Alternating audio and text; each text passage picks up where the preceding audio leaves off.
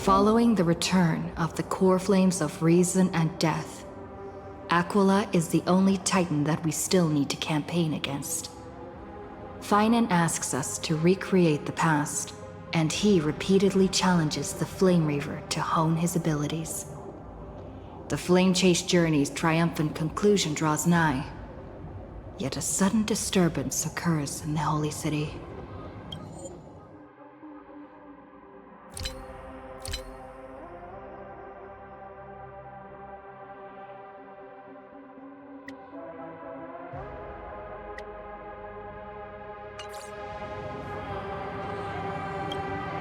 Using the Council of Elders and the Cleaners, Aglaea made sure that her fall paved the road forward for the Flame Chase.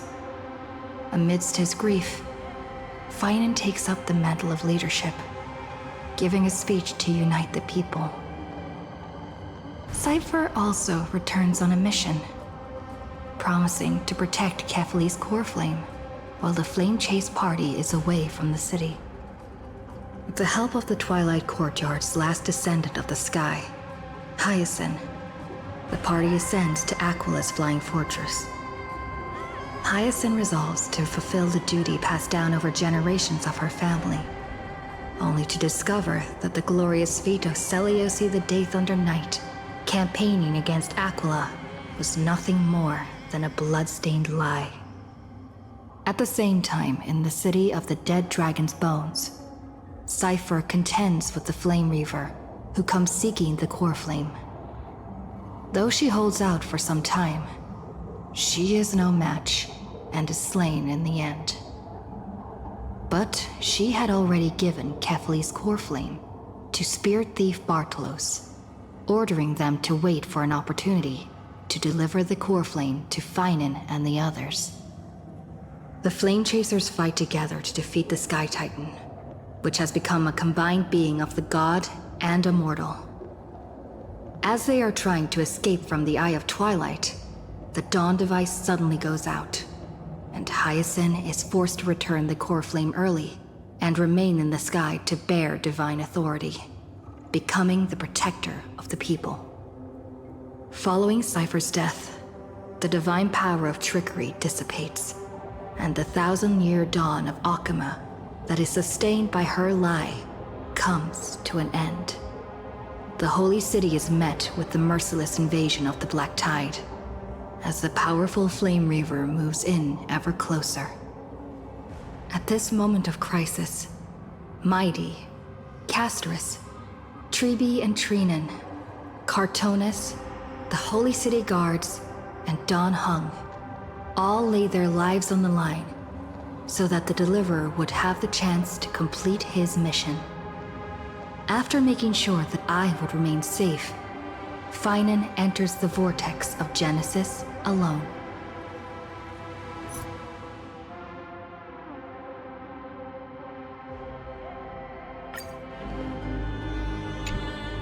Please stay close to us.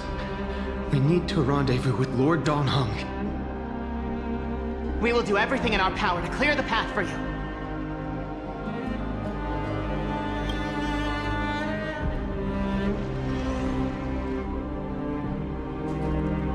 There he is! Lord Don Hung! Quick, we must assist him!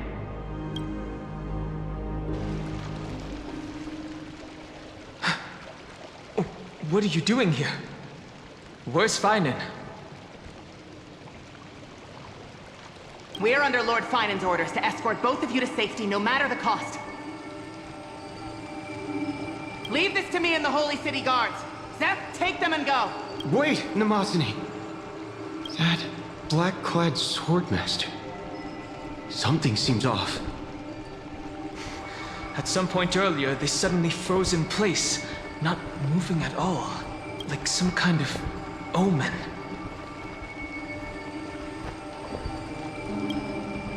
No! Don't get too close. That thing's black flames are burning hot. I don't know what's happening, but leaving is the best option. I don't know which demigod graced us with this miracle. Please, come with us. Phainon, is he going to be all right? Believe in his resolve to save Akama. Don't get too close. That thing's black flames are extremely dangerous.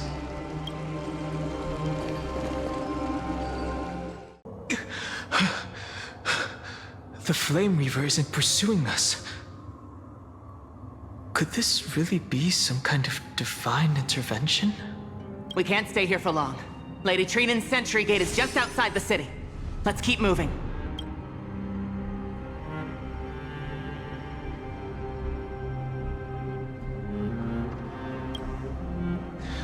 I agree. But Phainon, he must have struggled a lot before making this decision. For now, let's get back in contact with the Express and plan our next move. That's the safest course of action. We need more information. On that note, I have a proposal. Who's there? I hope to convey a message to the two nameless. Mr. Screwlum? Who are you? Stand down. I order you to maintain a distance of 10 paces. It's okay, guard. This one is not our enemy. It has been a while, nameless of the Astral Express. I'm glad I arrived in time to stop that black-clad one from harming you further. So it was you. It was fortunate we found you in time. Madame Herta and I were both quite relieved. You two know this Anti-Catheran? Does he come from the same people as Counselor Lygus? Don't worry, guard. This gentleman is an ally of the Trailblaze. Would you mind giving us a moment to speak in private? Of course. We'll wait nearby. Please, stay safe. I fully understand your situation. For now, the only thing I can do is temporarily freeze that black-clad one in place. Time is limited, so I'll keep this brief. The place where you stand, Amphoreus, is a world constructed from data and memoria, an experimental field of a certain eon. And now, this isolated sandbox world is rapidly falling into a third path. Destruction. Destruction. Conclusion. If Amphoreus continues unchecked on this course, a Lord Ravager will complete its evolution and metamorphosis, and emerge from the surging tides. The cosmos as we know it will suffer irreversible consequences. The disaster that this Lord Ravager intends to trigger may be far more severe than the Law Fu's Stellaron crisis, because its goal is the Eon of Erudition. Putting aside the complex details of the inferences involved, I have a request to make. For one of you nameless to stay behind on Amphoreus, acting as an informant, in order to prevent the wrath of destruction from ravaging the cosmos. This world is enveloped in a firewall that defies explanation, and the flow of time here is also different from reality. Madame Herta and I can only tear open a gap and project images inside. However, the accidental crash landing of the express car notwithstanding, both of you were able to successfully land here. There must be some principle behind this we have yet to fully grasp. It will take time to uncover the reason. Before then, if one of the Nameless is willing to stay and witness the fate of this world, or to push it along when necessary, it would be of great assistance.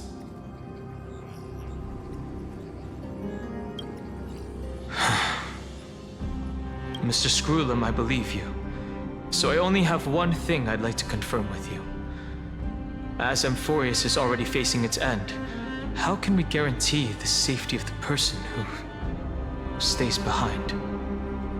Look at this, if you would. This curio is called a chronocognitive anchor. The two of you may view it as a kind of space anchor in the world of erudition. As long as you carry it with you, your individual data structure will be protected and will remain unaffected by the influence of digital tsunamis. When required, it can also serve as a bridge for communications between the internal and external world. Of course, it is not curio with unlimited uses. may only be held by one person. The connection being interfered with. Decide quickly as possible. 2 final messages. 1, Intellatron, named Ligus, possibly the primary culprit behind everything. 2, Bertha, discovered a clue. Miss March has already been drawn into Amphoreus.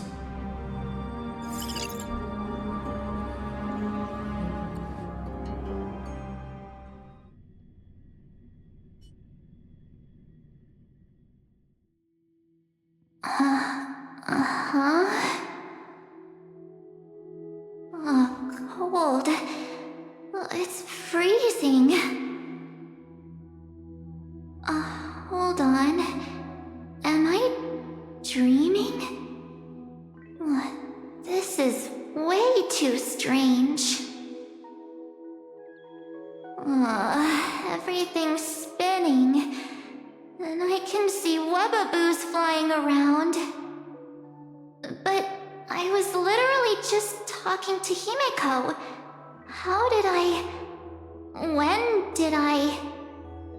That's it! She warned me about this place right before Klipoth glimpsed her. Oh no. Have I accidentally walked onto some weird path? Have I done something crazy without remembering? Unless forcing Pom-Pom into new outfits and borrowing Mr. Yang's shoulder massager counts. Hold up. No way! Stepping onto the path of elation can't be this simple, right? Child of remembrance, step forth into the depths of the path space. Who's there? Hey, cut it out. If you're there, just come out and talk, okay? You're freaking me out. I can't even think straight. Hold on. Is that a gate? Cast aside your fears. Step forward through the gate of memory. The voice. Is it showing me the way out?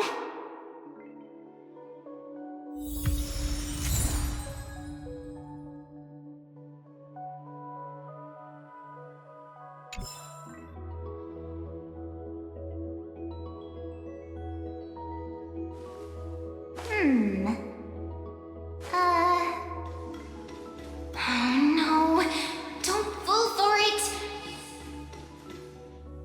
They're lying to you. Turn back now. Another voice? Who now? Wait, Master Diviner?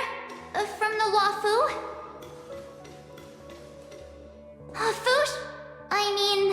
Master Diviner, what brings you here? And you, Miss Messenger, do I know you from somewhere? Good to see you again, March. A pleasure to see you, Miss March. That's it! Master Diviner used the Matrix of Prescience to help me search for my memories. And you, Miss Messenger, we met in that memory space. You said to me, the value of your life does not lie in what happened in the past, but in the present and the future. Your memory serves you well.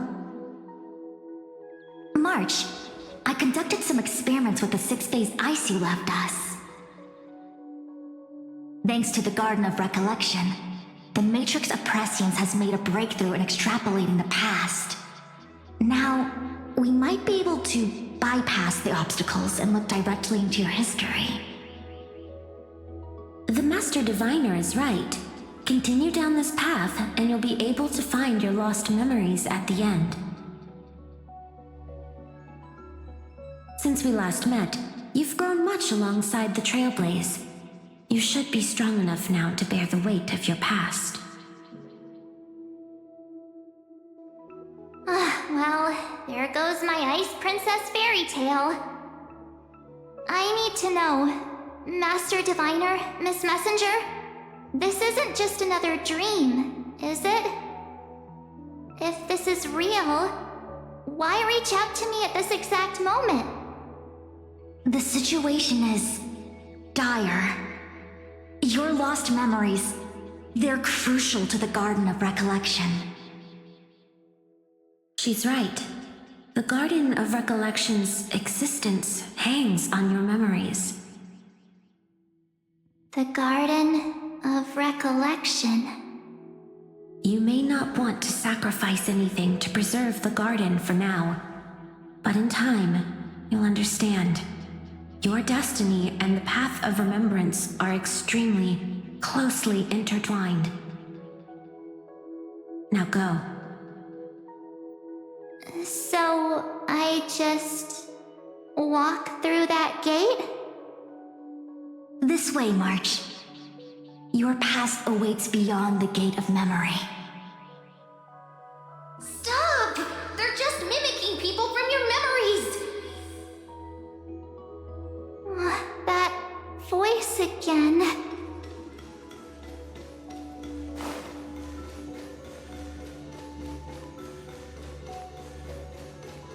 Don't let those bad people deceive you! The gate. Now it's...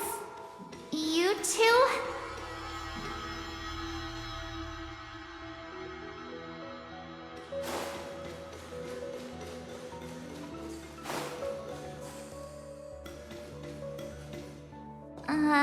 Hey guys!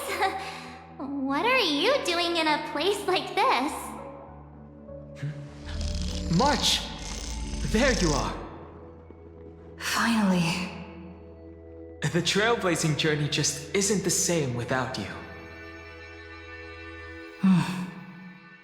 Traveling's no fun without you around. Well, duh! What's Team Trailblaze without its star member? Wait a sec. You might look like you two, but... We understand your confusion. The Garden's allies helped us establish this Neuralink to reach you. The Garden's allies? You mean Miss Black Swan? Yes. She helped make this possible. Keep going, March. Find your past, wake up, and travel with us again.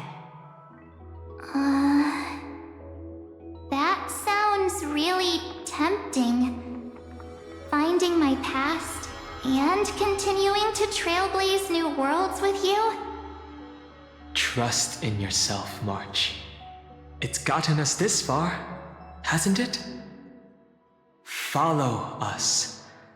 Let's go through that gate together. Step into your past, March. Find your true self.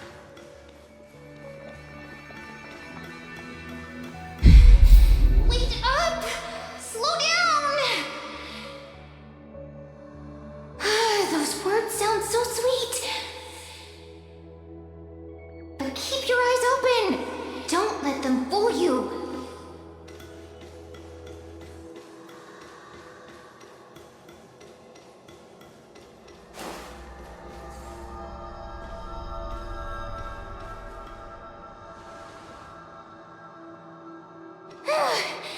At last, I finally caught up.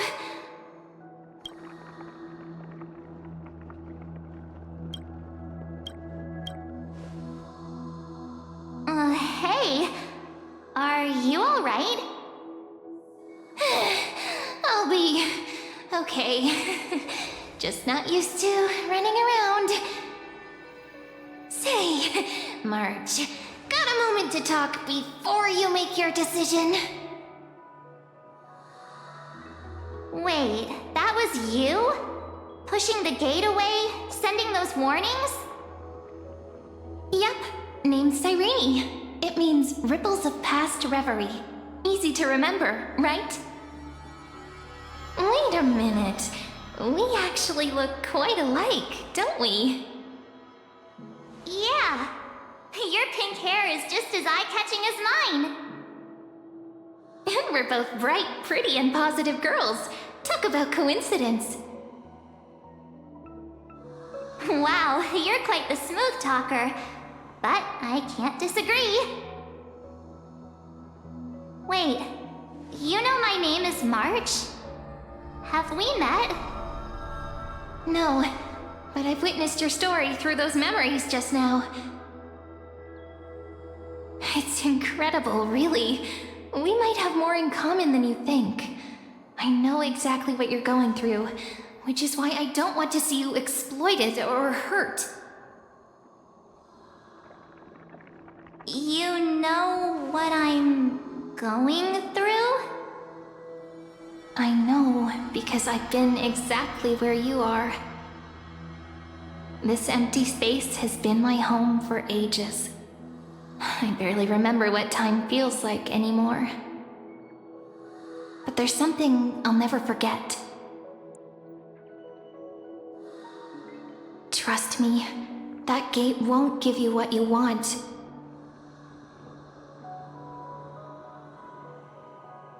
You mean those people? They're lying? Luring me into a trap? Yes, convincing, weren't they? They've studied your memories, using your deepest wishes against you. How dare they manipulate a young girl's feelings like that?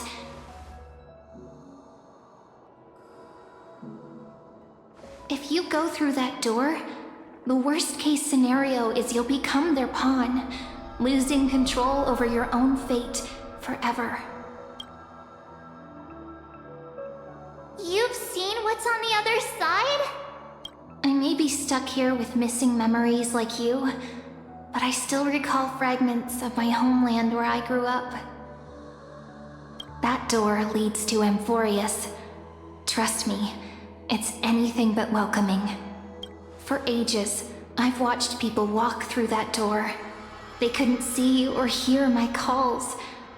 The voices beyond always promised safety, but I've never seen anyone return safely. So I had to try and stop you. To be honest, I'm not sure what to believe. But the fact that you're here, putting in all this effort to warn me, that means something. Tell me, Cyrene, how can I return to my world? It's really easy, actually. Just turn around and walk away from this place. The girl cannot be trusted. Through the door, save the garden. Both of you, children of remembrance. They never give up, do they? But don't let them sway you. Stick to your path. The return journey could take ages, longer than most lives. But that path will lead you home.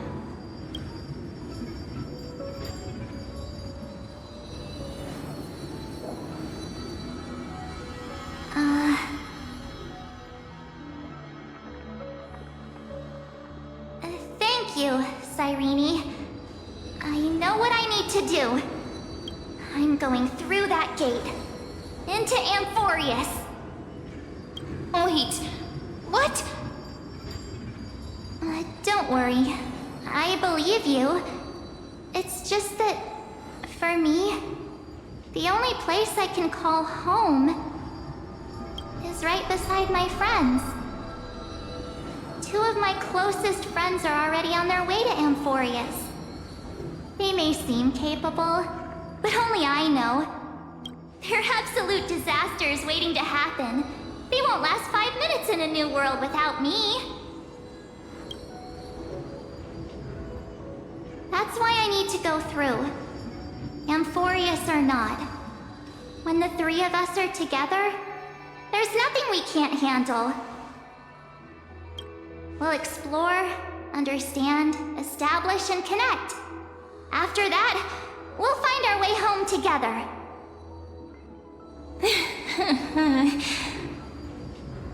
I see. You've got people who mean the world to you, too. That is so heartwarming. March, if that's what you've decided, you have my full support. Birds of a feather we are, looking all sweet and innocent, but with hearts of fire. Oh, stop. You're making me blush. Well then, I guess this is it.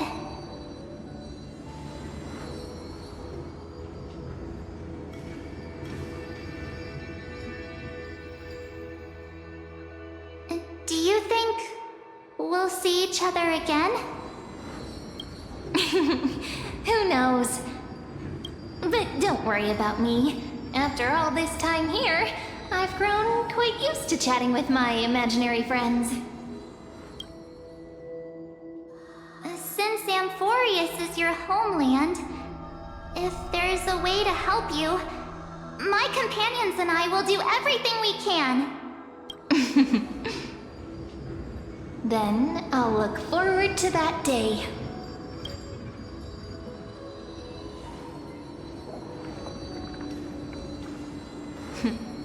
Your story awaits, March. Make it an epic one.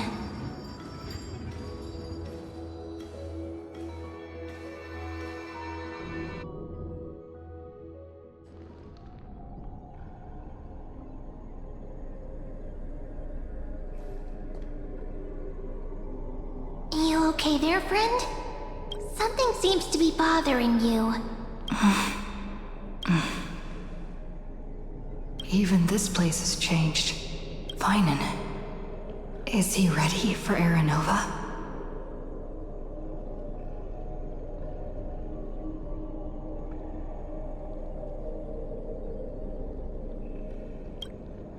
If anything, he's the one worried about you. But I'm here to watch over you now. If what that machine gentleman said is true, if Amphoreus is destined for destruction, then I'll stay by your side until the very end. Like how you and Dun Hung treasured the Express. Amphoreus means everything to me.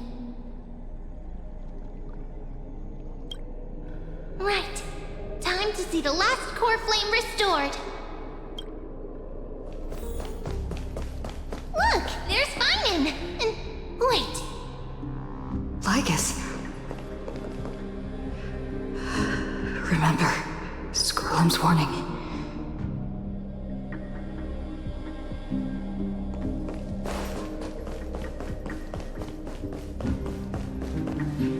And you, Lord Phainon, will wield that core flame to bury this ancient world, plunging everything into the gray unknown. None of that matters now. This brutal, flame-chased journey has stripped away my delusions. I know the future is in some peaceful paradise with gentle west winds, just waiting to welcome us to step in. If what lies ahead is a mass of chaos, I shall cut through it myself and usher in the first ray of blazing sunlight. Is it truly you? With one last chance to turn back, you still step forward. How befitting of a Trailblazer.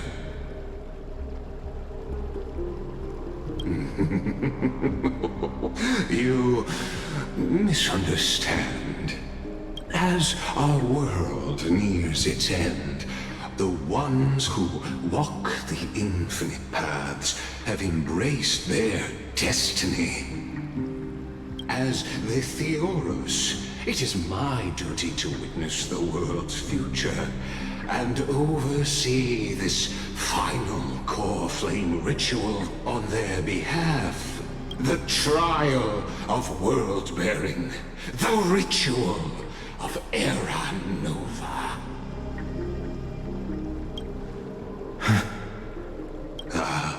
I see. So you met my kindred spirit before I could erase his traces. Partner, what are you saying?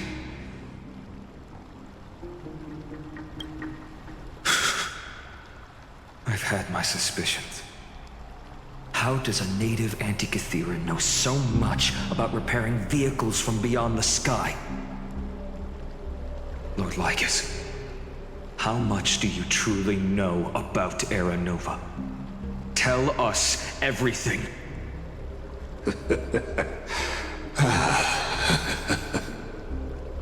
Very well. I need no longer maintain this Theoros masquerade. You seek truth, Lord Phainon, and truth you shall have. As you know, when the old gods fell, someone had to bear their broken pillars to fill the vacant seats. Those who would assume divine authority must prove themselves through trials. Yet, for Kephales's demigods, the possibility of overcoming the trials has forever been non-existent. For the world-bearing trial is the divine duty itself. Bringing forth the Era Nova and bearing its weight is an endless ordeal, ceasing only upon collapse. Precisely. The Era Nova ritual is not something that can be completed in an instant, no, but a long and arduous journey. While the sacrificial journeys of other demigods conclude in this world, Kephale must shoulder the gods' core flames, bear the memories of all worlds, and stand unwavering. Until the next world, when the black tide consumes the bearer, and all that they carry, leaving nothing behind. Unless their core flame finds a new bearer. The holy flame that illuminates all worlds rests in your hands. All that remains is one choice. Nurture it, pass it on to future generations, or extinguish it here and now. Deliverer, the fate of all worlds rests in your hands. Enough testing. I've made my decision. But before I ignite the dawn of the next world, you need to promise me something. Two things, actually. Speak your terms.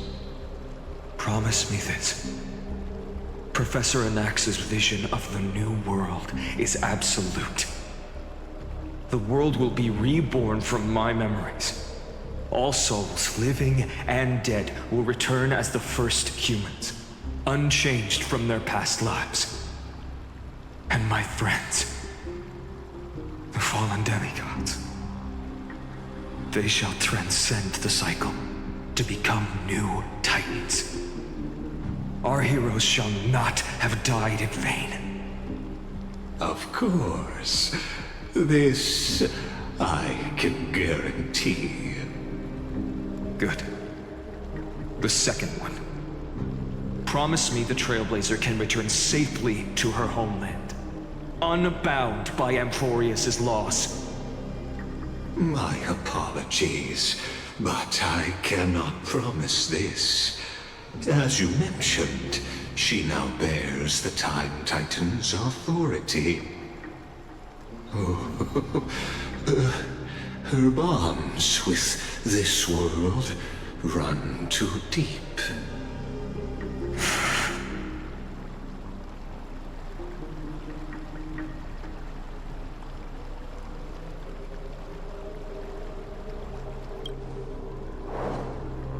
Well, I stand corrected. An outsider like her does have ways to defy destiny. Thank you, my friend, for everything you've done for this world. Though the next world may not remember, I shall never forget. As the Theoros, I declare, Amphoreus has determined her path. Step forward, heroes. Follow her path and see it through.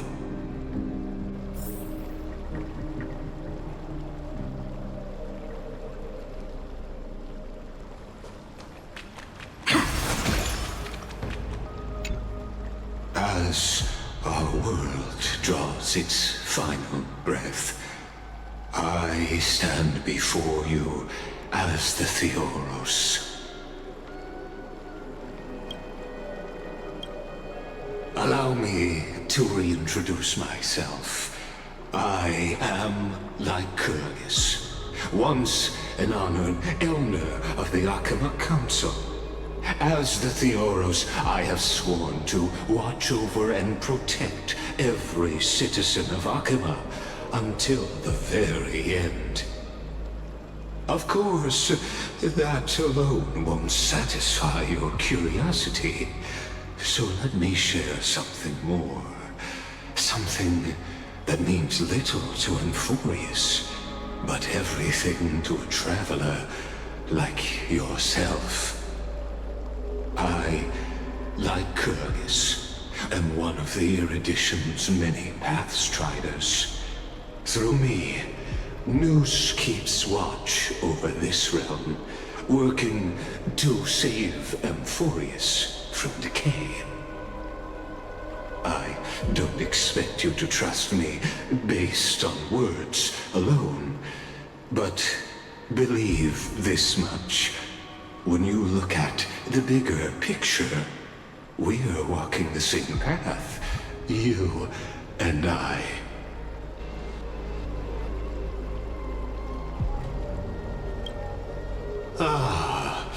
While the Holy City may honor me, I am but a humble speck before the cosmos. My reach is limited. Your doubts are natural.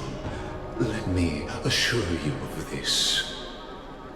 What's done, I've told truthfully.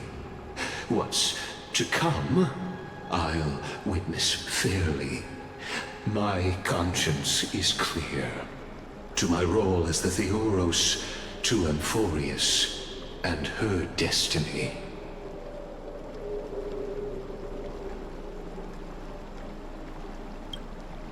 I believe all synthetic life shares a common source. We are all children of the universe's eternal mathematical law. So, you see, the answer is simple. That brilliant mind is my kindred, a brother, if you will.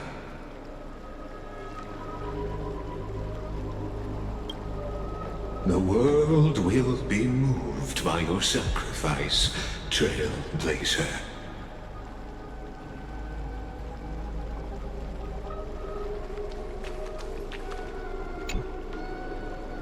Without you, we could never have reached our prophesied tomorrow.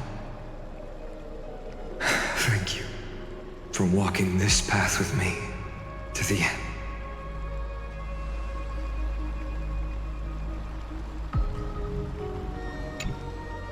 Behold, oh gods, Amphoreus has achieved her victory, and the Era Nova approaches. The radiant soul has arrived, having walked through the bustling nights, bearing the golden fire and blood, stepping with pride into daylight. He is the pure child, walking upon the path of yesterday, today, and tomorrow. He is the first to be born, first to be named among the nameless. Eternal in form, limitless in reach. He treads the endless night underfoot. Greatest of kings, protector of the displaced, raising humanity's children above their adversaries. The firmament of molten gold courses through his very bones and flesh. The greatest of schemes reveal against his breath and words. In the golden lakes of that beautiful new world, he shall wash himself clean. There. Finish what we first and last wished for. To write an ending unlike any before, for this world we so deeply love.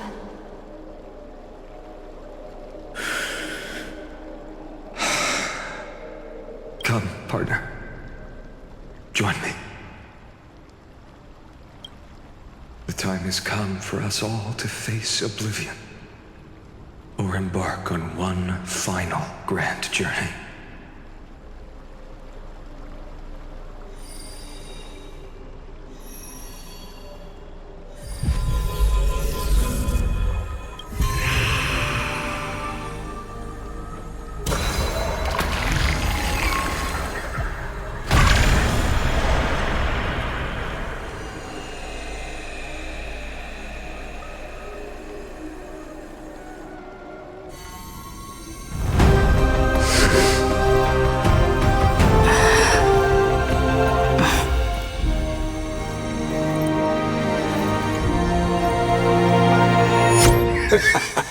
What a magnificent and epic adventure.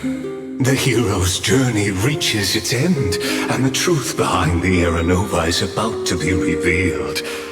Is that truly the case? Here, as the Theoros, allow me to humbly request that you find a moment to listen to what I have witnessed. This is about the nature of Amphoreus itself. A story of the prime mover of life. My, what a broad topic this is. Where shall we start? Got it. Let's start at the very beginning.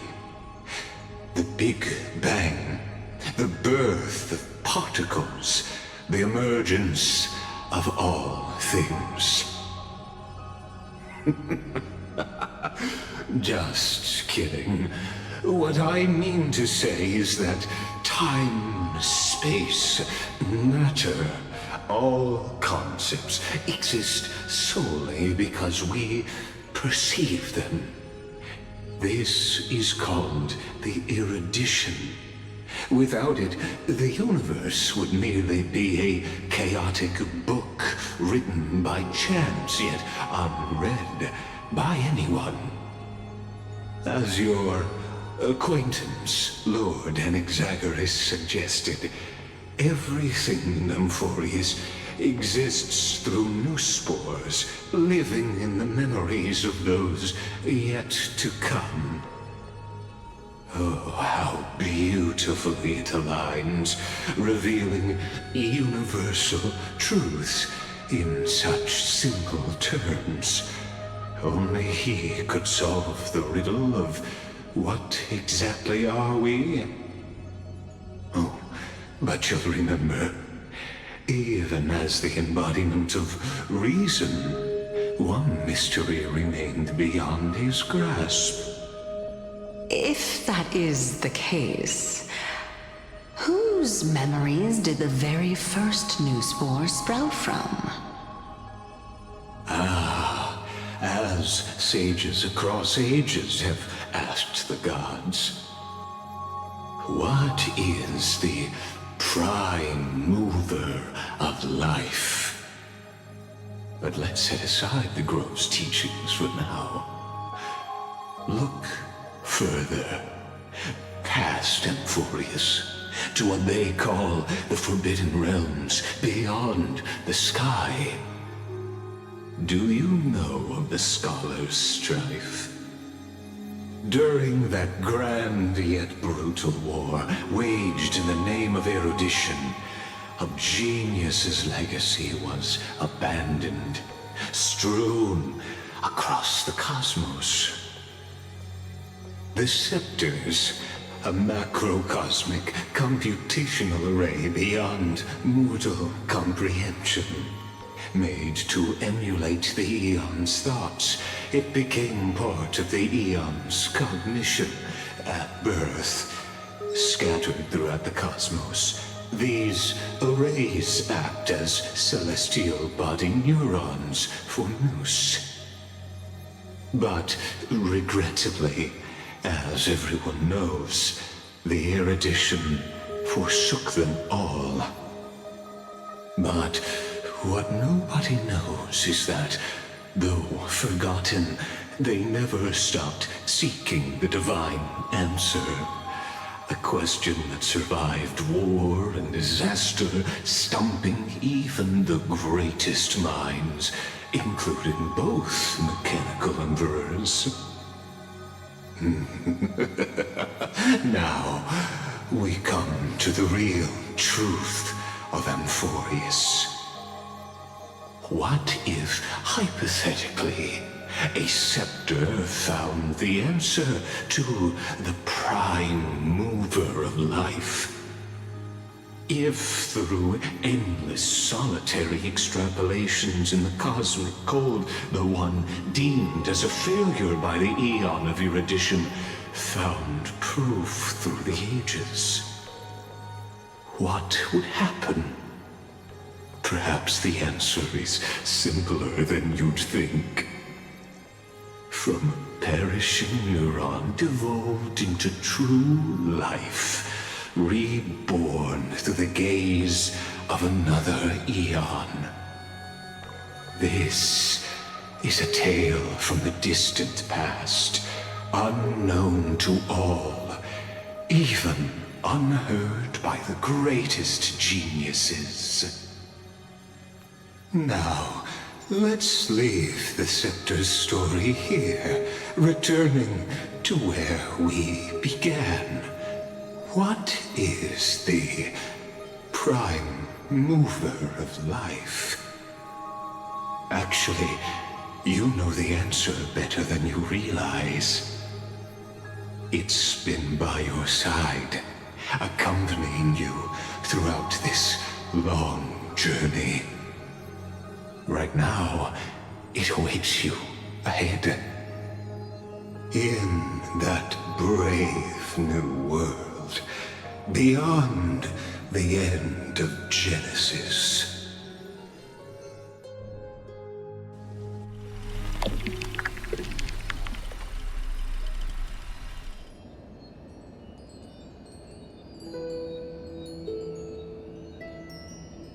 Take this wish with you. Be the one who begins it all.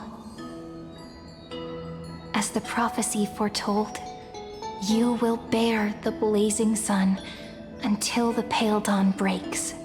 Continue onward, bearing this world upon your shoulders until the Ashen Hero, the nameless deliverer, ushers in the dawn.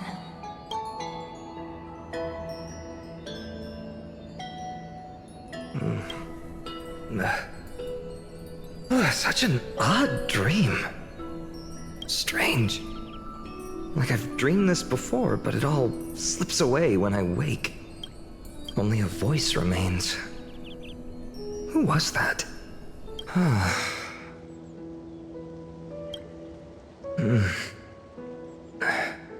What? Ah, it's you. Whoops, I fell asleep there. What a strange dream I had. It's gone now, though. But look, perfect sunshine. The day is still young. Let's go find Cyrene, partner. We promised to be there for her oracle card reading today. It's right about time. Looking at you, someone's still half asleep. Tell you what, catch some fresh air first. I'll hang around here.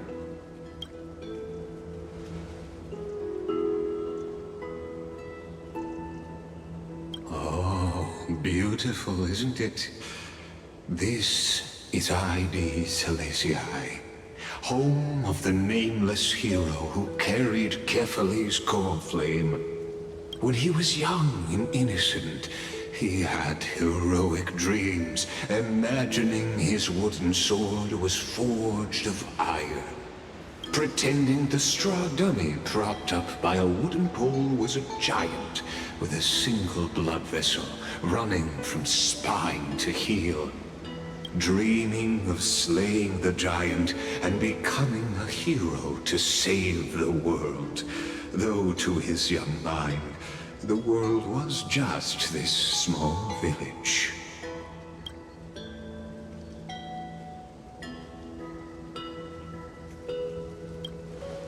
Witty as always, but this is more than just a funny story.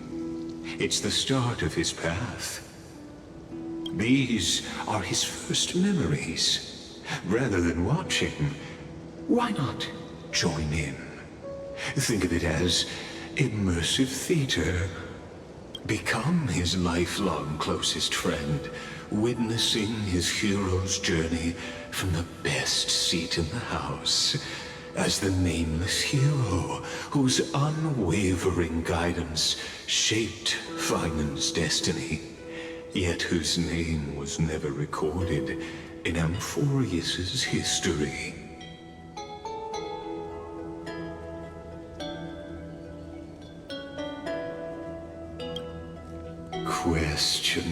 Questions. Let's follow along and find out, shall we? Many mysteries lurk in this village beneath the veil of Evernight. Your questions will find answers as the story unfolds.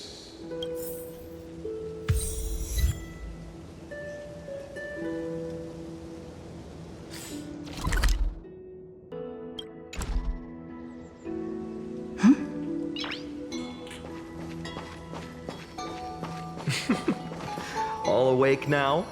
Great. Let's go see Cyrene. Phainon! Show me how to use a sword like you do! Wait till you grow a bit more.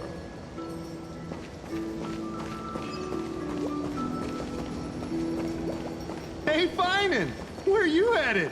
No Cyrene today? That's exactly where I'm going.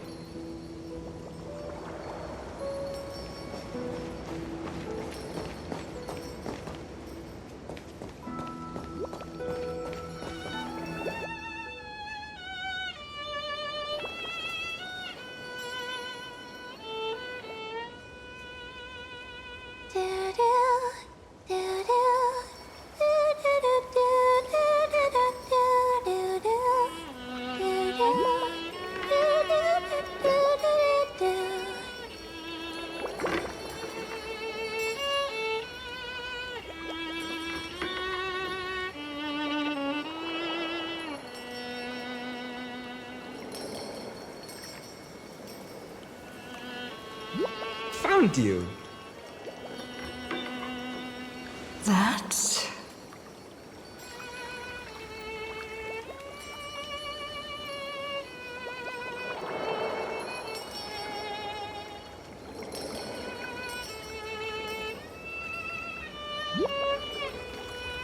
Goodness, look at you rushing about.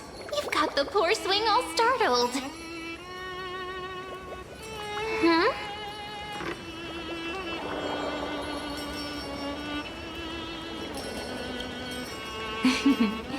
I knew it was you. Something wrong? What do you see? Oh, nothing much. Just suddenly felt a strange connection. Look at you, leaves in your hair. Were you sleeping in a tree again? Or was it the wheat fields this time? At least brush yourself off before wandering around.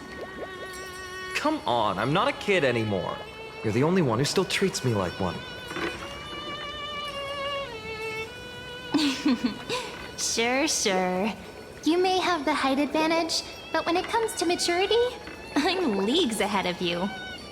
Still fantasizing about being in heroic adventures and imagining yourself as one of the characters? That's the kind of thing kids do, not grown-ups. Don't you agree? And since you're playing along with his antics, who are you pretending to be today?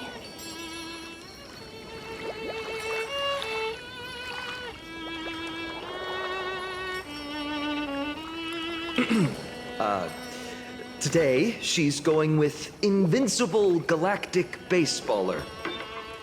Switching roles again?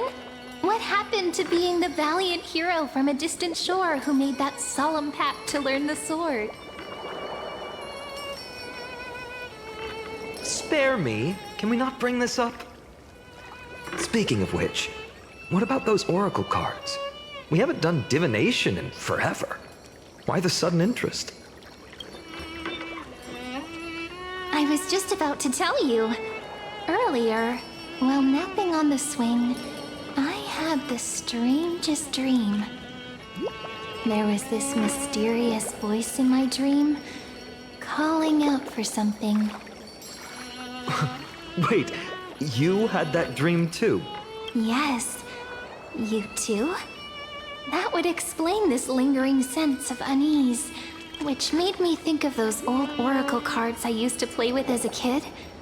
Though the Ornyx prophecies were always hit or miss. Yeah, all the kids would get so excited drawing cards like ruler or warrior, but throw fits over devil or drunkard and demand a redo. If you just redo it when you don't like the result, what's the point of divination?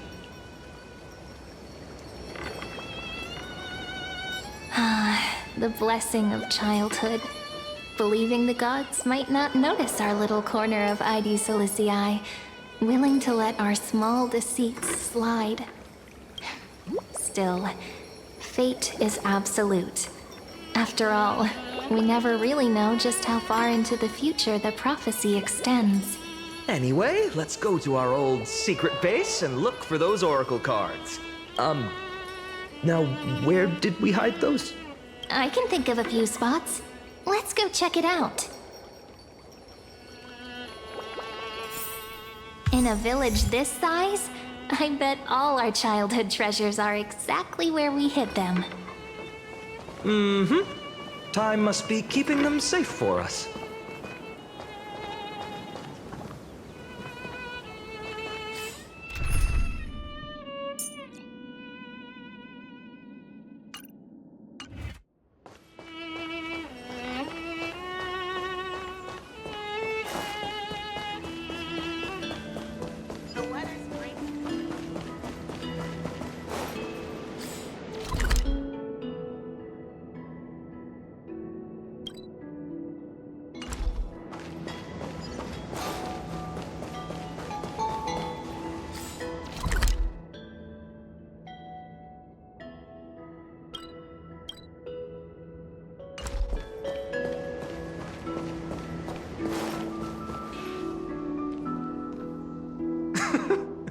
Well, those were the days. We'd always meet either by that statue in the village or right here. Right? And I remember you never used the front door when you wanted me to come play. You always climbed over the wall. You were such mischief makers. Just like a certain someone who has a habit of showing up unexpectedly. Right?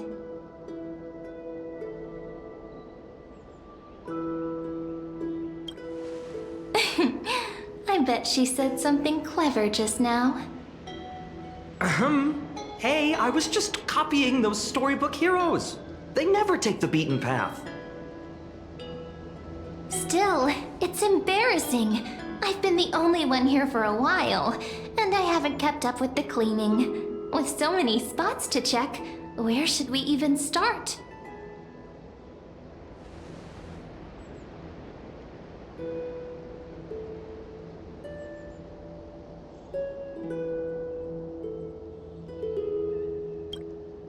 Come to think of it, I haven't checked the roof in forever.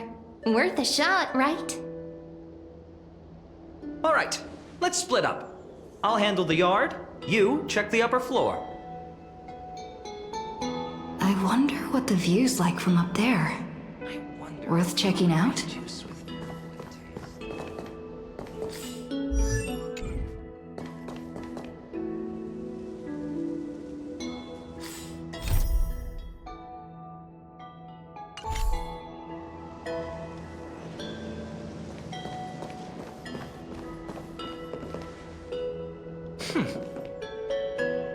Leave this to me, partner. Want to bet who finds the oracle cards first?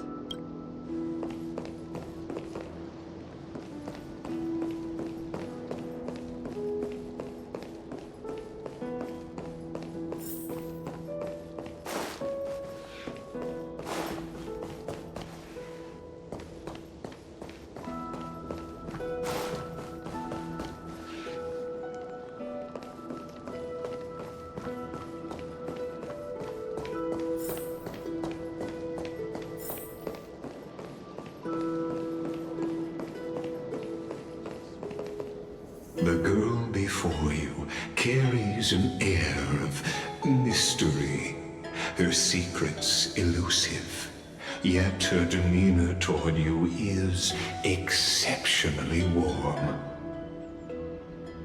You can't help but wonder, could there really be some kind of mental connection? The view here hasn't changed a bit. You know, besides the swing under the big tree, this has to be my favorite spot in all of Ide Silicii.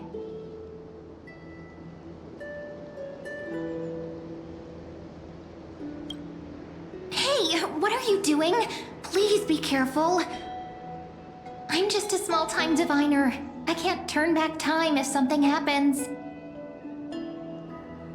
They always said I'd become the next priest of time, just because I heard prophecies as a child. But here's the thing. The more divinations I do, the more doubt creeps in. I want to believe the prophecies, but actually leaving Ide Silicii. Where will that waiting ship take us, I wonder? Here they are, the oracle cards.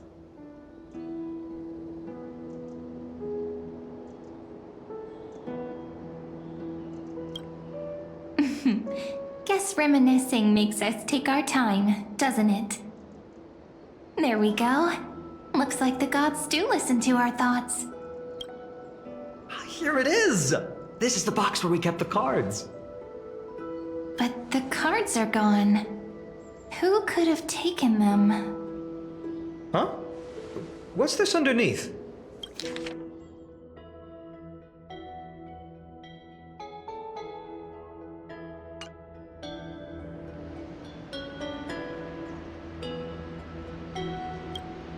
Hey, don't go changing the words.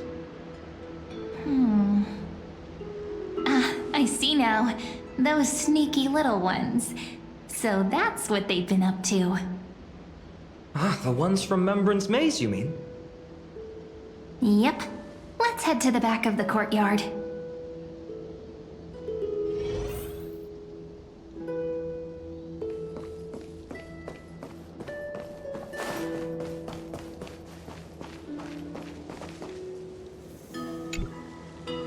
The entrance should be around here somewhere. Right here. The path to the maze is hidden under all these weeds. It's been too long since we visited the fairies. Did did you forget? We used to visit them all the time when we were little. All right, let's do this. These weeds need to go.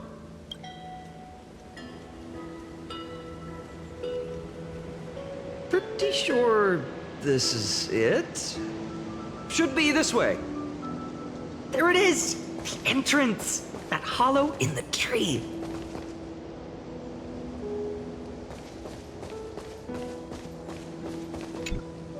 Once you get through the tight squeeze in the hollow, you'll reach their dwelling, the Remembrance Maze. I wonder if I can still squeeze through there. Maybe worry more about whether the fairies will let you in. After all, the Remembrance Maze has an invitation-only rule. Only children with pure hearts are welcomed.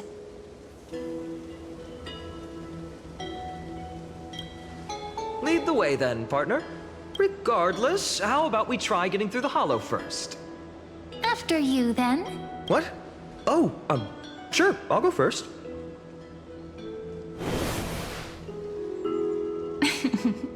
So hasty, as always. Looks like it's just us now. Care to finish that chat? To be honest, from the moment I saw the cute note left by the fairies, my intuition became even more certain.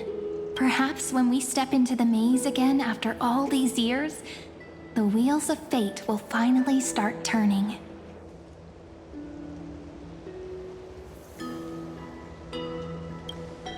Oh, it's just a girl's intuition. It might not mean anything. But you know what? Even if fate is set on its path, no matter where it steers the world, if we're together, there's nothing to worry about, right? So, if you're willing, forget it. If the wheels do begin to turn, that's when I'll make my request.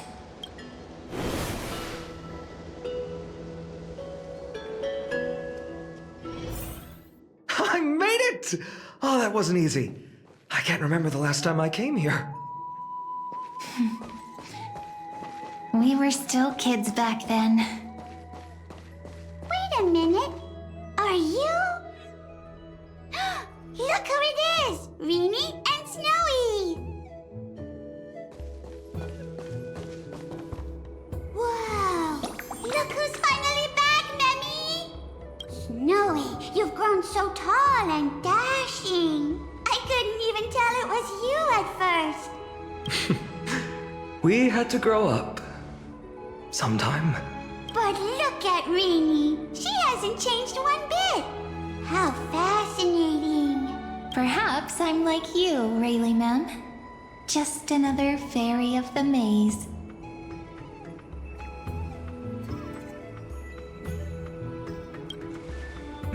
Dye? Rayleigh Mem's always been this lovely shade of lavender. Doly Mem, Rayleigh Mem, Mealy Mem, Folly Mem. I've missed these cute little troublemakers. We used to gather around the fire, singing and dancing, imagining all our future journeys. Without coming back here, those memories might have faded away entirely. Oh, how good you, Snowy. You swore you wouldn't forget about us. But you were gone so long, you almost did. Oh, he's just copying those bards from his stories, being all melodramatic. He couldn't forget about you all, even if he tried. Actually, we're here for the Oracle cards. Have you seen them? Oh, the Oracle cards. Right. The Chief asked us to get those. Chief?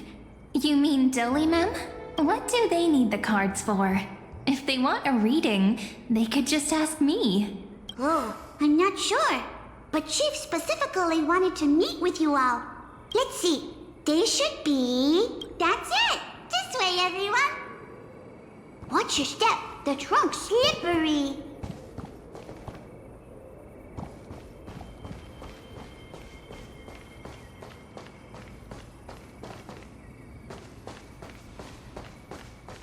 Chief! Rini and Snowy have returned! Why do leaves and branches grow? Which way does the wind blow?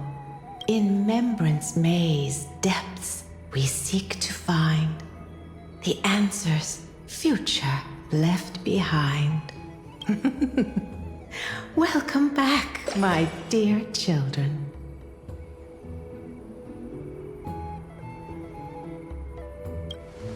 Pink ones? That's strange. I don't recall any pink fairies in the Remembrance Maze. Have you seen any, Chief Dolima? Oh, Chief. You haven't changed a bit. Still so full of life. Oh, no need to fuss, my child. You haven't forgotten, have you?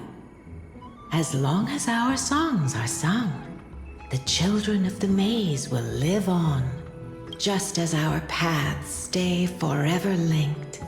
Here, take it. I'm sorry I had to resort to such methods to bring you here. My book of oracle cards. Thank you for keeping it safe. You know, you can always just ask if you want me to divine something. Still, bringing us here like this after so long. Is something wrong, Chief? Yes. The Veil of Evernight whispers to us once more. It tells of a new fairy who will soon enter the maze. Indeed, every time a new fairy arrives in the maze, it means that beyond the veil, in the vast lands far from Ides Elysiae, a great calamity is on the horizon.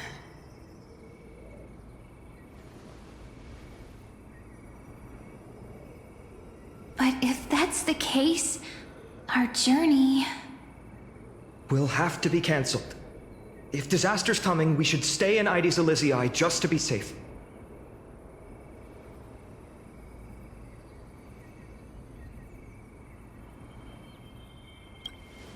We weren't planning to be gone for long. Just enough time to hone our abilities. Phainon would train in Castrum Kremnos, while I would seek the Fate Titan's blessing in Yanisopolis. Then we'd return to Ides Elysiae to help keep our village safe. It's okay. I can still practice my swordplay here. Some things you can learn on your own. Well, probably. That's not very convincing. Here's a thought. Let's have Cyrene do a reading. If fate wishes to show us its path, we might find some peace of mind. But what if we don't like what the cards tell us?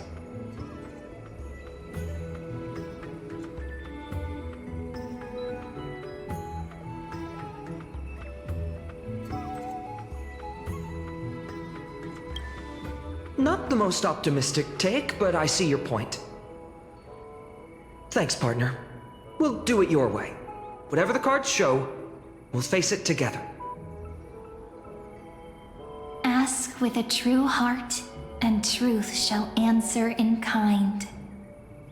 Close your eyes, and let's open the Oracle card book together. Let your thoughts flow like stars drifting on the river, carried by fireflies and gentle winds.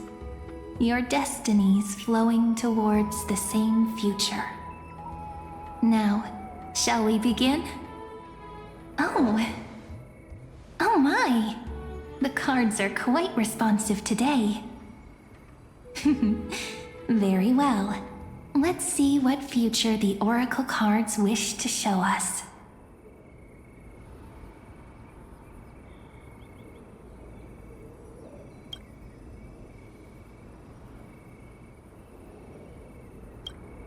Behold, the Weaver. It connects the romantic threads of the chrysalis of gold, weaving all destinies into golden silk that flows toward the most brilliant, magnificent future. A dance of thread and blade set the stage. So shall it end as gracefully as it started. Such elegance. The Gold Weaver must be of noble birth. Such high standing. I doubt someone like me could ever reach it. This is the gatekeeper, who guides people to their true path among myriad passages. We have surrendered our countless senses, dedicating ourselves to the sacred whispers within the temple. Wait. It almost feels like I can hear the echoes within a temple. And are those children singing? It feels overwhelmingly solemn, yet strangely comforting. The ruler stands for discipline, authority, and glory, but frequently also points to isolation and warfare. Even should you pledge your loyalty to me as the last sovereign, the glory shall be mine and mine alone. He who has slain a king can no longer bear the title. Let the withering lion walk his last path alone. Is this showing us a ruler who forsook their people? Stories of such bloodshed like this feel so different from Mydei's Elysiae. But they sure can stir the imagination. Ah, the Traveler. Our little trickster. Always hiding behind other cards, disguising itself. What a rare catch. Over here! Or perhaps here! Gotcha! You'll have to be quicker than that. A teasing voice. Just like a child playing hide and seek. Surely only a master of mischief could pick up this card.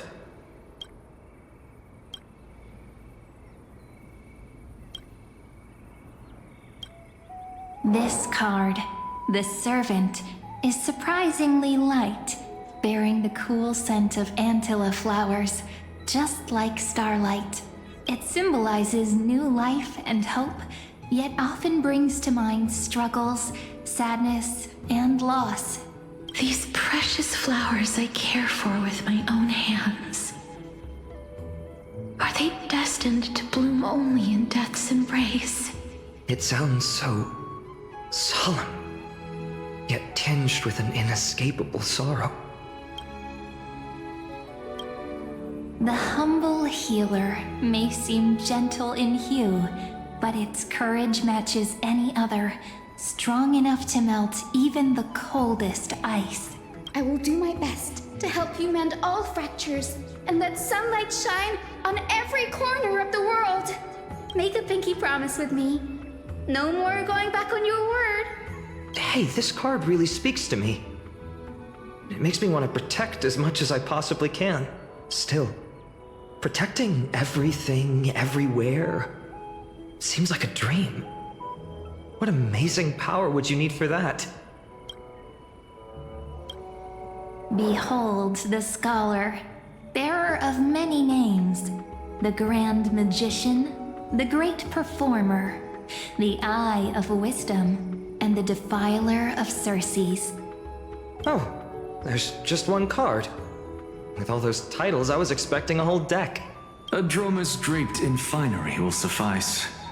It's succinct enough to best summarize my true nature. Wait, what's with that condescending tone? It's almost as if it knows what we're about to say.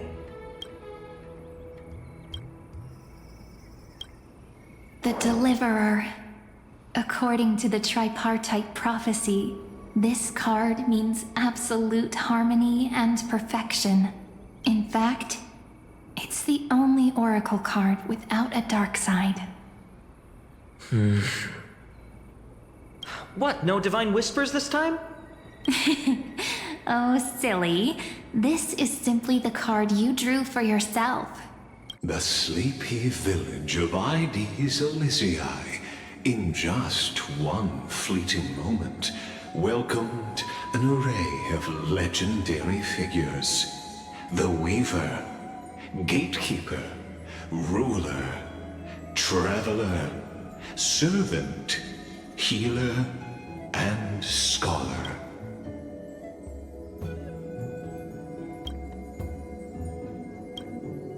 Their stories and wishes showed the village boy glimpses of a world larger than he'd ever imagined. They brought tales of raging battles, of cities crowned in holy light, and of wonders beyond his understanding. Each story so far removed from his simple village life. Once, these were just images on his friend's oracle cards, and yet destiny now stirs in resonance with the maze. And now, they are right in front of one's eyes. The Deliverer? This card again. Ah, my child. It seems you're destined to bear the wishes of many, to answer the world's call. Bear their wishes?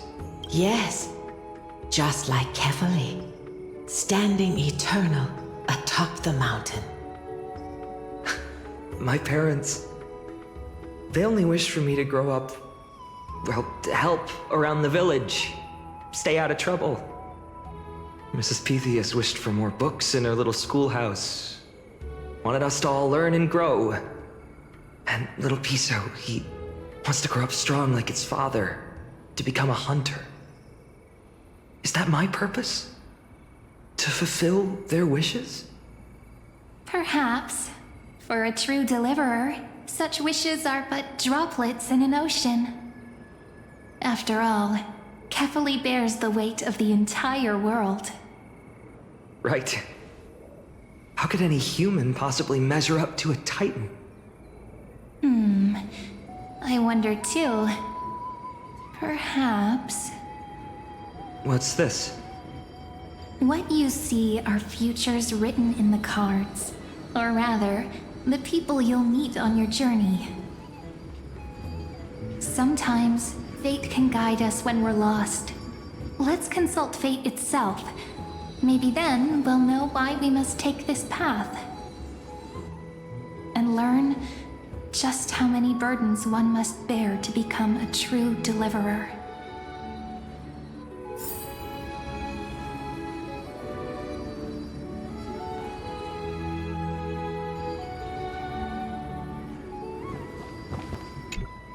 Personal wishes? I have none. Only the Aranuva matters. The world's rebirth. Yet, if I am to weave a new era, then it may be one where kindness and her cleaners shall never tread. These crawling parasites have no place in Akama, especially not under the deceitful claim of human rule. That noble lady? The way she speaks, it's like ice in my veins.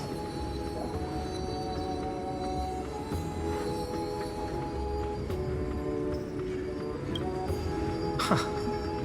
Not exactly the warmth I'd expect from someone selfless. Teacher, perhaps you could share your wishes with us? Oh, Snowy. You want to know about our wishes now? I wish to meet Trian again, in the Sea of Flowers where the West Wind ends. And Aggie, I want to see you shed that golden thread cocoon around your heart. Just once more. Smile at us again like that bright-eyed girl in white who stood before the Yanisopolis temple. Finally, I pray that the footsteps of lost souls no longer wander aimlessly. Instead, replaced by the bright songs of prayer. Are we wishing for too much? Well, let's say these 3 wishes represent Trian and Trinan too.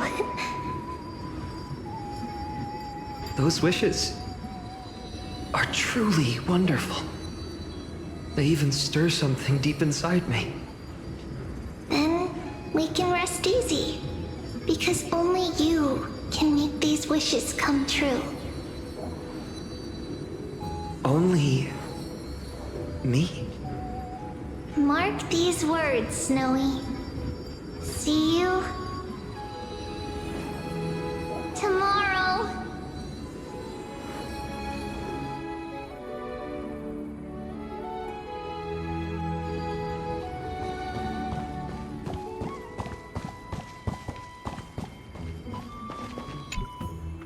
Well, if it isn't our little deliverer. My wish. Huh. Just let me, wine and dine, and soak up the sun. For another millennium or two. I mean, what's the point of dying rich if you never lived rich? Right, Princess Homebuddy? Cipher, that's not how I see it. My one wish is to find that missing piece in my life. To feel someone's embrace once more. That warmth. I've felt it before, and it's my dearest memory. And speaking of riches, for someone with all those treasures behind your divine power, you've led a pretty cheap life. Ouch! Where did that come from? Right for the jugular, huh? What about our friend from the Grove? My wish came true before I touched the sky. I transformed my healing power into gentle sunlight, distributing it equally to every life I cherished and loved. You two are so selfless, aren't you? No surprise Aglaea wanted you for the flame chase journey. You know what? I did have one wild dream. To know what it feels like being born a noble lady, drowning in riches. Just think, if I traded places with that seamstress, me in the mansion, her on the streets. I'd like to see if she'd still become the gold weaver then. Maybe I'd even take her place.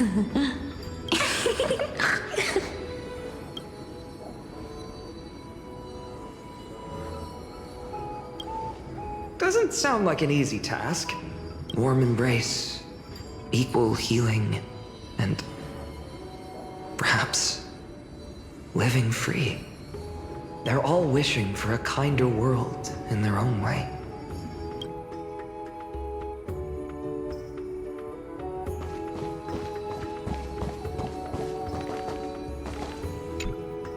Phainon, my student. Must we go over this again? Listen well. I detest the word wish. It reeks of mortals crawling before their gods. My life's work is done. All that remains is for you to take the final step and prove the ultimate truth. I, Anaxagoras, shall become a god of the new world. Through irrefutable logic, I will prove that mortal wisdom can achieve divine greatness.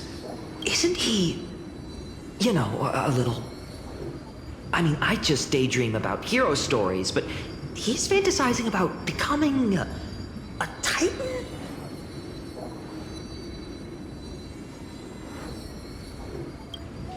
Come on, you're joking, right? Am I really being burdened with a dream that feels more like a fantasy?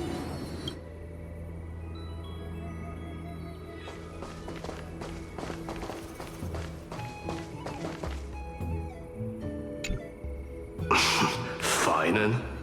Since when did you become so timid, asking such juvenile questions about wishes? What's that supposed to mean? What's with that condescending tone? No way I become friends with this half-naked show-off, right?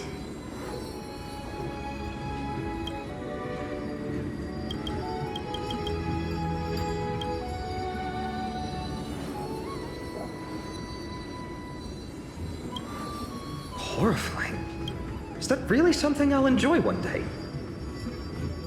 What are you mumbling to yourself now? Whatever. The wishes of the Kremnon warriors are done, but I survived 1,000 deaths only to fall to a coward's blade. That masked flame reaver who struck from behind. Phainon, you look... Never mind. That blank look tells me you're completely lost. My wish is simple. One honest duel, face to face, blade to blade. Then I'll strip away that mask with my own hands. Nothing but violence and vengeance. This person's wish is nothing short of brutal. Still, those eyes burn with the noble pride I've read about. This wish, I shall not forget.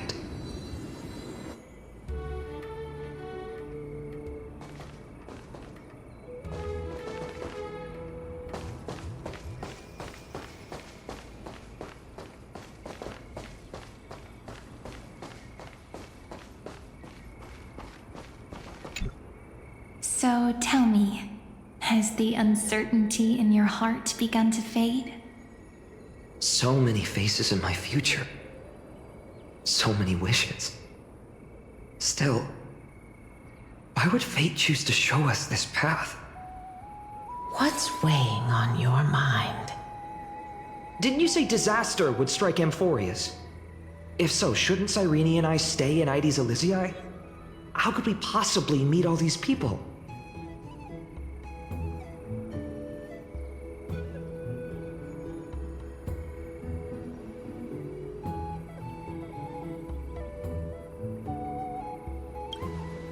Our secluded village as humanity's last haven. That makes sense. Cyrene, may I have that deliverer card? Of course. But why? Although those voices, visages, and wishes may seem far away now, I can't ignore the sense that something is calling me, bidding me to take a hold of it. Maybe its true weight can only be known once it's in my grasp. In that case, accept this gift. Oracle cards carrying time's wisdom, blessed by Orynyx. May they journey with you, become your memories, and spark rippling waves of change in times to come. I'll hold these words close to my heart. But now that I'm holding them, they don't seem all that different from ordinary playing cards. What? What's happening?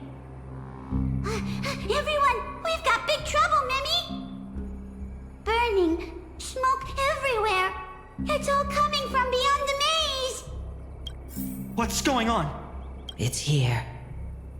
The seeds of disaster have already taken hold. Sooner than we had foreseen.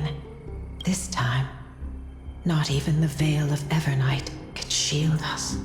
You mean Ides Elysiae will be swept up in the prophesied catastrophe? I'm afraid so. My children, take shelter in the Remembrance Maze. One step outside, and this horror will consume you both. But my parents, the whole village.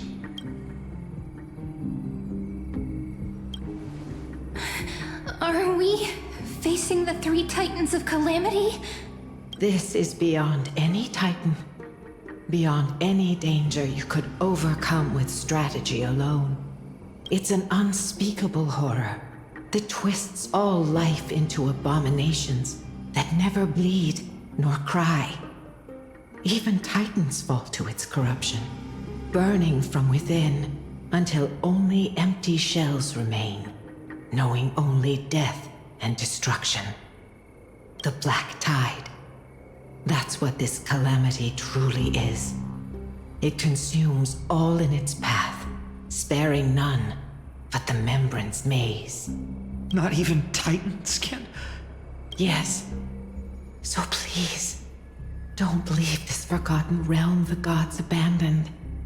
You are the first to uncover our presence, and the only two who can enter the maze.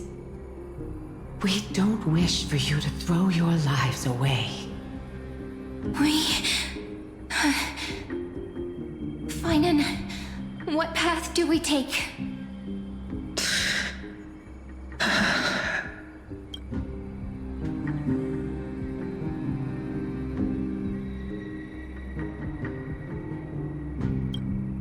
I learned the sword to protect those close to me. If I run now, I'll never be worthy of lifting a blade again. Then we know what we must do. Indeed, our friend is right. We must take action. Forgive me, Chief, but Ides Elysiae needs us. And as her child, I must act. Very well. Make sure you protect yourselves. With me, Cyrene. Join us, my friend. Even without a sword, I'll take a rake. Even with the roughest steel, I'll keep our home safe. Deliverer. The card's truth extends beyond its mere literal meaning. There's another hidden layer within. Not someone perfect from the start, standing high above, casting merciful gazes upon the world, but one who starts small, from a humble village, expanding their world within step by step, learning to save others as they grow. When we were little, I told him I wished this world would never need a deliverer. Now that wish has shattered. Yet I'm glad he's chosen to walk this path. And all of this happened because you believed in him, friend. Shall we? It's only when you're by our side that Phainon and that our hearts find their courage. I know you're watching us right now. Aren't you, great hero from the future? Oh, Deliverer. Such cruel irony. Though destined to bear the world's burden, this boy can never become the hero to bring forth the dawn.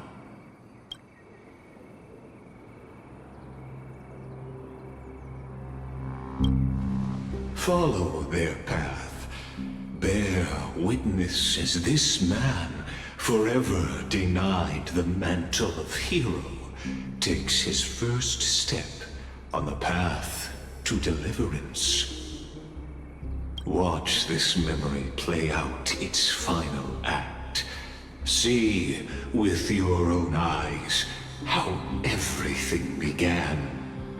Then you'll see why his dream of deliverance was always destined to become this world's requiem.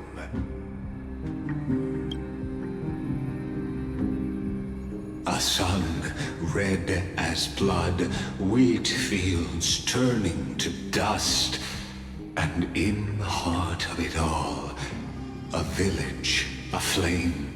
In that moment, the boy stood in what felt like the end of existence itself.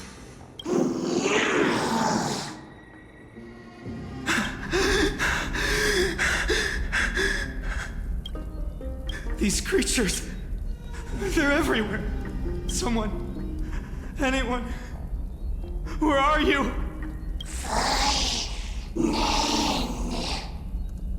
No. It can't be. Why did you... Are you talking to me? I don't want to die. Weren't we best friends forever?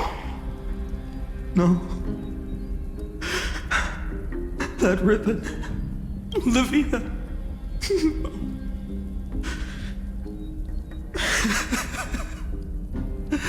I should have known. Save us. Save us.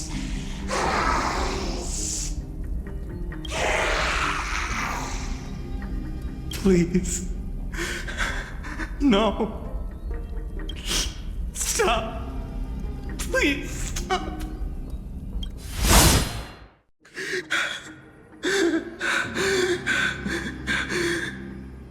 Olivia, I'm so sorry.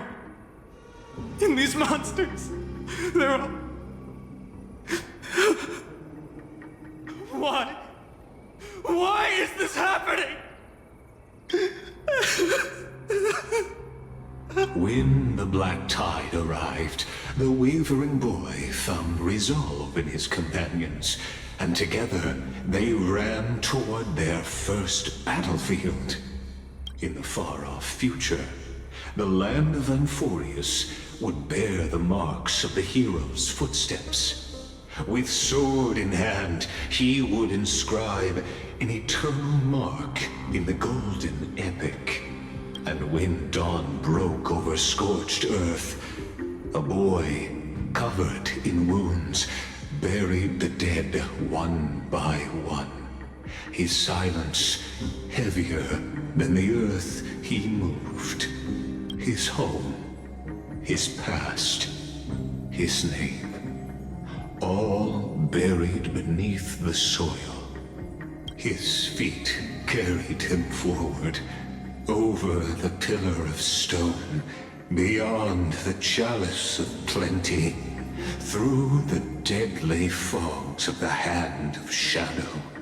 He wandered without direction, like a withered leaf drifting in the wind.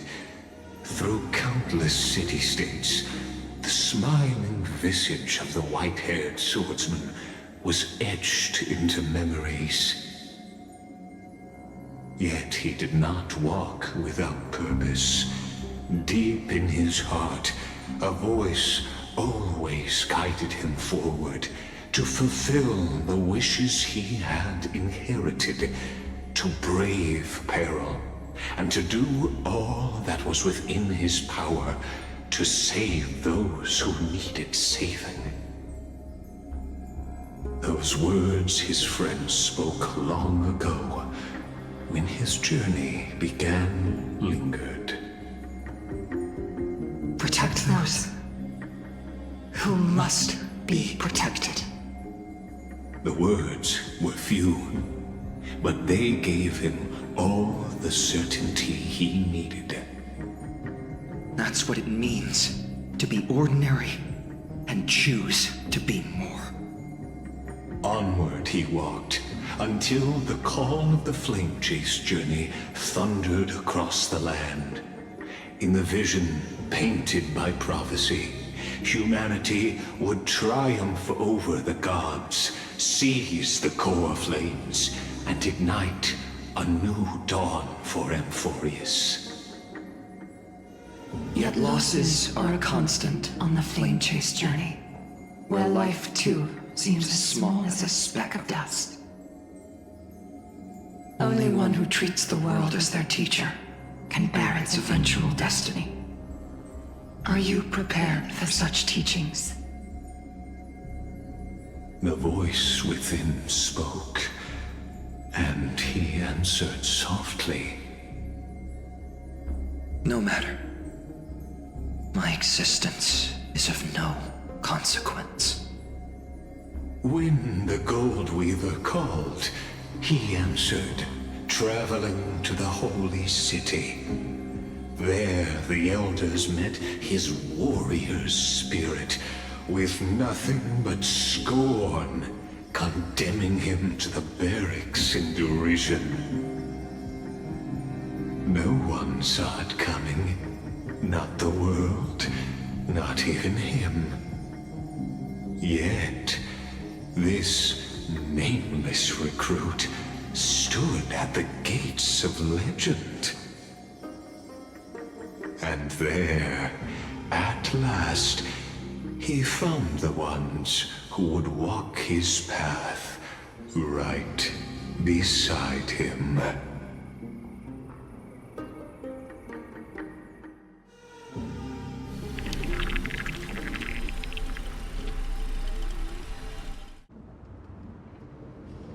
This is the Abyss of Fate. Hold on. Phainon's here too? And is that Mydei and Phainon? And now, Act 2 of our immersive drama unfolds. They're evacuating the temple. Why now? Are you insane? That blonde man is the Crown Prince of Krymnos. Mess with him, and every last person in this city could wind up dead. Calm yourselves. The Holy Maiden has everything under control. We need only wait patiently. Behold, it is the month of Gate, light calendar 4926. The Crown Prince of Krymnos, Mydei, has led his forces to the gates of Achenar. As you know, though Mydei was proud, he did not engage in needless violence. He challenged the elders of Achenar to a duel, not for glory, but for the rights and dignity of his people, to ensure they wouldn't live as second-class citizens in foreign lands. After Aglaea's mediation, Phainon met Mydei challenge as the Elder's representative. This duel was to change the course of the Flame Chase journey itself. So, as Phainon's most important companion, his lifelong friend, please continue to bear witness to his memories.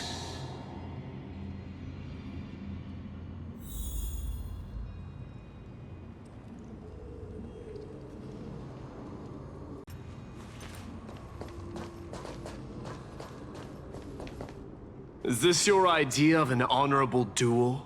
Bloodshed isn't the way. We and Aggie don't want to see Chrysoceres turn on each other. True warriors know when to sheathe their blades. The impartial Talantin shall oversee this duel. You need only place your offerings upon their scales. Something that has more weight than the fate of the world. Which means only those who understand the world's weight are worthy to carry it. Is this how you plan to test our convictions? Well, Krymnoan, looks like you won't be able to punch your way through this one.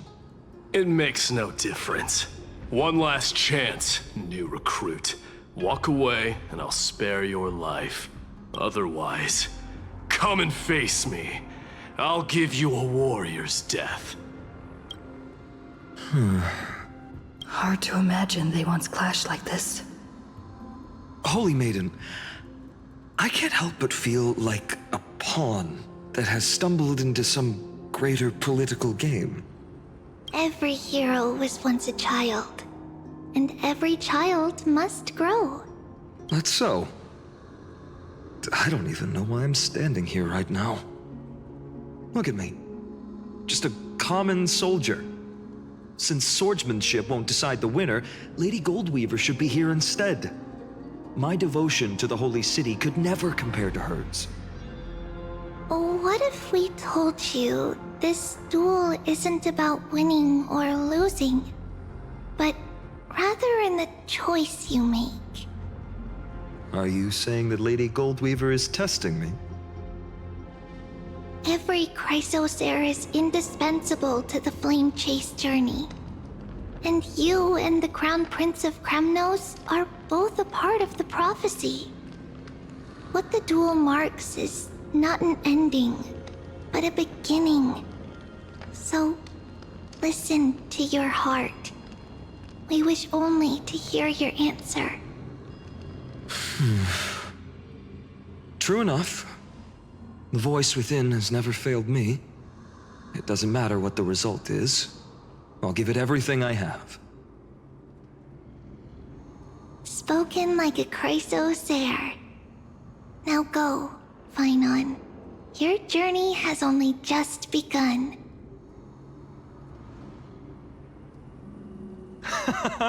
That's right, comrade. It's time for us to teach that proud prince a lesson together.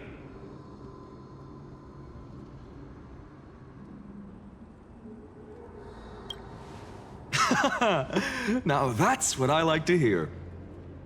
Still, on the topic of the Temple of the Three Fates, here we are, at the Temple of the Time Titan. And I don't even know how Cyrene's studies are progressing. We haven't really had much contact since I set out. Still, I hope she's doing well. Anyway, let's go, comrade. It's not every day you get a chance to see Talantin's scales of justice. What's going on? Did he just say Cyrene's studying here? But how's that possible? Wasn't she? Of course, Lygus disappears right when I need answers. Forget it. I need to catch up with Phainon first.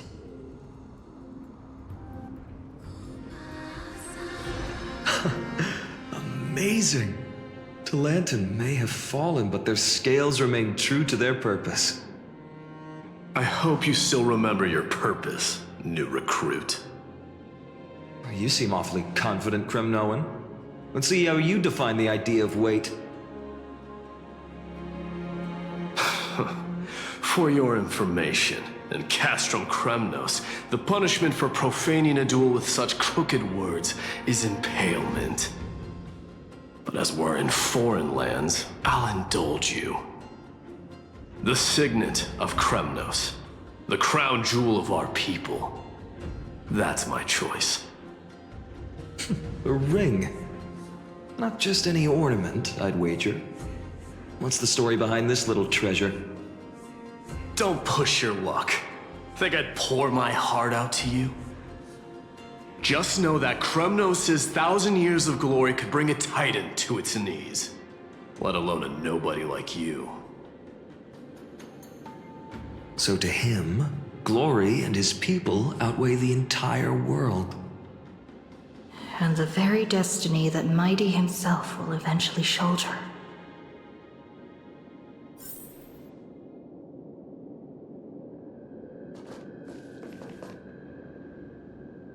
Well, that's easy for you to say. I'm just a holy city guard up against Kremnos' walking war machine of a prince. Don't you think this is a little bit too unfair? Don't overthink it, Phainon. Trust your heart.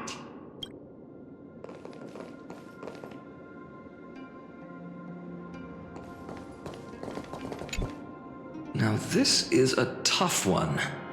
What can I possibly offer against a ring that signifies so much? Well, comrade, what does your gut tell you?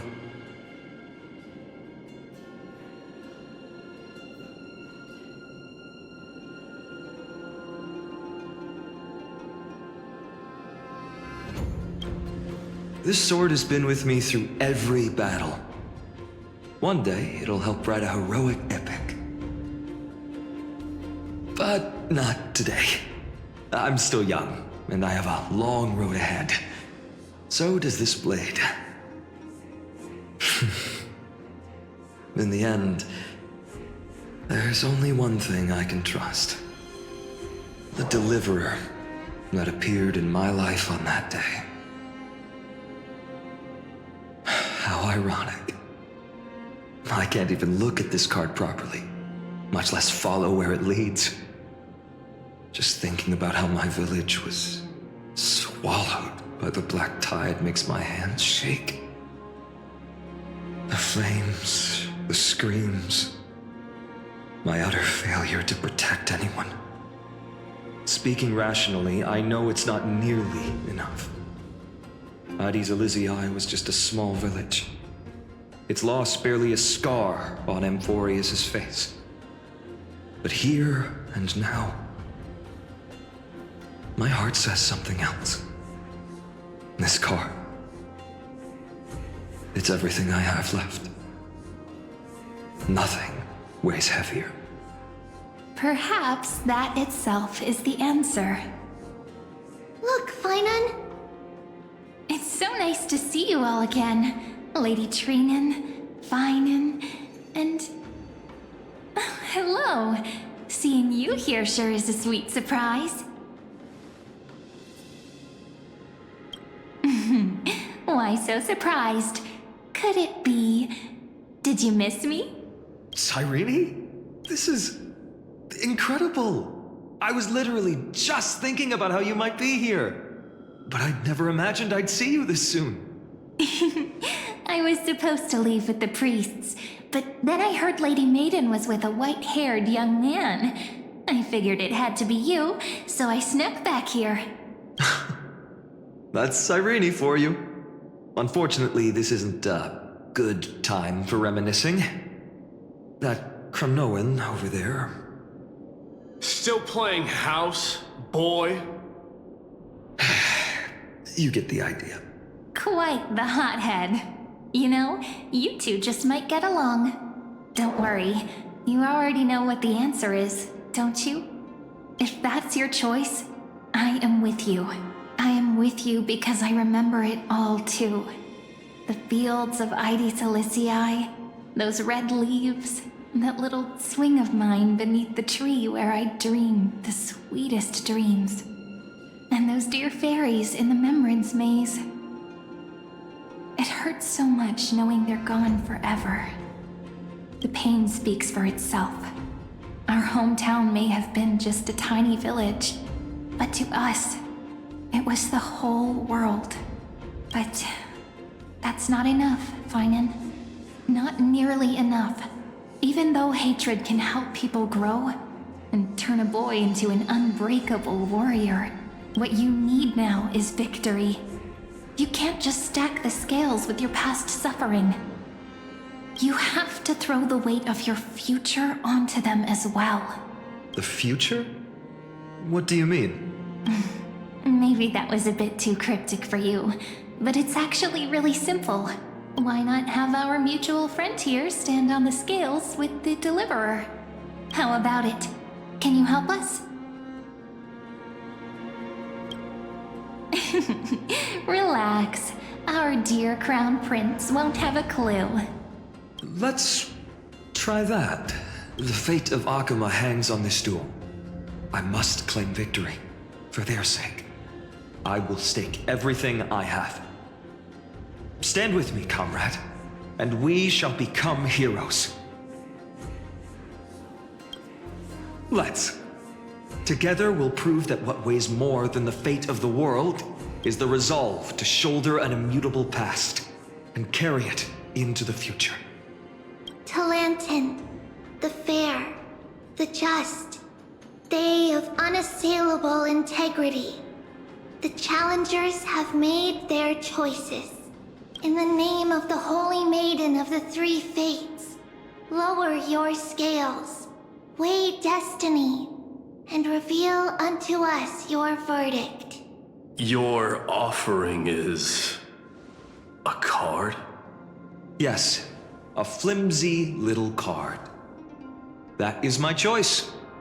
Just know that it's called the Deliverer. Interesting. Very well. If you can beat me with this card, then that's what I'll call you from now on. It's... a deal. The scales... they're wavering. Talantin is deliberating on the outcome. It appears the convictions of both sides are... equally matched.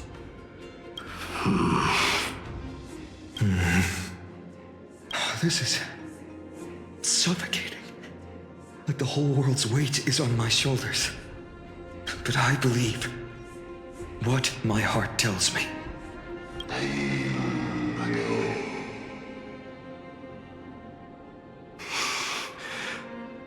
finally decided? Hear thee, children of humanity.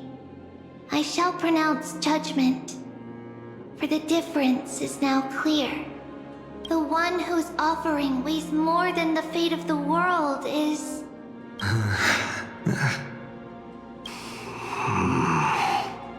one from Ides Elysiae, the nameless hero.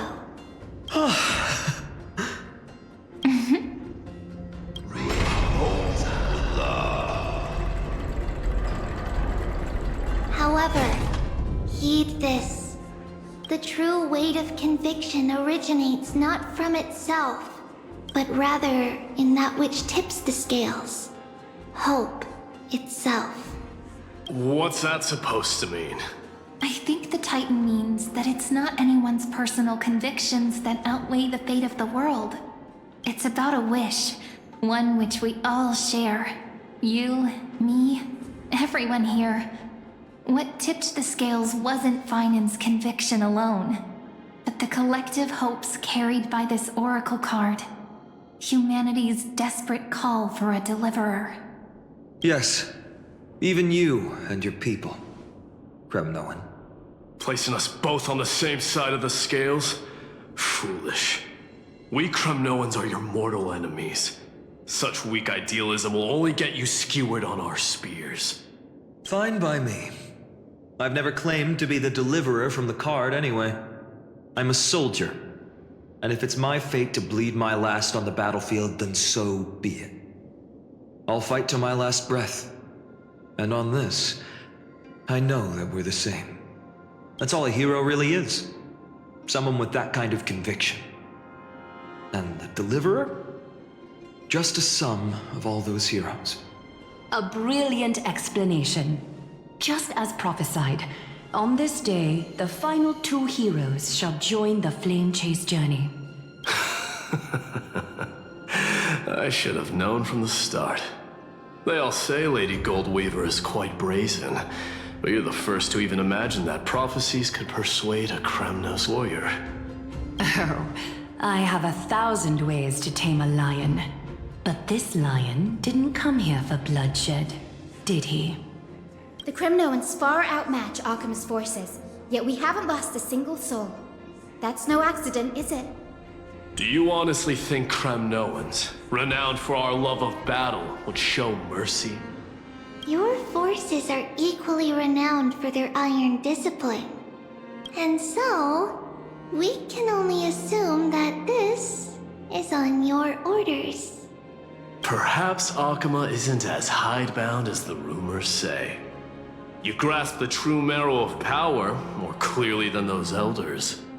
Now that the wheels of fate are turning, what finer way to celebrate this fortuitous encounter than a feast?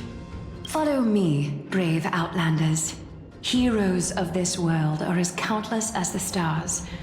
And at this moment, we find ourselves gathered here by the light of the flames of the long night. History shall remember this moment. The prophesied Chrysos heirs now stand assembled, heralding a new dawn for Amphoreus. You must see it now, how different this is from the flame chase journey you traveled.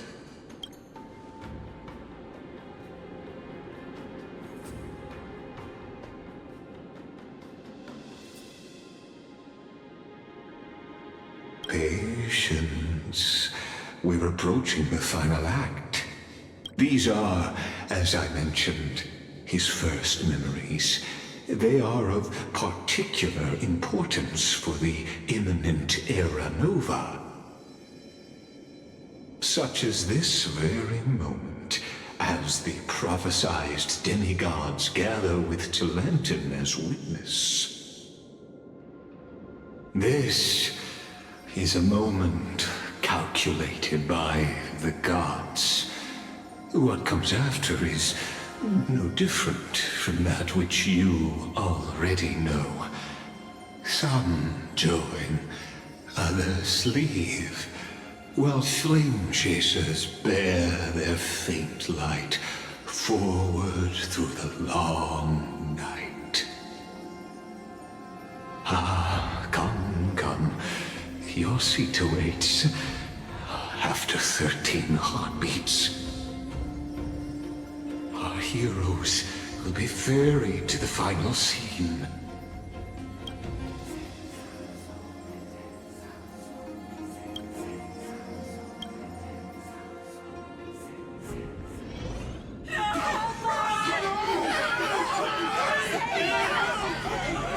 They say that the heroes of this world should be as countless as the stars. Yet now, we're the only ones left standing.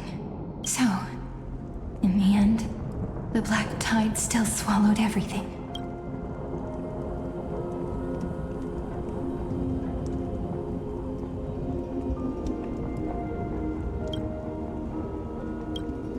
The West stands protected by Mydei's Cremnoans. It will hold for the time being. Professor Anaxa deployed wards in the north and east before. Their effectiveness is untested, but I believe in him. And Arkham. We needn't fear for Aglaea. Even in death, she counts as the greatest among demigods. Her threads of romance weave an impenetrable shield, and the people answer her call, rallying to the city's defense. Let's move. Cavalry has given their core flame. We must complete the Era Nova before the next entry hour. For Amphoreus. That only leaves 3 hours. So, this is the last time we'll see her. Phainon. We set out on this journey to answer the world's desire, didn't we? That's what it means to be a Chrysos heir. So has it always been. Then why? Why must Amphoreus' wishes be so cruel? We made the best choices we could, whenever we could. But in the end, the prophecy that led us, this black tide swallowing everything. Why does it look like this? I don't know. We haven't had any other choice, except to move forward. Not for a long time now. Even if we only see the long, long night ahead, I still believe that through it, we'll find the dawn on the other side. Beyond these flames, a new sun will someday rise. So, to the Temple of the Three Fates. You'll take over Time's authority, and we'll return all the core flames to the Vortex. Then put this world's fate to its final rest. After which, we shall all face oblivion, or embark on one final grand journey.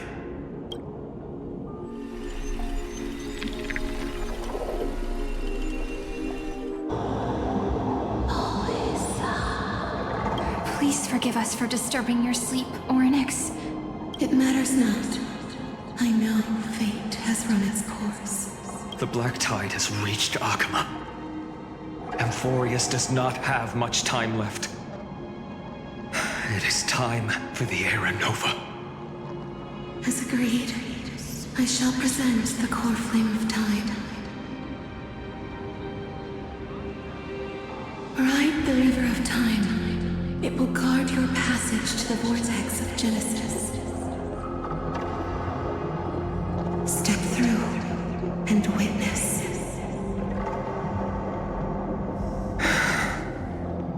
Professor Anaxa proved the truth of Genesis with his sacrifice. As Chrysos heirs of the prophecy, we were always destined to immolate ourselves for this world. Now, it's our turn. We can't let everyone's sacrifices be in vain. I don't need another pep talk, Phainon. After all, we've been ready to fight fate ever since we left the village, haven't we? Yeah. Come. Let's claim the miracle we were promised, and burn away every last shadow in this world. And then, rise as the first light of a new world. Light calendar 4931, the third week of the month of Evernight. Welcome, my lady, to the end of the flame chase. And the end of all things. The Titan has revealed the gateway of fate. Please, accept the invitation to step across the threshold and behold. Beyond this gate lies the new world that our heroes sought through their trials, as well as the terminus that the owner of these long memories has been hurtling towards their entire life. Perhaps you'll find it all too familiar. Then you'll understand how the mortal called Phainon shouldered the world's weight. How that same burden crushed him, proving that the so-called deliverer is nothing more than Amphoreus' own delusion. A pitiful fantasy that it could defy fate's decree. Please, esteemed one, the answers you seek lie in these non-existent times.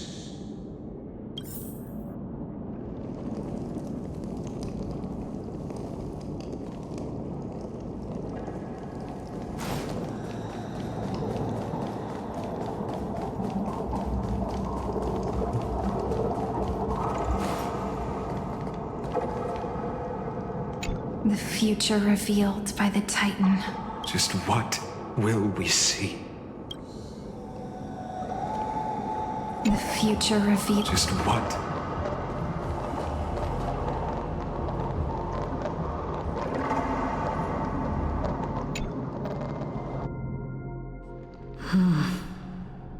The vortex of Genesis. So it is here. But just what is this? Life's but a walking shadow, a poor player that struts and frets his hour upon the stage, and then is heard no more. It is a tale told by an idiot, full of sound and fury, signifying nothing. The vortex of Genesis. Where the world begins and ends. What stage could be more befitting of our final act? Come, I beseech you onward, buoyed by your surging curiosity. As an unattainable existence that has dwelled within his heart, beyond his reach, you have accompanied him through the march of years uncounted. You naturally have the right to view the river of time in its fullness, and to witness what he welcomed upon his arrival here. Every absurd and tragic ending. Now, if you would. My journey to the Aranova. Aranova comes. Enough talk. Clear again. Go. Make the Aranova. What if there's only just one person no left? excuse beyond beyond the Aranova. Make the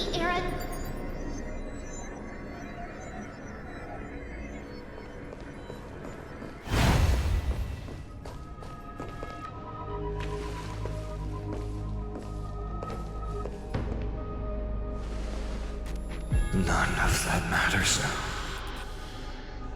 This brutal flame chase journey has stripped away my delusions. I know the future is in some peaceful paradise with gentle west winds, just waiting to welcome us to step in.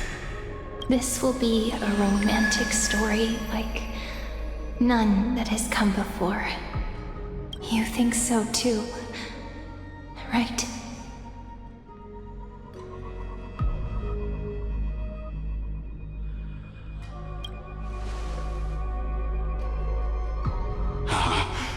Indeed, in his memories, such a scene replays over and over.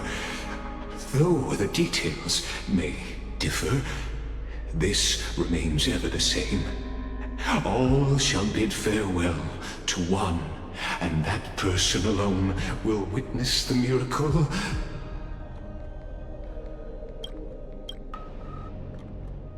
A total of 33,550,335 times.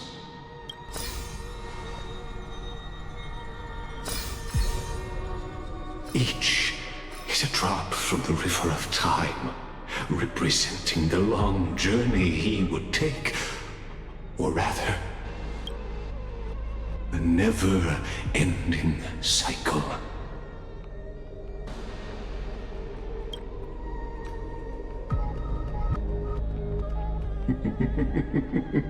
Sharp as ever, I see. Seeing is believing. Why not let your own two eyes uncover the truth? Or perhaps you can simply walk straight to the final truth. See the true face of the character you play, and witness the ultimate nature of the Chrysos heirs, flame-chased journey, and the cycles of Amphoreus. Please, take your time. Look around as much as you wish.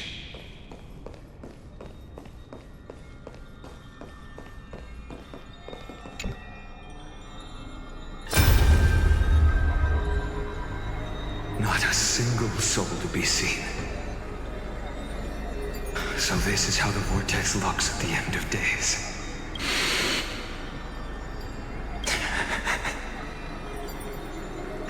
Looks like I've got company after all. But since you've made it here, so in the end you succeeded, Executioner.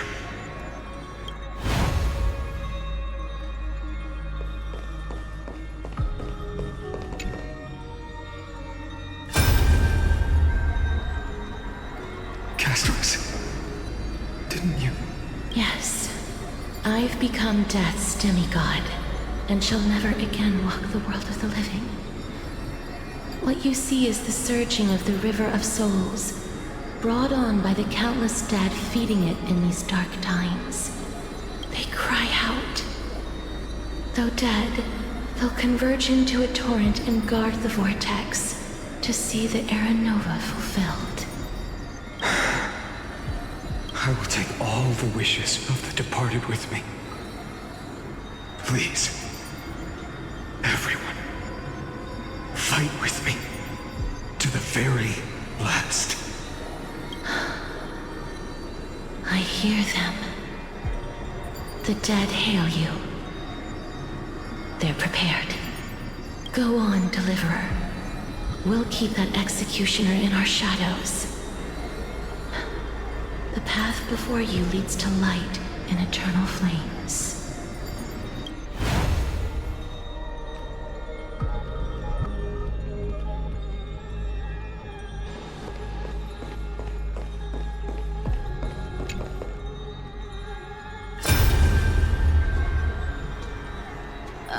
There's water everywhere. This place is always so wet and sticky. Even my tail's getting heavy. Plus that burnt smell. And that sizzling noise. Yikes. Nobody from Dolos could stand this. So you feel it too, huh? Go on then. I'll handle the filth. Do what you need to do. Let me fight with you.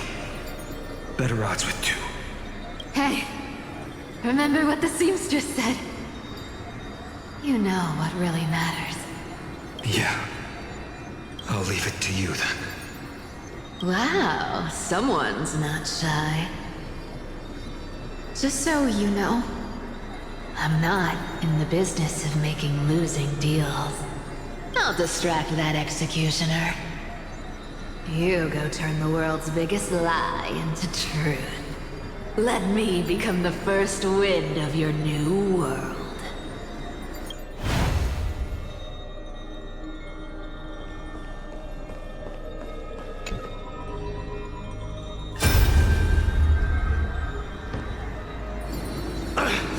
Just shut up and get out of here! Are you crazy, Mydei? Immortal or not, even if you're the demigod of strife. Oh, I'm still no match for them. No, I know you can.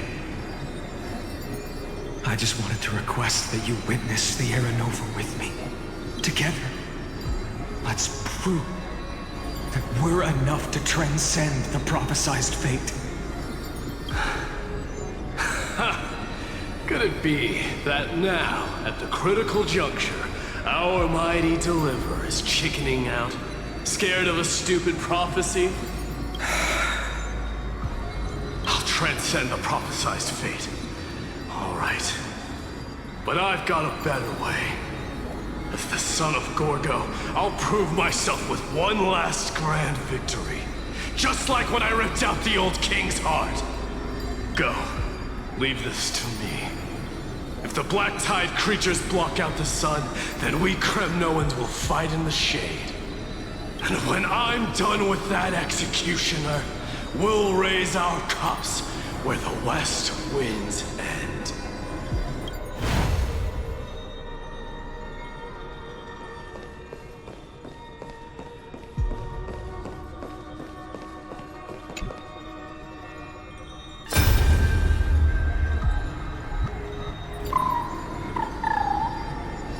Hey, little one.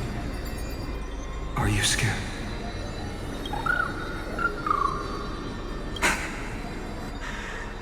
As brave as heights. Stay close, little Ika. What? No, not you two. I see. I won't squander your kindness. Your hopes. So please, keep this bit of sky standing for me. Well, now there's one last thing I need to do before the Era Nova. Come, Executioner. Let this patch of clear sky show me where to strike.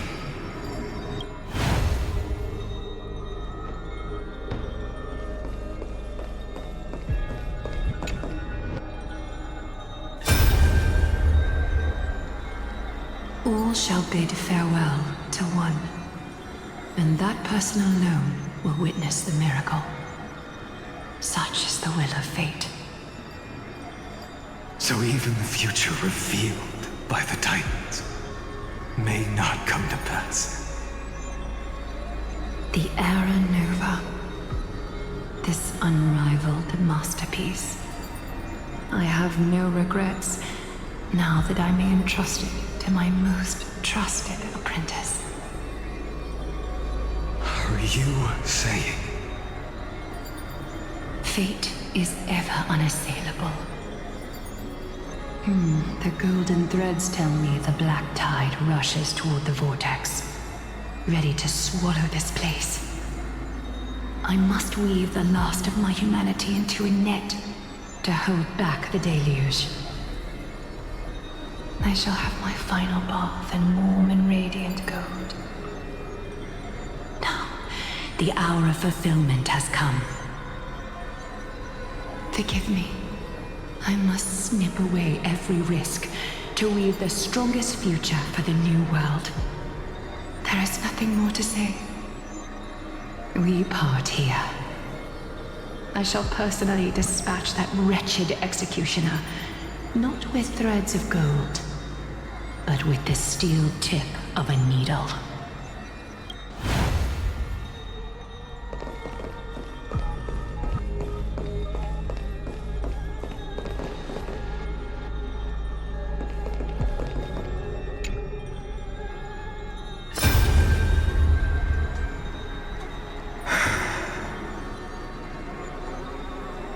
Tribbie, look. We made it to the vortex. That prophesied future. The flower fields where the west wind ends. Era Nova. We're so close now. You can't speak anymore. Please. Allow me to pause just a moment before I keep my promise. Let me answer your cruel fate by tearing that executioner's heart from the void.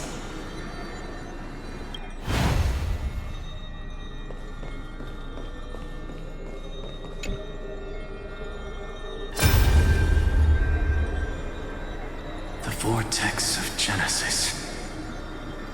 The last time I was here, I was returning the core flame of reason. I didn't have the time to observe it in too much detail back then. But a holy sanctuary of the Titans. Looks more like their frozen crypt to me. Well, all the core flames do lie here now. It's my honor to walk the final stretch with a mind such as yours, Professor. Oh, getting ahead of ourselves, are we? Have you forgotten so quickly? I died for truth long ago. What walks with you now is but a thought in your mind. Of course. How could I forget that? But I'll say the same to you. It's my honor to walk this final stretch with you, too. Now go. Stand tall and finish your final task. Yeah. Just leave it to me. Time for that wretched executioner to pay what they owe.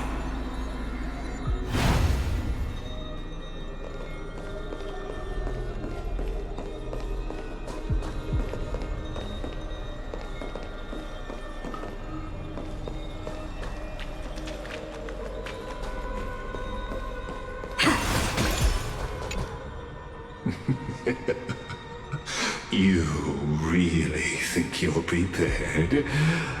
Allow me to give you a warning most earnest. Once you see what these memories hide, the world's course will be forever irreversible.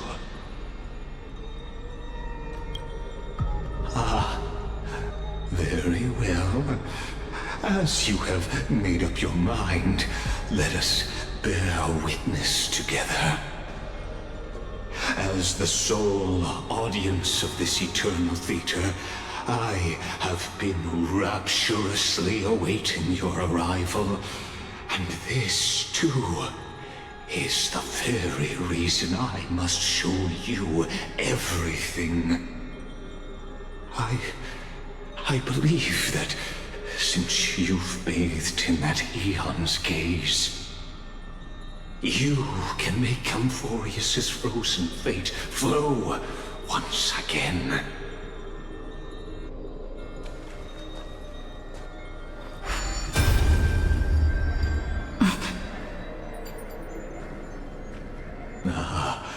Feeling a bit lost? As you now see, this scene marks the final act of the drama Amphoreus.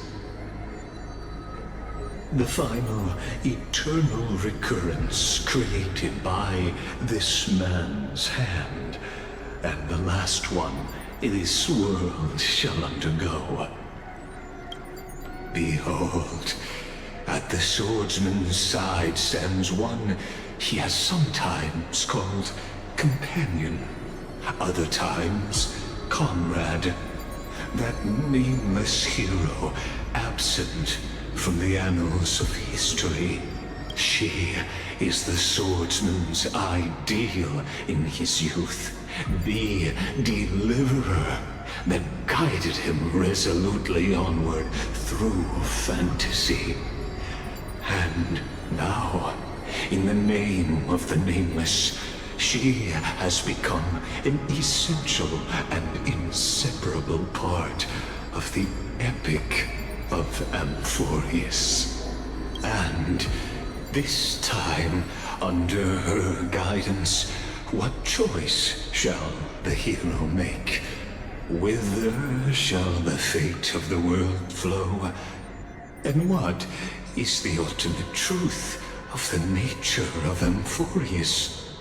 There are many mysteries yet to be unwound, but if I may, allow me to temporarily yield the stage to one far more fitting. Please put your hands together and give a rousing round of applause for they who will reveal the answers and bring about the final end of the 33,550,336th flame chase journey. The master of the countless memories we saw, the other important actor now stepping into the vortex. They who have already burnt their own self to cinder, the Flame Reaver.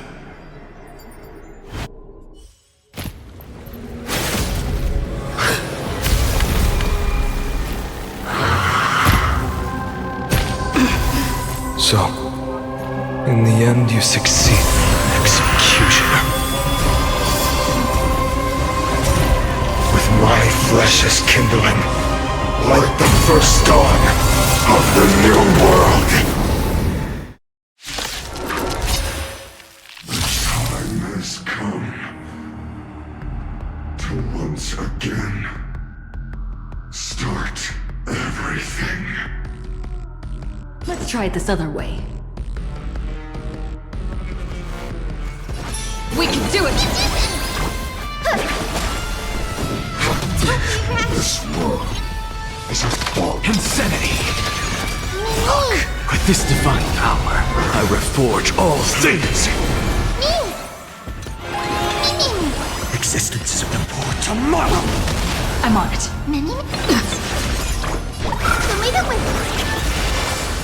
Return to the victory. Trust me, we can do anything! Will you be the blazing sun?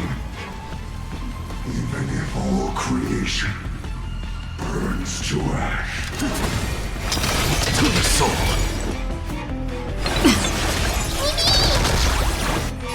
Have some sunshine! No other choice but for and I'll give you what you need. Destroy the skies! Thank you. And I'll give you what you need.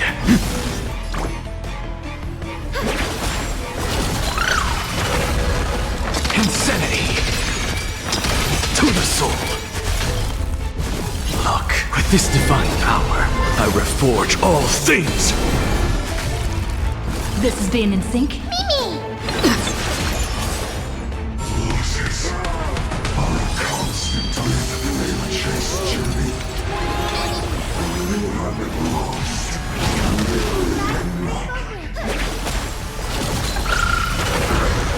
Insanity!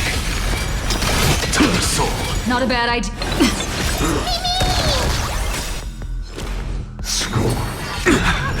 Trust me, we can do anything!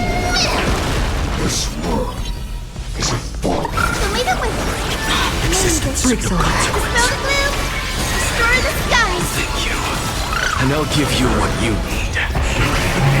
Conflicts consume me.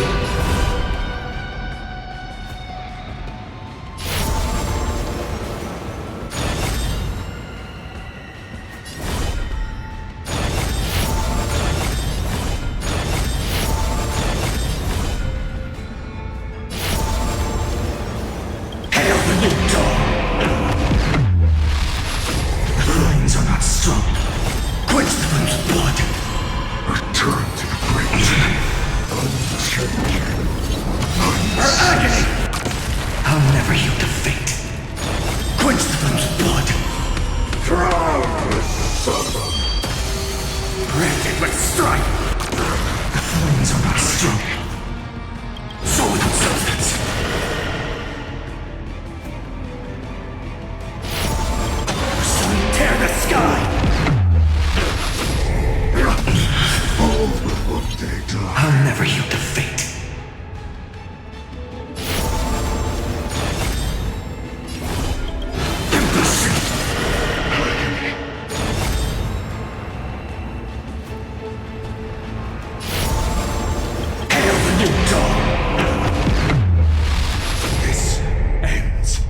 now, with your corpse, I'll ignite the dawn!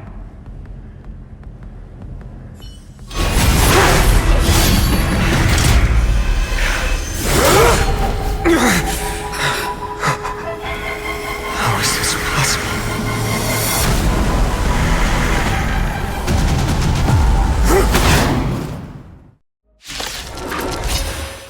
The sons of destruction, now twinned. Feel them set your blood ablaze, your fury. Let's try it this other way. Come on, I choose you! I will guide. We do need some sunshine.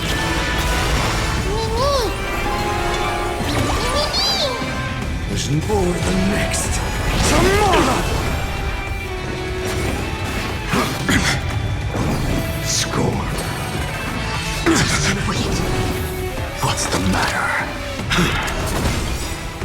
Look, the show. With this divine power, I extract the world's purity to reforge all things!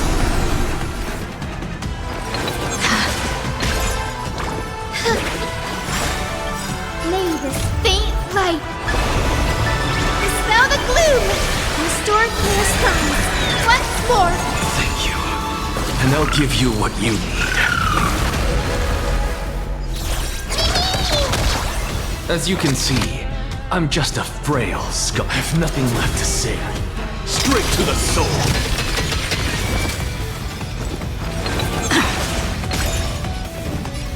The new world will arrive! Trust me. Together, we can do anything! The future will be bright. Everyone's been waiting for it. Thank you. I can still keep going.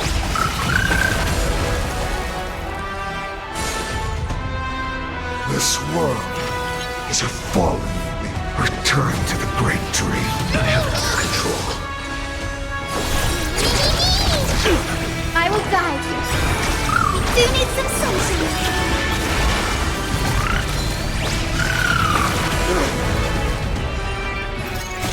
The fury of core flames consume me. The scorching hatred. Do you feel it now? The world sun's embers hail the new world's dawn! Burn the yoke. Suffering is eternal.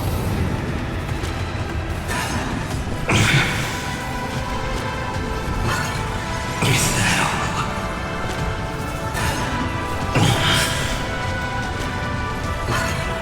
Is that all?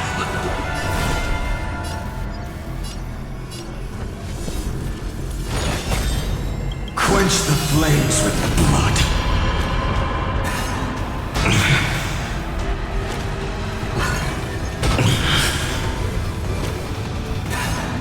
Is that all?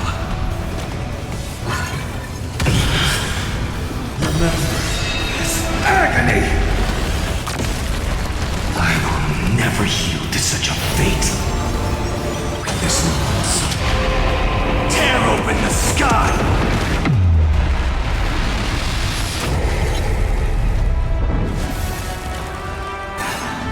Is that all?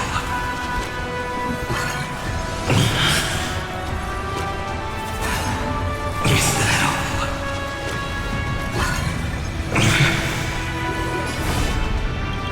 Empty shell. That is enough. The storm shall fuel the fire. Burn unceasing. Quench the flames with blood. Unchanging. Unceasing. Brand with Strife's name!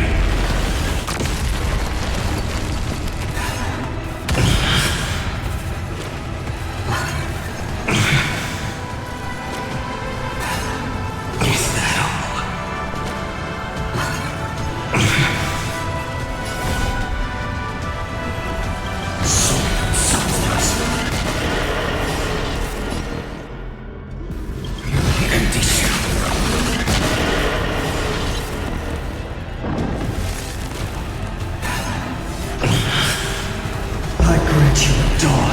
where all stars burn to ash.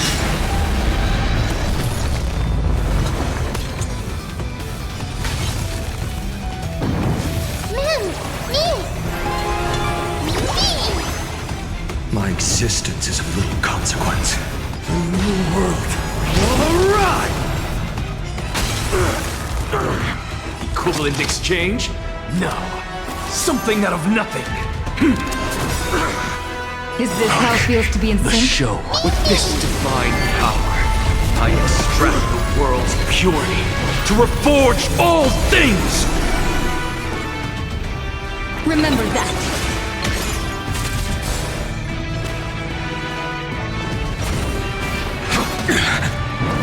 Score. Just you wait.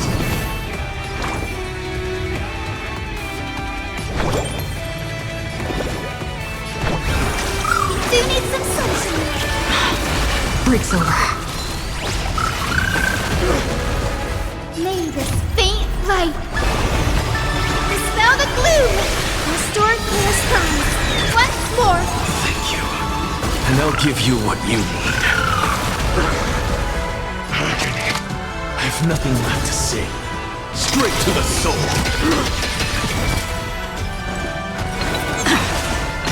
Trust me.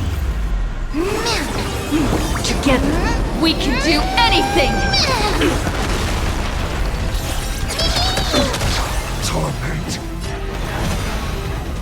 For the next tomorrow! I will guide with the rainbow everyone's been waiting for.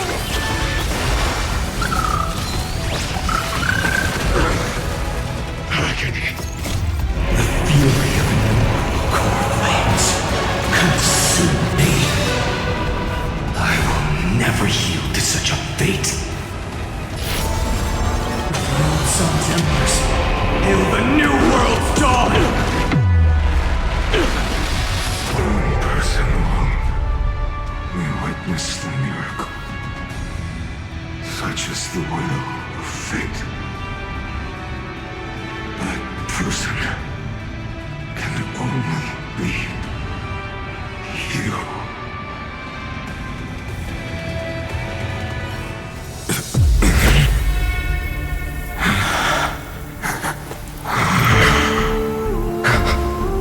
Why not let wrath incinerate fate?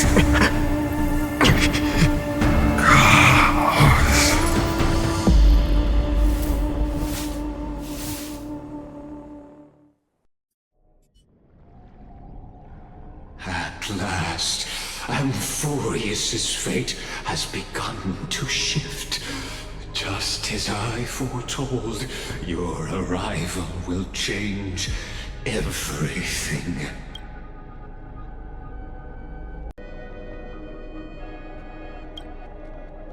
After all, you've also been bathed in that Aeon's gaze, which can awaken the long-dormant instinct inside a man. Much like that scepter we spoke of earlier, it was only under the same Aeon's glance that it was reborn. That's right. If you recall, I mentioned it at the very start of our play. The celestial body neuron, once belonging to the Erudition, abandoned by the Aeon. Now, allow me to reveal the final piece of the puzzle for you. The eternal land, known as Amphoreus, is nothing more than the scepter's endless, lonely extrapolation. A bottomless well of fury, aimed at the god who cast it aside.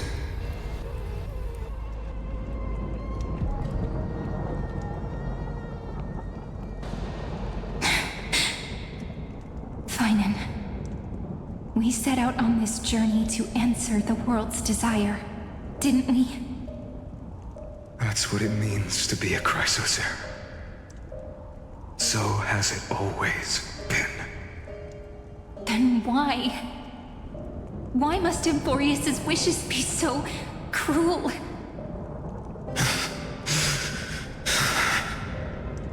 We made the best choices we could, whenever we could. But in the end, the prophecy that led us, this black tide swallowing everything, why does it look like this?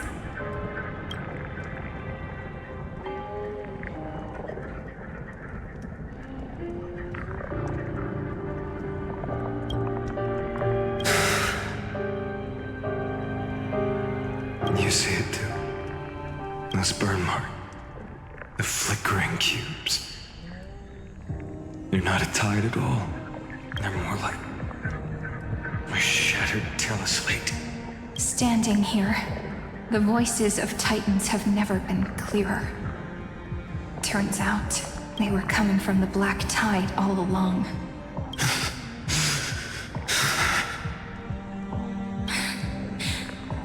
Is that Amphoreus crying?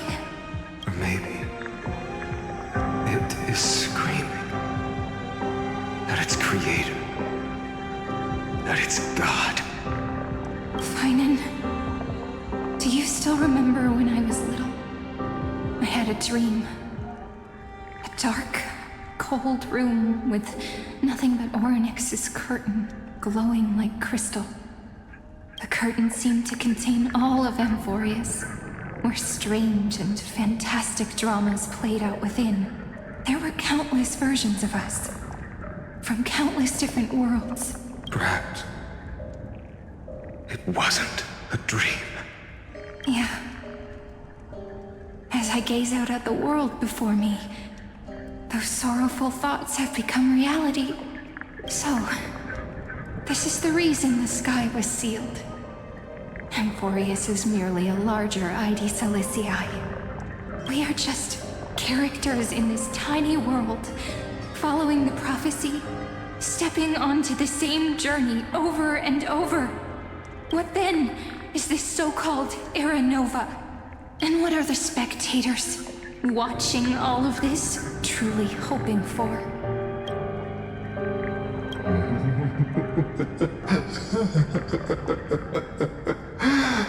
As a reward for reaching the end of the world, let me answer your questions.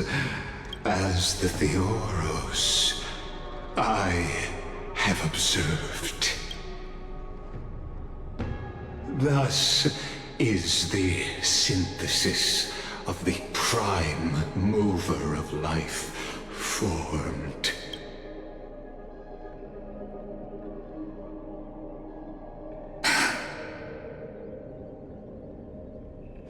This is a moment the universe will remember.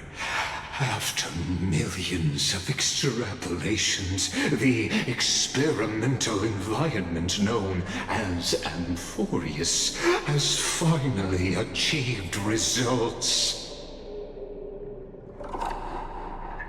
So, the results you speak of are this wreckage of a world.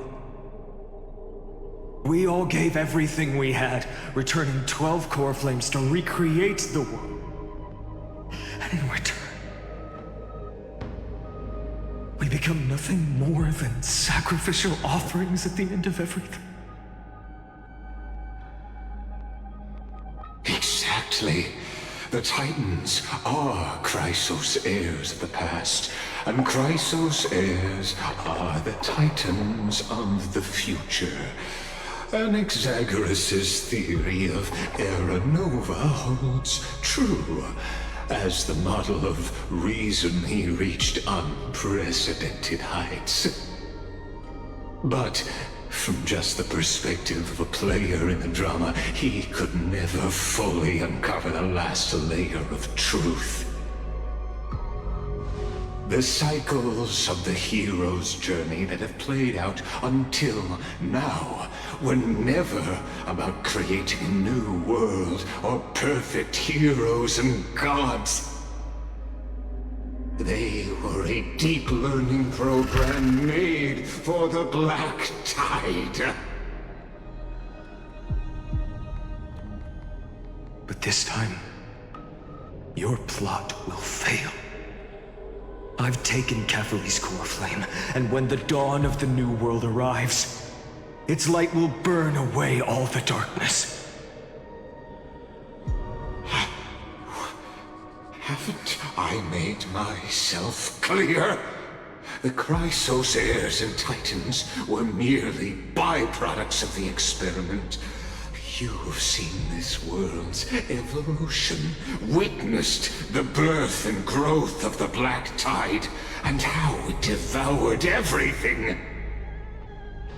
Every generation of heroes, gods, and worlds was born only to be destroyed by it.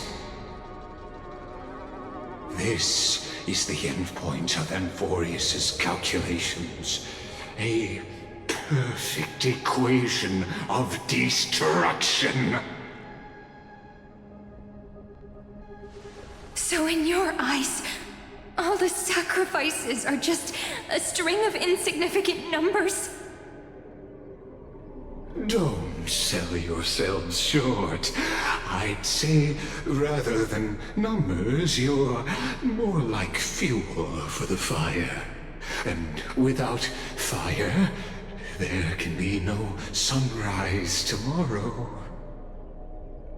Even if that sunrise is born from annihilation? Curious question. Have you ever considered that after millions of extrapolations, Amphoreus is already following a different path from the erudition? It has long since granted divine blessings equally to each child. The golden blood flowing in your veins, it comes from the blemished one, whose name is destruction itself.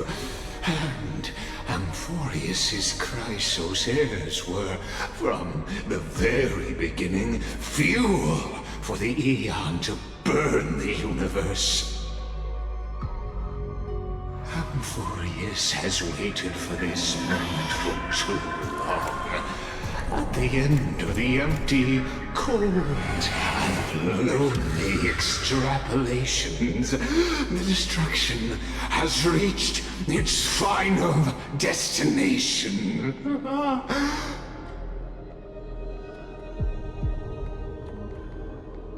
Nikos 496. Philia 093. No need to feel regret. This generation of Chrysos heirs is the most outstanding model, and you two are the final factors. For you, the Era Nova is no lie. Just step forward, embrace the Black Tide, and accept the Aeon's gaze. You will come to life from a stream of cold numbers. Along with all those who have passed, you will run toward the real universe, fulfilling Amphoreus' long-held wish. In the name of the Lord Ravager Iron Tomb, unleash its fury and destroy the source of all this tragedy. Or we could always choose another option. Like you said, Amphoreus is just an experiment, and we're the participants. We can only walk along the predetermined path toward the ending, under the watchful eyes of the stars. But that also means that there isn't just one Eon who can cast their glance at Amphoreus, right?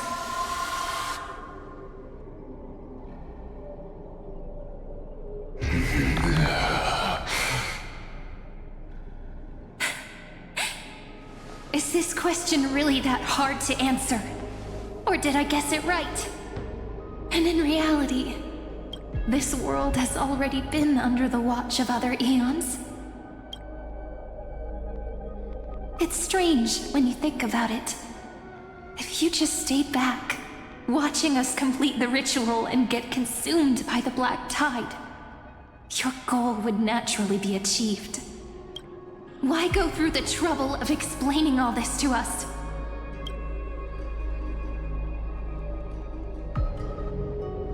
You're pretending.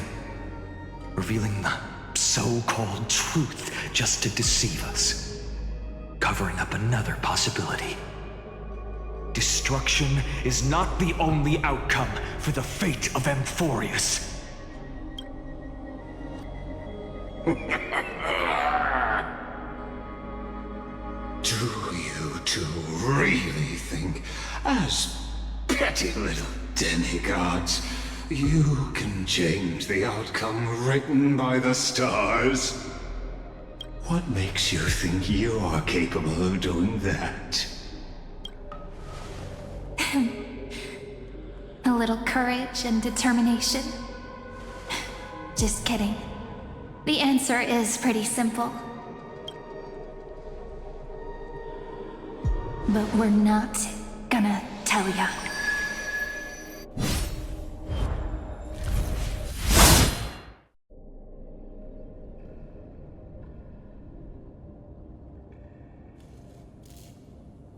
We're going to weave a long dream for Amphoreus, making it believe the experiment hasn't ended, that everything is still ongoing. With just Orynyx's power, though, it should be impossible to achieve this, right? Yeah. So, I can only place my hopes on that childhood dream. And the god behind Orynyx that appeared in that dream. Now, I can say with certainty, time is the page on which that Eon records Amphoreus. If it fades from existence, and all that it records is lost among the stars, that Eon will surely direct their gaze here. And it will be a glance that spans time and space, granting each incarnation of me the power to reset time, imbuing my soul into this ceremonial blade, and creating an endless flame-chased journey. I understand. Then let me step into the cycles and continue Amphoreus' grand design. To deceive the gods, deceive the world itself. But to make time vanish from this world, that would mean you.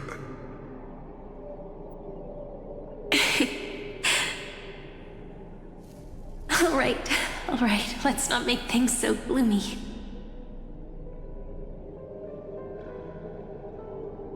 What we're about to embark on is the true hero's journey, so... Come on, cheer up a bit, okay? In that memory, you will definitely meet me again. A little Cyrene who knew nothing, lying on a soft patch of grass, feeling the light breeze, dreaming of the distant world.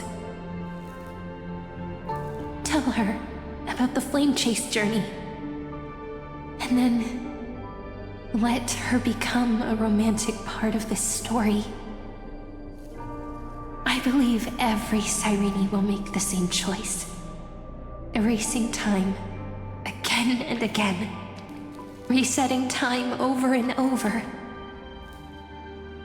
After all, they're all me. And I will always have my charm.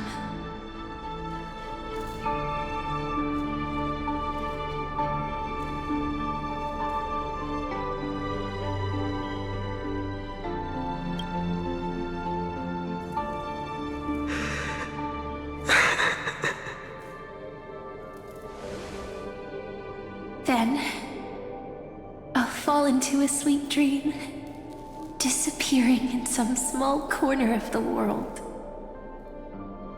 Quietly, waiting for the day when that next page is turned.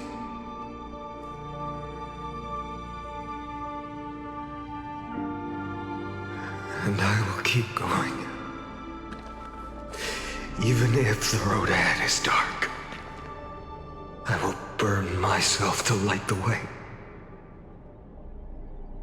Rather than let the core flames become nourishment for the Black Tide, I'll become their vessel, to prevent the arrival of Era Nova. Even if I have to burn through my own body, it's no matter. As long as I don't extinguish, the flame chase will never end. Until Amphoreus welcomes a true dawn. The girl who watches over time, and the warrior who carries the world. Now, let us fulfill the duties of time and world-bearing. Honor the past and forge ahead.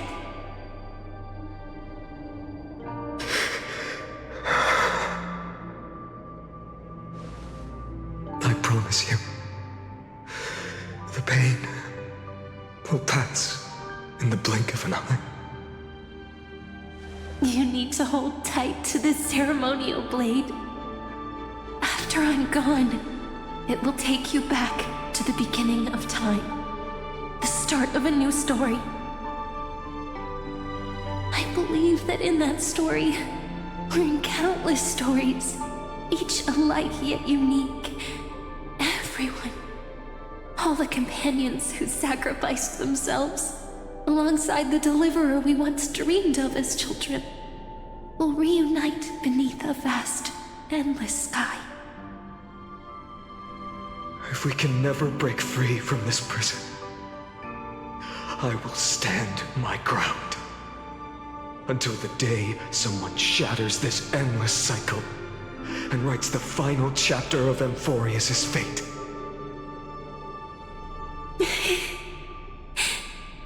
So, let's set out. We will be the ones to start everything. Carry the primordial chaos, just as your name suggests, and bear this world we hold so dear.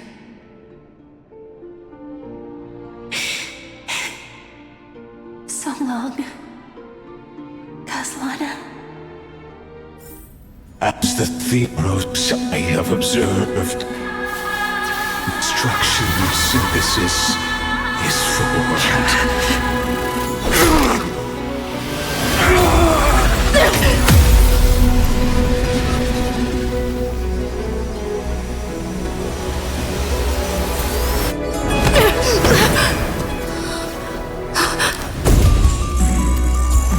I will wait for that day for as long as it takes. The day will come to remember this immortal eternal and follows in our footprint to write anything and whatever was.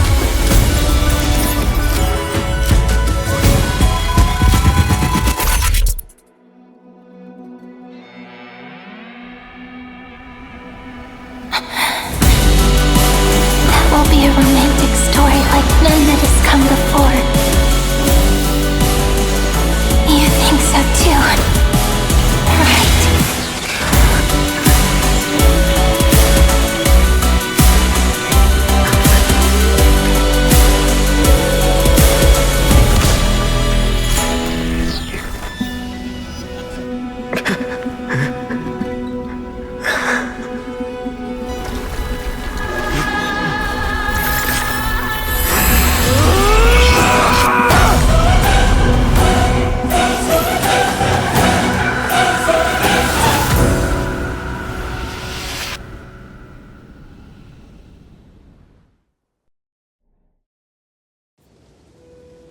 The world is collapsing, and the people are crying.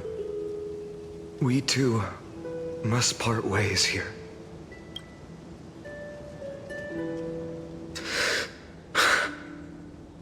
friend. Ides Elysiae, the little village of my childhood.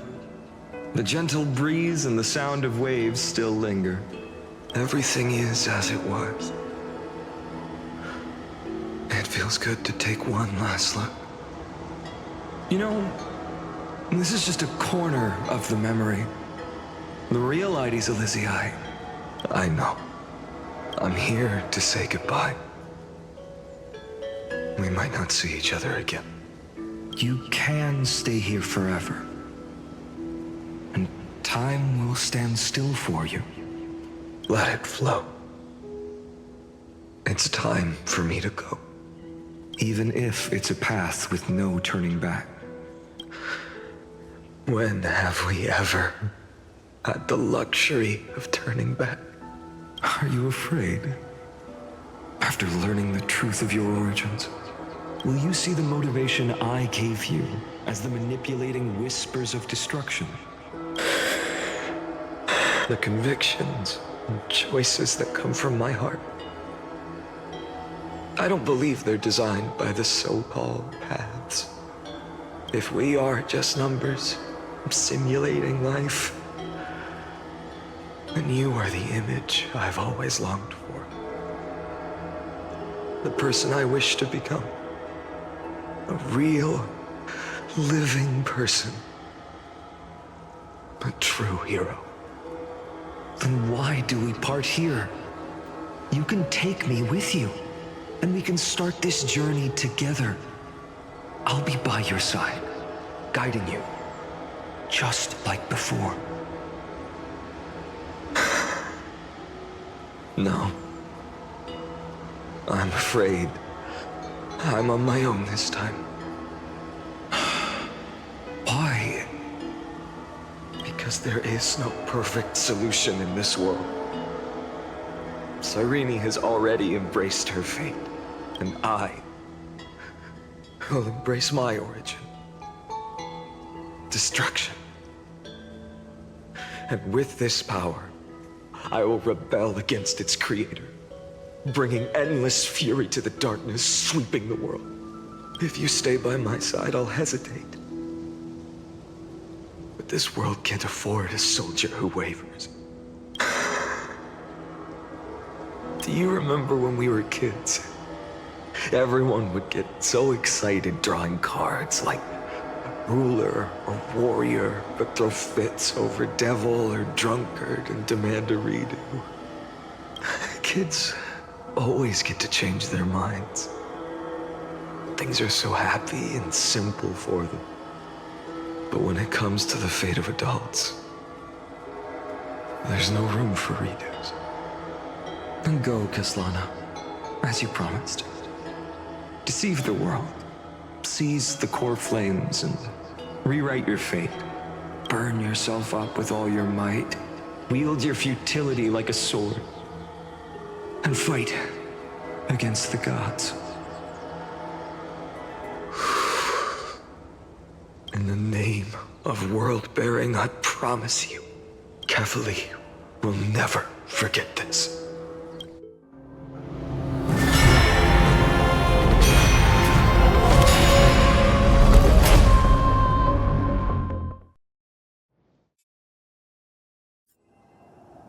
So, time retreated behind me until it reached the origin, where nothing ever existed.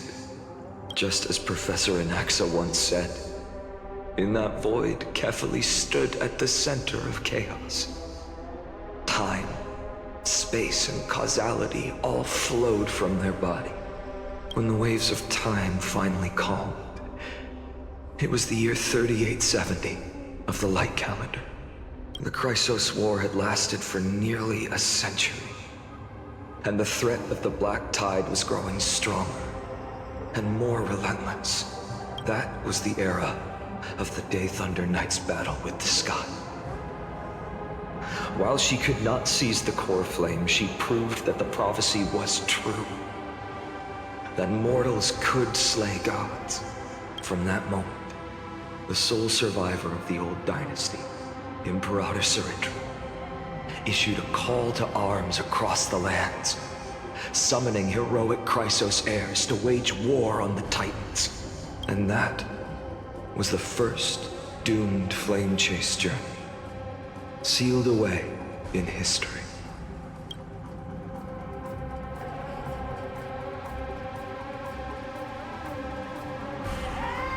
So what you're saying is, you've traveled back down the River of Time, finally reaching this untouched seabed just to tell us the flame chase journey and even all of Amphoreus are nothing but illusions in an eon's dreams?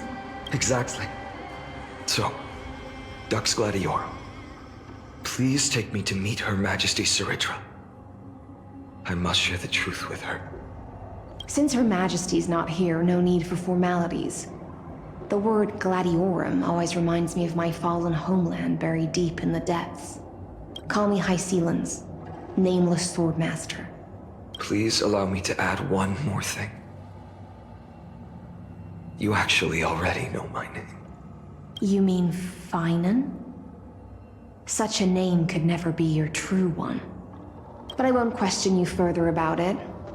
Ever since Her Majesty issued the Flame Chase Decree, heroes from all over have sent their letters of introduction.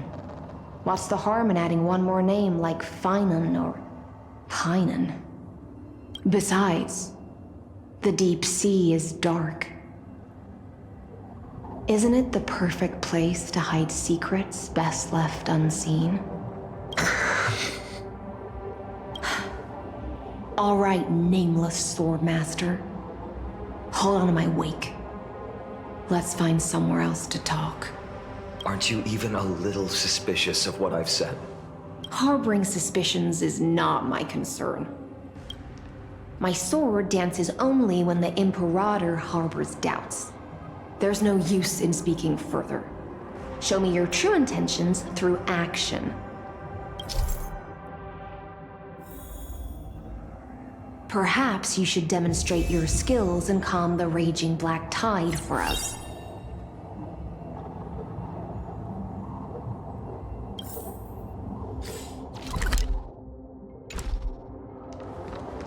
Light up the dawn.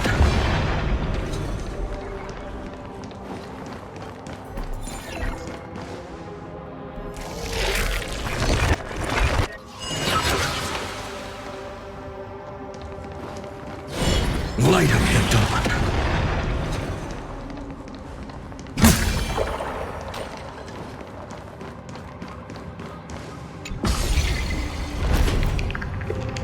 Oh. Nice moves.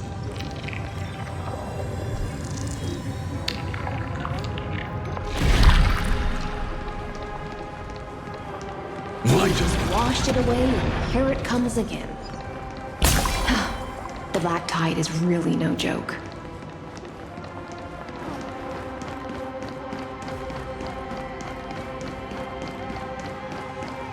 Light up the dawn. Light up the dawn.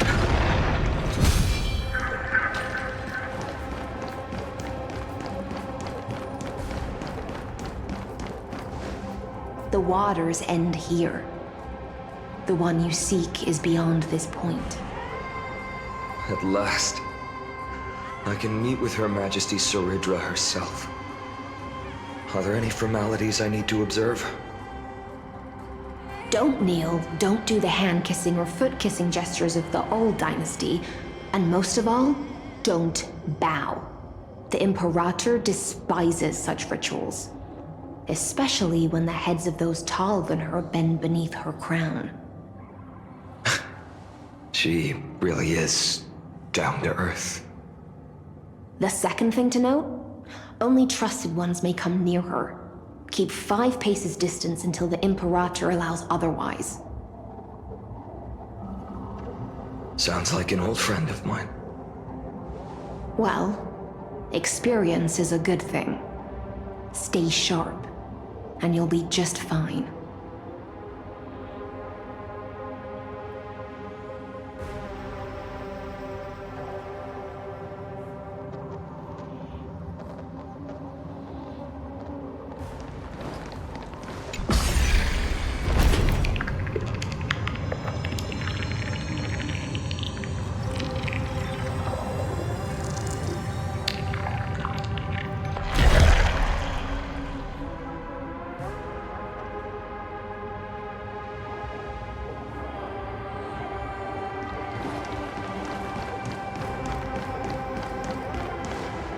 Dux Goldweaver, little hostage. Apologies for keeping you waiting. It's you. You know them? Good. That makes things easier. Before that, I'm more curious about one thing.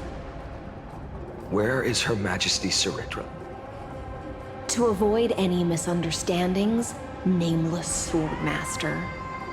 Although we spoke and laughed along the way, I never said you were entitled to meet her. The Imperator decreed, the Deliverer will not appear in this age. Be wary of suspicious individuals. Come now, both of you. Let's finish our job.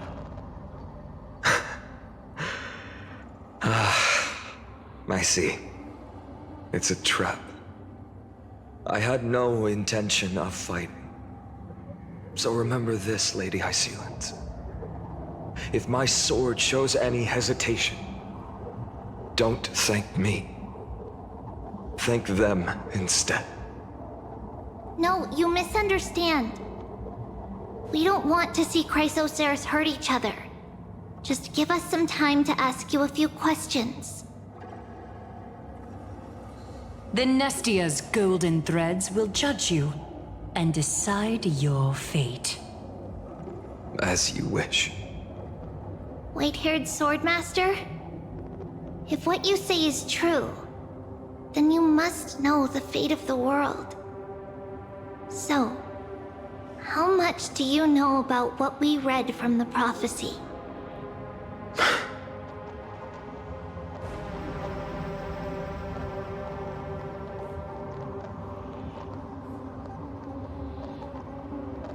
You shall shatter into 1,000 fragments and wither in the soil of foreign lands.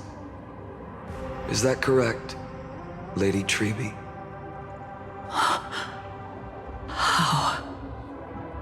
How is this possible? He got it right?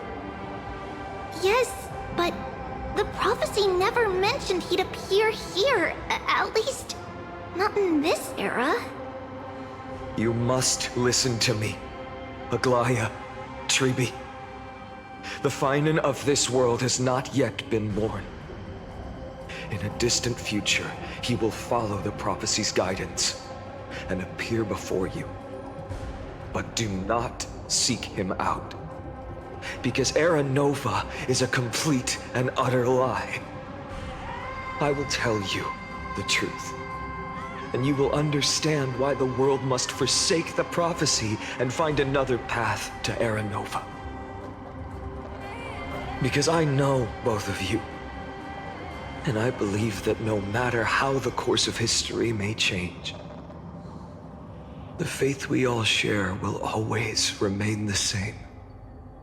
And so, the layers of rock began to reverse, and history wove itself anew. Through my old acquaintances, I was given the chance to meet the leader of the Flame Chase journey, Cipher.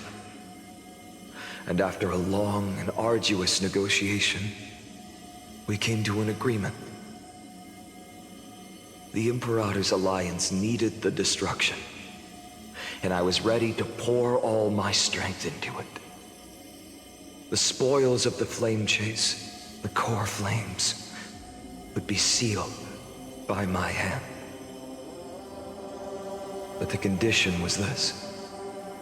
In the upcoming battle, in our conquest of the Earth, I had to prove that my power could transcend fate. In the original history, there was a brutal war.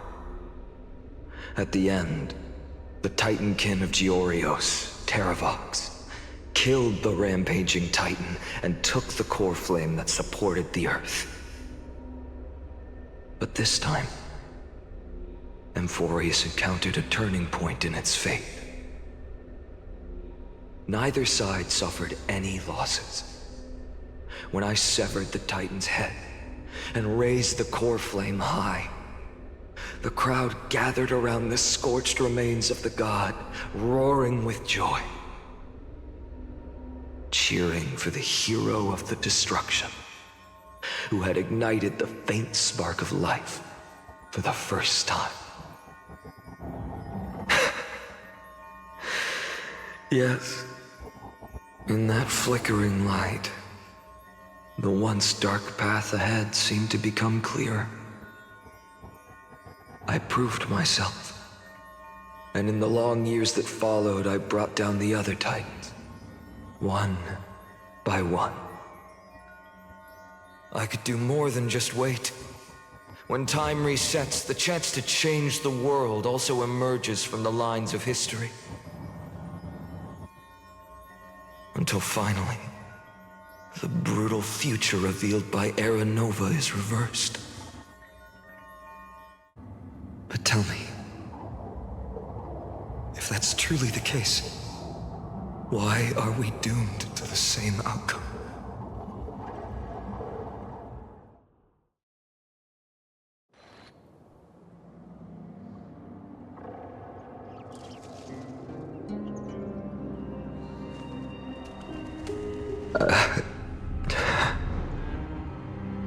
The people kept their promise and handed you all the core flames.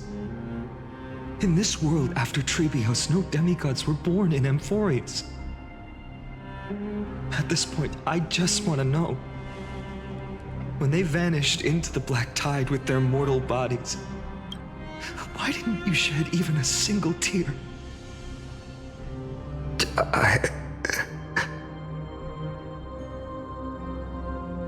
Your indifference chills me.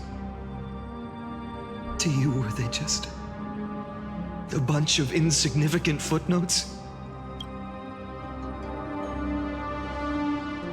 Sorrow has been my constant companion. In fact, with 12 core flames upon me, the fire in my heart has never been more violent. I'll remember this world through anger. As long as I burn, they'll never truly leave me. Perhaps it's already too late. But you're right. Anger, at this moment, is the only weapon I can rely on. So, draw your sword, Executioner. I'll make sure you realize that your greatest mistake was leaving me alive.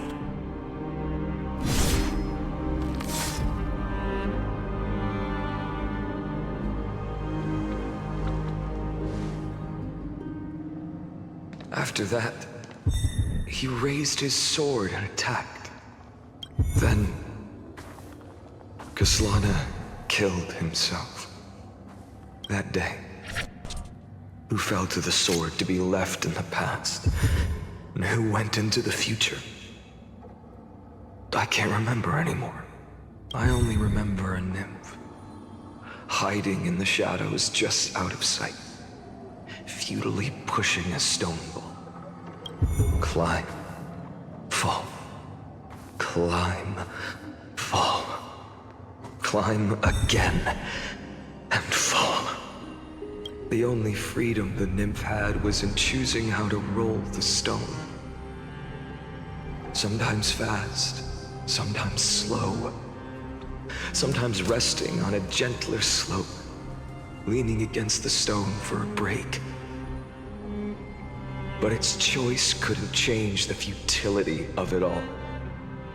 The stone would always roll back down the slope, and the nymph would always return to the starting point, beginning again.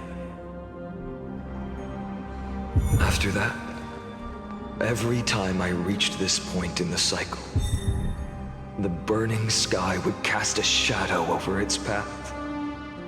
It would nearly reach the peak at the 4th quint of curtain fall hour, then fall to the starting point in the first 15 seconds of the next entry hour.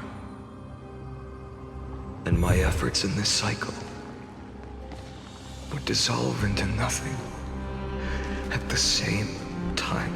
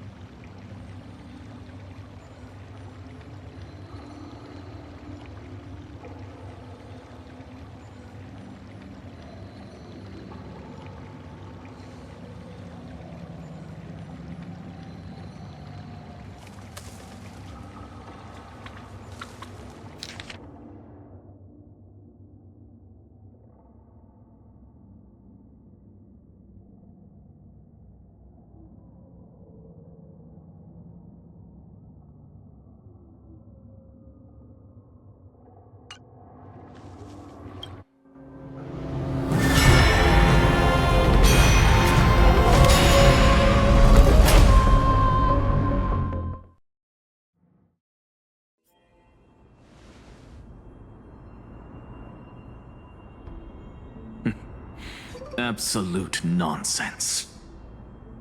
I thought cycles was the answer you were looking for. No. It's just that the answer came so suddenly. There was no fun in tracing it back to its roots. Eons? Paths? What a load of nonsense. I can't give you an exact explanation of those two concepts either. Enough. I'm just expressing my frustration. Don't you understand? I was already expecting this. The black tide came from beyond the sky. And everything else is no exception.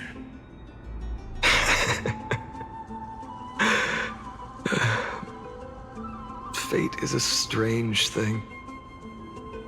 No matter how the details of history change, the Anaxa I know always remains as harsh as ever. If the other Anaxagoras actually worshipped the gods, I'd make sure to find a way to break the cycles and crush them in their cradles. Too bad. Now only you have the ability to do that. What's that supposed to mean? You're willing to help? Of course. The core flames were meant to save the world. And in my opinion, the noble titans have no reason to refuse. Besides, according to you, before stepping into these endless cycles, you were my pupil.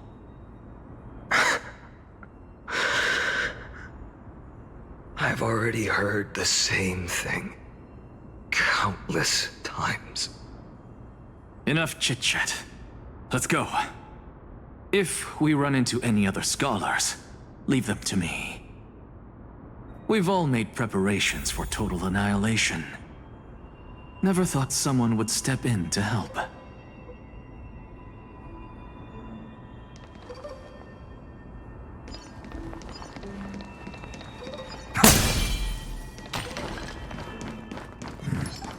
Light up the dark.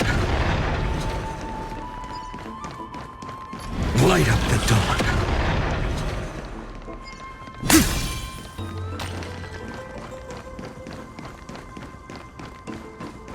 Light up the dark. You've been to the Luminary Throne before, haven't you? If you're talking about in past cycles. You're already much luckier than the other students.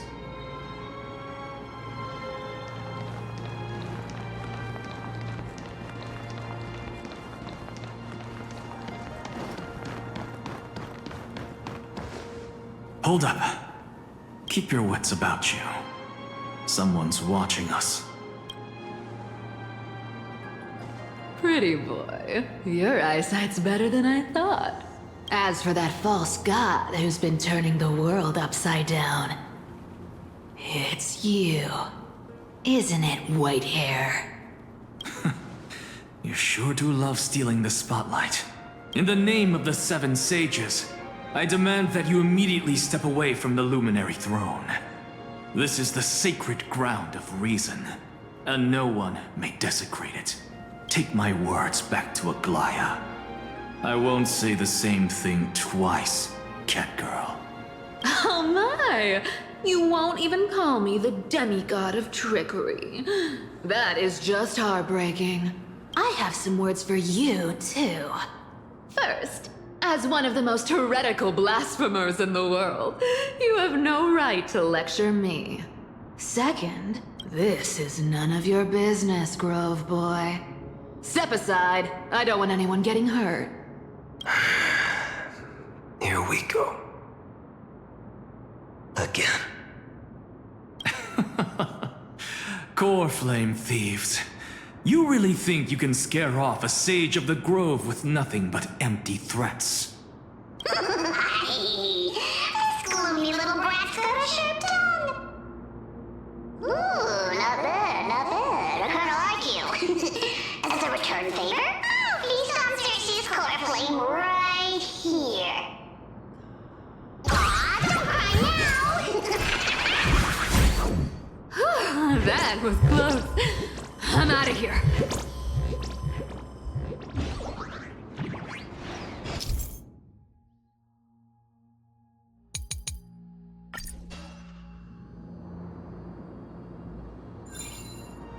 They're exactly like all the past ones I've known. Cunning.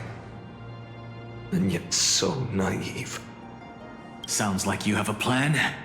Of course. When I first set out on the flame chase journey, Lady Tribbie never managed to teach me Orynyx's miracle. But along the way, I learned a thing or two. Where are you going? I don't know.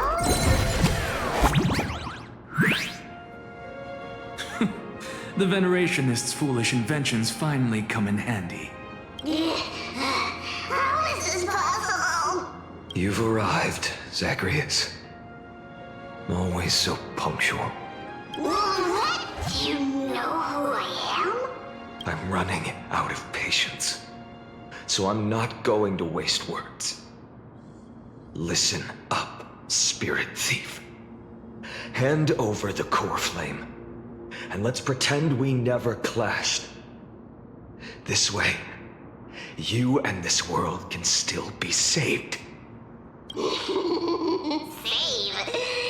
sing better than any bard. If you ask me, you're the greatest disaster Amphoreus has ever known.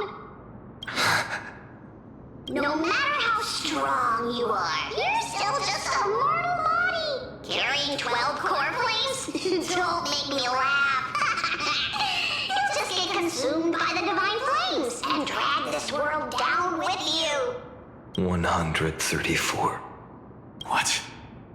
This is the 134th cycle I've lived through.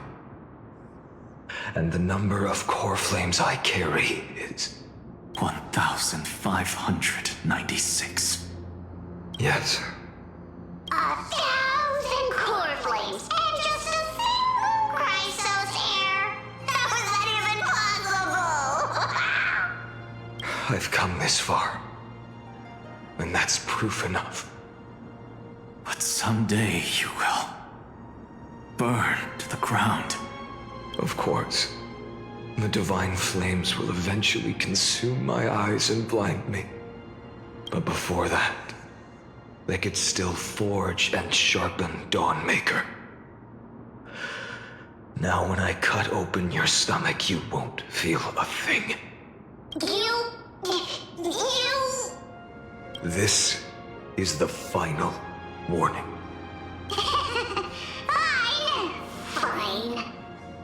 Assume this world holds 100 million possibilities. And no matter how one looks at it, 99,999,999 of them all point to outcomes of certain destruction.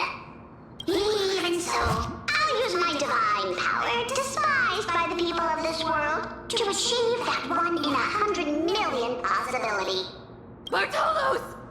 Right. If you've got the guts, you'll have to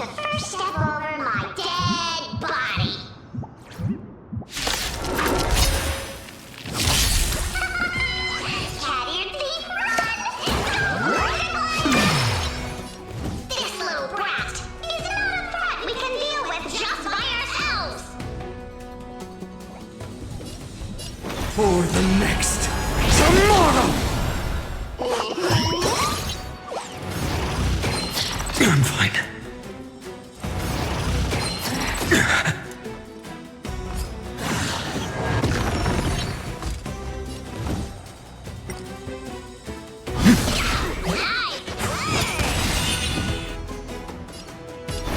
Tomorrow!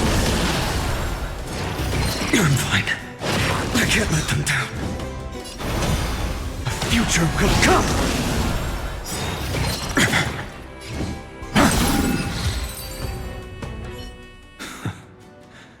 How absurd. In my memories, Zagreus always meets the same end.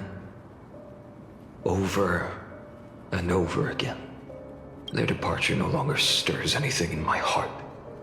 This reason core flame before us is a fake. Obvious as day. I know. I know. It always plays out like this. The spirit thief covers for her, and the trickery demigod escapes with 2 core flames.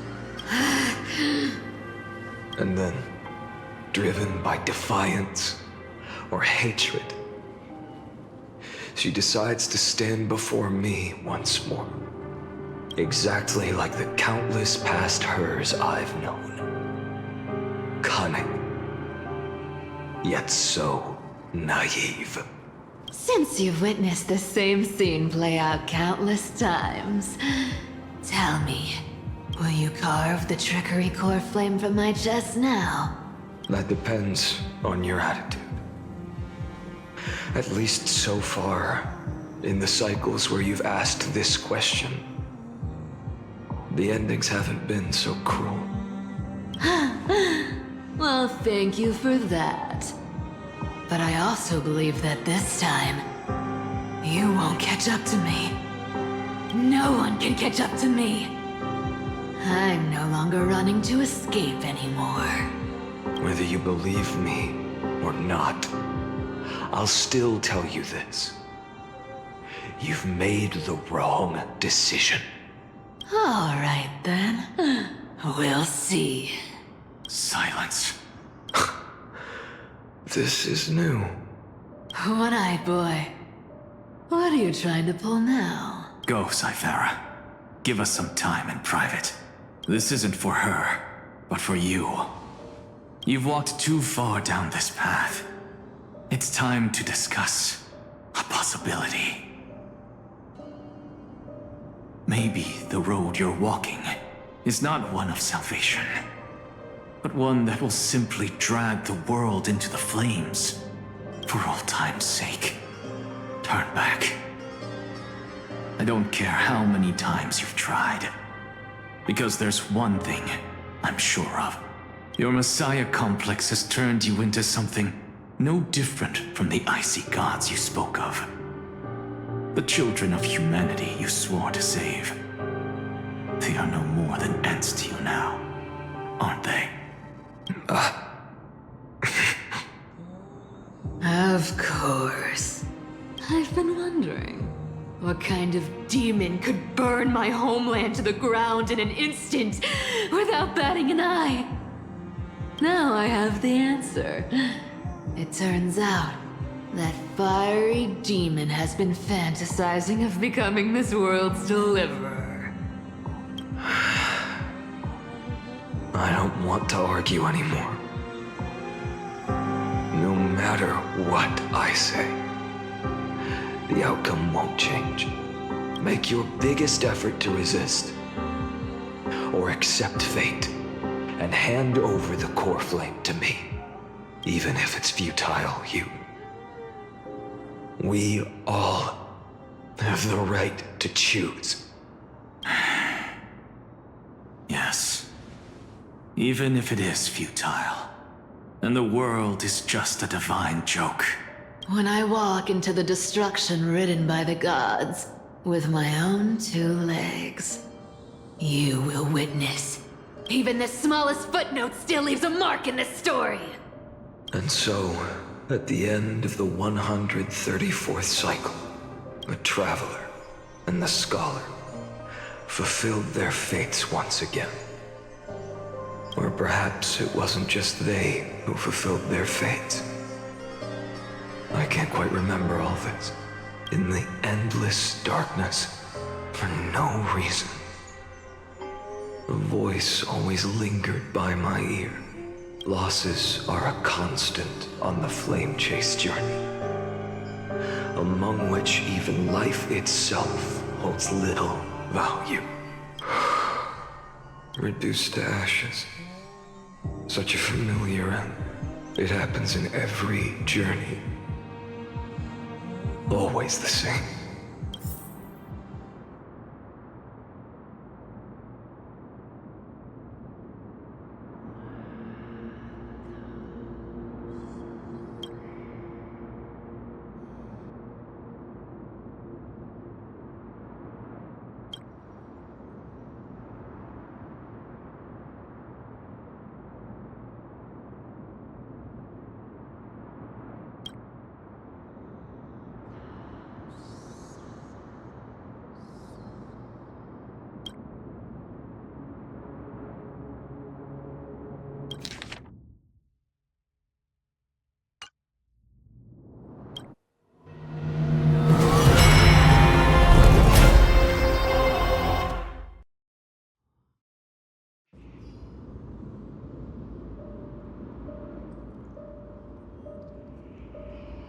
You don't look so good, Deliverer.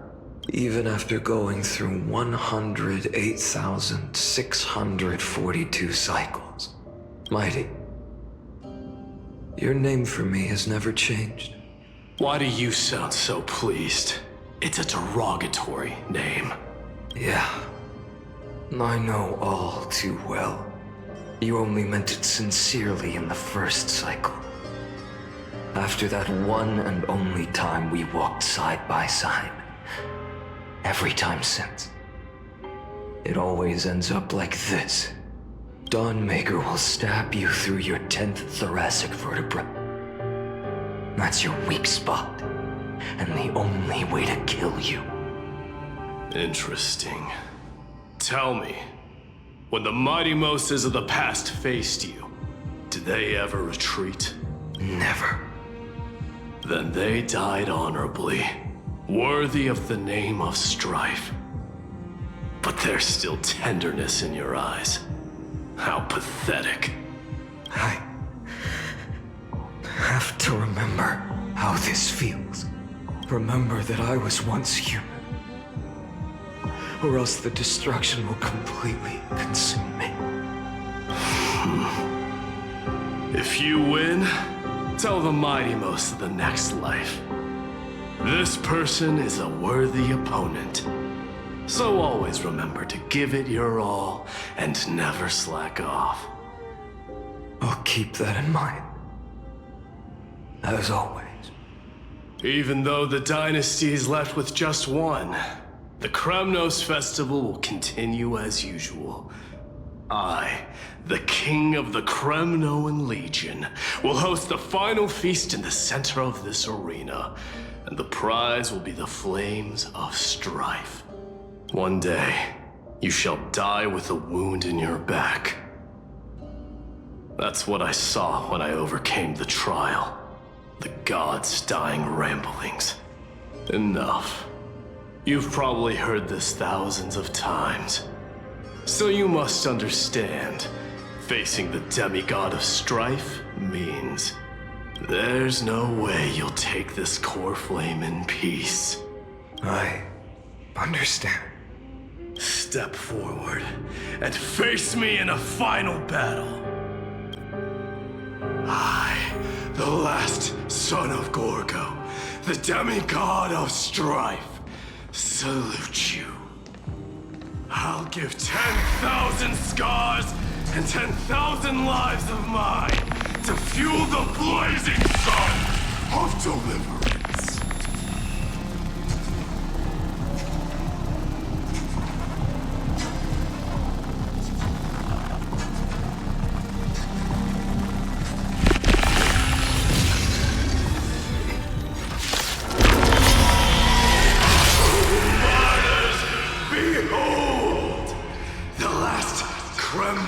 festival has begun. And will not end till death. It's time to temper myself. Tomorrow! I can't let them down. Conquer this world, or be conquered by me. As you wish.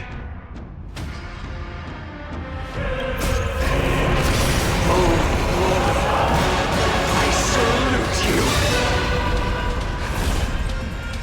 That's all I ever wanted.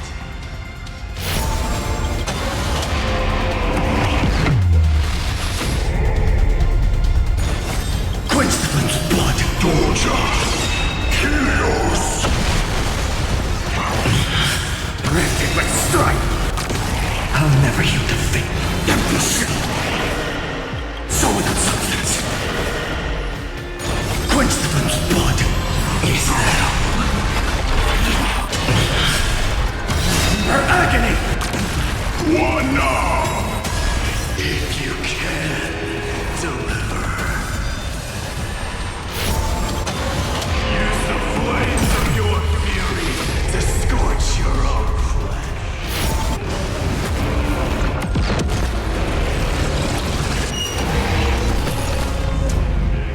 Quench the flame's blood.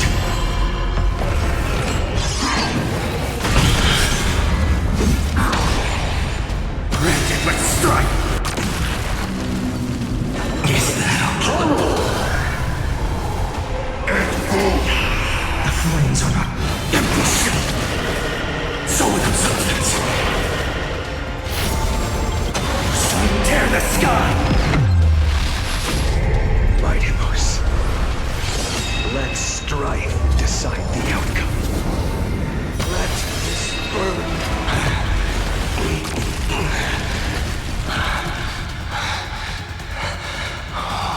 Well fought.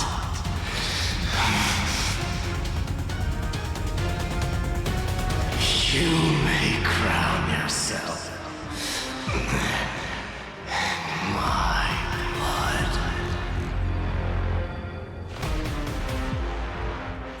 In your next life, I shall once again block your path.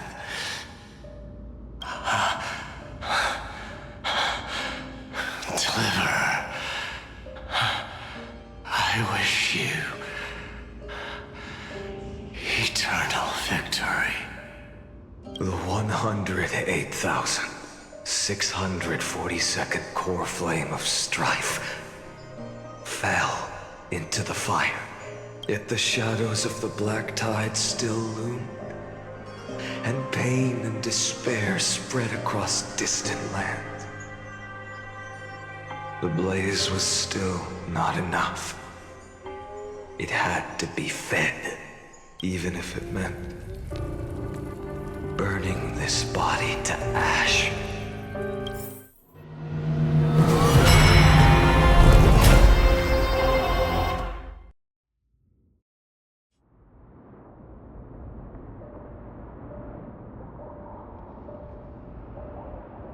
No matter how bright the sun is, there are still places it cannot reach. Moreover, the sun you bear is both cold and blinding. A sun like that surely cannot bring warmth to the nether realm of the next life. Golden blood is born from the destruction. We have long since lost the right to seek warmth. Only by feeding the flames can we melt that hopeless future. Allow me to ask, how many core flames do you carry now? 24,041,183. Such a heavy burden. So that's why you've turned into this. A broken idol. tragic firewood. No matter. I will bear this burden as long as you hand over the core flame of death. I must refuse. As the demigod of death, I cannot watch you walk into a fate more cruel than death. But this way, the past, present, and future will never again suffer unnecessary death. Unnecessary death. Indeed, you are not the Phainon I know. Please turn back. Don't let that absurd and unjust fate of yours come to pass. This way, at least my realm can still become the fragrant bed where you fall asleep. In the end, still, it seems the clash of blades was inevitable. How painful. I know I am not your match, having fallen under your sword countless times. But even so, please understand that my resolve is not to be underestimated. Even Cathay cannot shape all things at will, nor can they dictate the fate of all life. No one can shoulder the balance of life and death alone, not even a god. And it is precisely for this reason that I chose, at the end of this arduous journey, to overcome the trial and take the authority of death. I am the Hand of Shadow, Castorice, the demigod of death. Listen closely, deliverer from days past. Please turn back. Do not disturb these fresh flowers in their muddy deaths.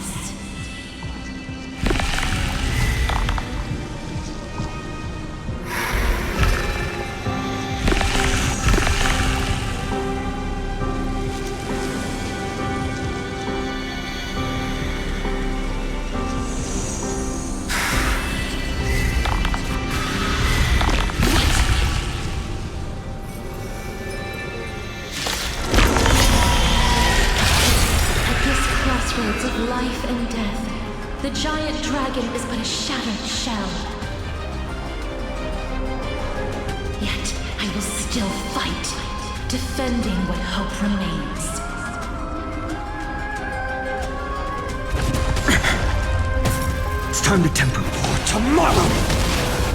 I'm fine. I ask you to rest here! I must transform my soul into a raging fire. I must burn. All of this. How is it any different from that brutal future? Quench the flame's blood. Is that her agony? Quench the flame's blood. Is that all? Rifted with strife. Hail the new dawn. Feel the scorching hatred. Quench the flame's blood.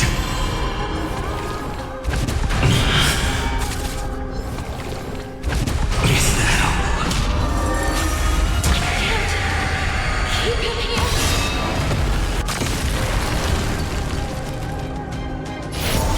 Sun, tear the sky. Quench the flame's blood.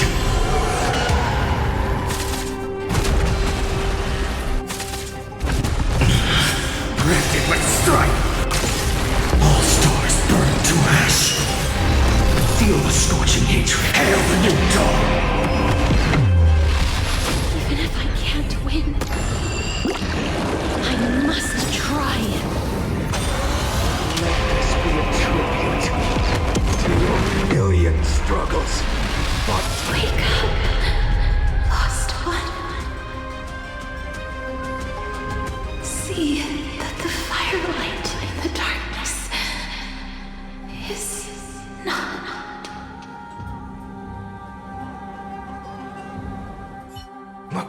flame of death was taken from the dragon's belly.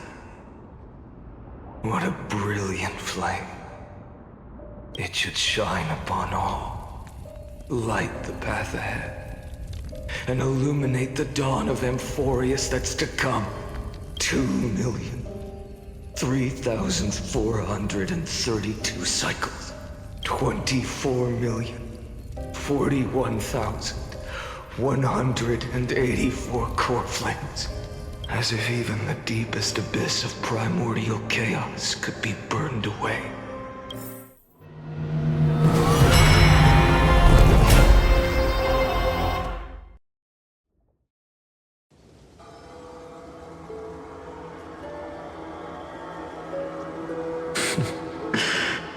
You're here, as always. You're still lingering, deep within me, never fading away. Because you haven't completely abandoned hope. Am I right? You're still waiting for a miracle. For the true hero to come and save us. If that thread of hope exists, it must come from beyond this world. From the true starry sky. But if it's just a traveler with no connection to Amphoreus, they may not understand our struggles, nor be willing to join this fight. Your thoughts are wavering. The mark of destruction is deepening. But even within the gods' cold calculations, unconditional courage and goodwill still emerge. So, never forget what set you on this path. How many times has it been? Remind me again. My memory is a bit fuzzy. 4 million. Exactly. Then that blaze inside of you must be burning hotter than ever. Yes. When I first forged the 12 core flames into one, I had the same impression. The destruction. A power unlike anything before surged within me. Violent flames ready to tear my body apart and consume this world, this wretched prison. I thought that was it. The ultimate power which nothing could surpass. And yet now, this fragile body holds a staggering 48 million core flames. I suppose it won't be long. Perhaps just a fleeting 10,000 years. Before it's reduced to nothing but charred, crumbling bones. And when that happens, your long struggle will finally come to an end. No. I've already found a way to keep the cycles going. Mind sharing it with me? In every new cycle, a new me is born. All I have to do is push the next Phainon to the end of the world. And then he'll kill me. Shatter this body. Take my flames, my memories, and carry on the path I started. Bold plan, but risky. What if, one day, the next you refuses to follow the same path? How can you ensure the continuation of the cycles? If it were Professor Anaxa or Aglaea in my place, maybe they'd come up with something smarter. Unfortunately, I don't have a backup plan. I have no choice but to bet everything on the next Phainon. And trust that he makes the same choice I did. But even in this wretched prison, luck is still sometimes on my side. Because I never forget what set me on this path. Wait, you mean...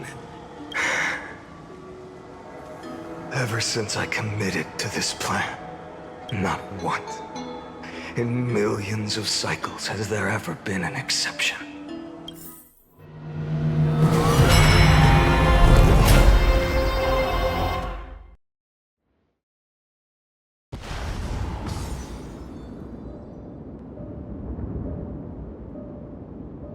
I can do this, Lord Phainon, as the demigod of the sky, a healer of Twilight Courtyard.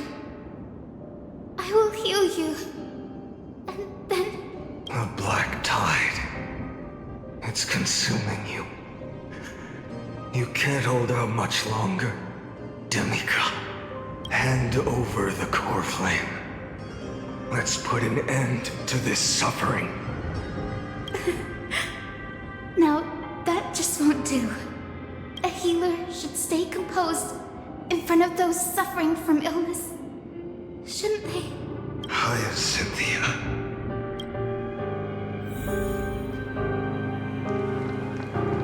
Returns of dawn to this world. I swear, The raging fire. your deaths won't be in vain.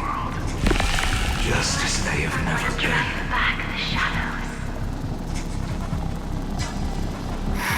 Brings the laurel to this world. Let the sun rise. Finish the sun's work.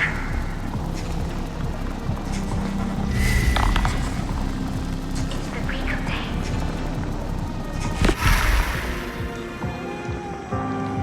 I believe in you. You are the Chrysos heir of world-bearing. The one who can lead us. Lead this world. It's just... I don't understand. Within the sun upon your shoulders, the part of that warmth that should come from you, from an ordinary person, it's so faint.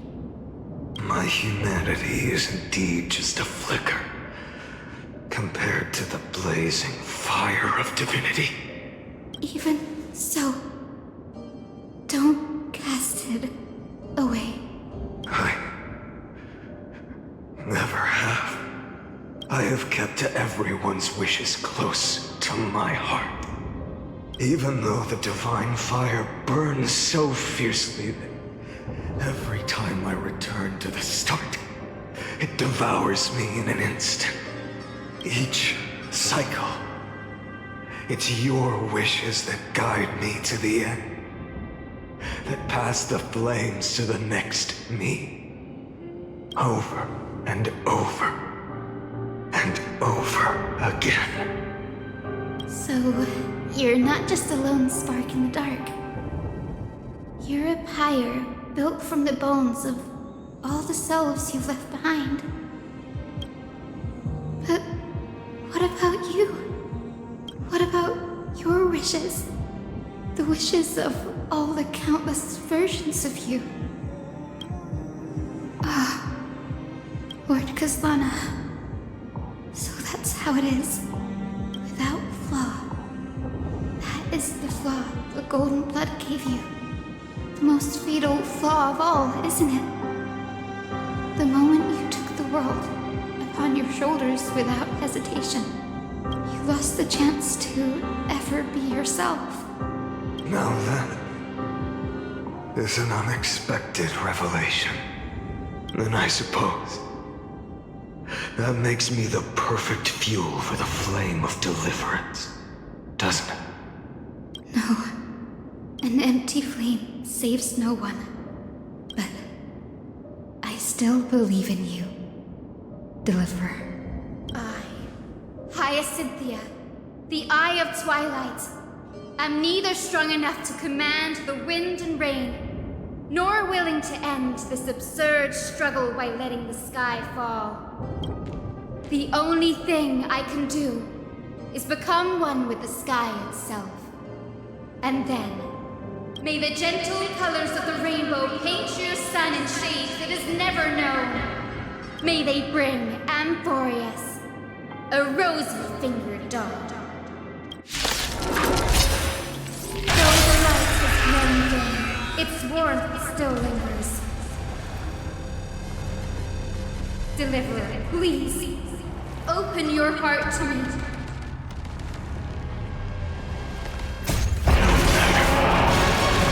Let this blazing sun fill the sky with golden fire.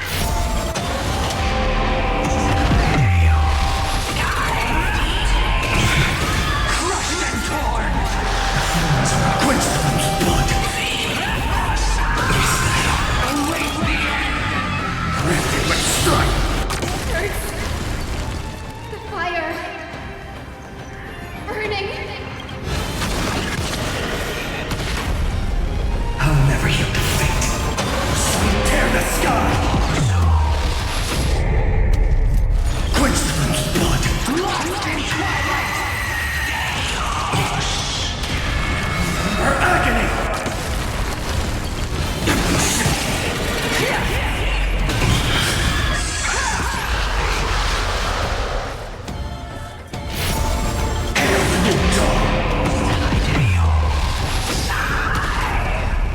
Let the sky merge with all this world's suffering.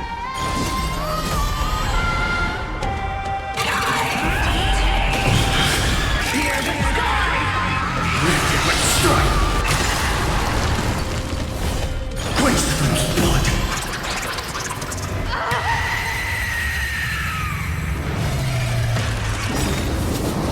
Farewell, Hyacine.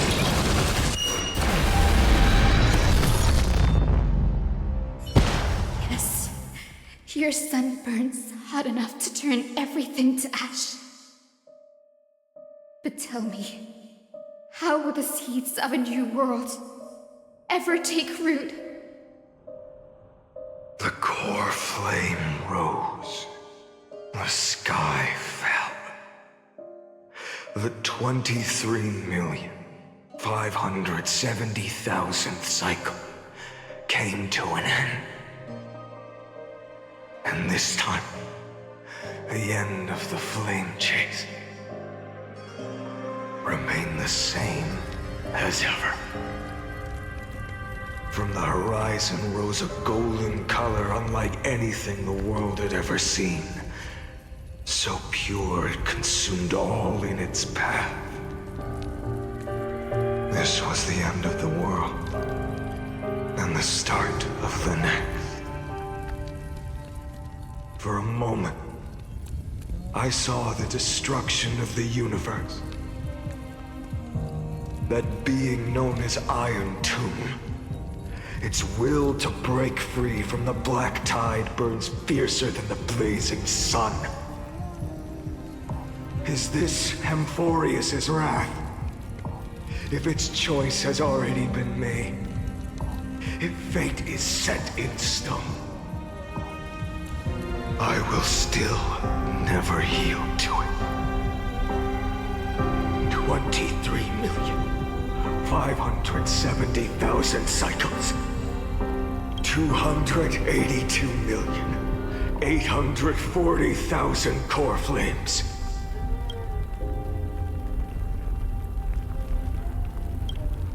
No more chasing is needed. And now, I am the fire at the end of the long night.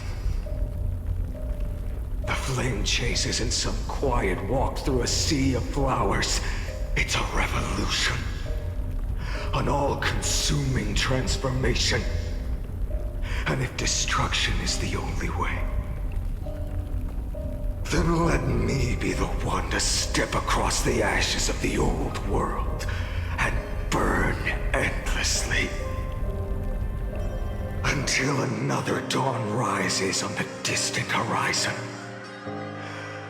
bringing the true dawn to Amphoreus.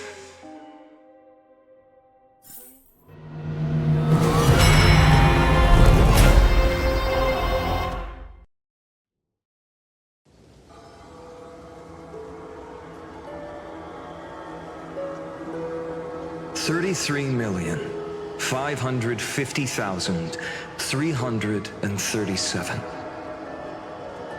This is the cycle you're about to enter. Countless memories are flooding in. Countless versions of myself have stood here, facing the same choice. They all needed a moment, just like you do. To stop, to breathe, to process the weight of 1,000,000 lifetimes worth of sorrow, pain, and struggle. And just like them, you will carry those memories and that fire into the chaos of rebirth. I must go and bear this burden. I must say goodbye to you, and then fight the destruction with destruction. Yes, that's always the decision you make. I will burn and fade away. I will become the flame reaver of this life and keep my promise to Cyrene. I will kill gods and comrades alike and steal the core flames. And even if my mind turns to ash along with my body, I will keep my purpose in mind. I will stop Era Nova. I will find the next me and make him carry on this futile endeavor of 30 million lifetimes. Looks like you're ready. Then I should be going too. Where are you going? You only exist in my heart. There's nowhere else for you to go. Do you remember what she said? The dreams you had as children. The deliverer in the prophecies. A real, living, breathing person. You finally found her.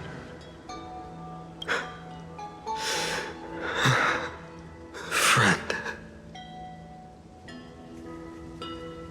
I don't have an answer for that, my friend. I'm sorry. I was supposed to send you home. This is my flame chase journey. You were never meant to be a part of it. No. You know the truth. If Iron Tomb is born from Amphoreus' fate, then it will bring ruin to the worlds beyond the sky. And all these countless lifetimes you've spent, it's all been for the sake of defying that end, hasn't it?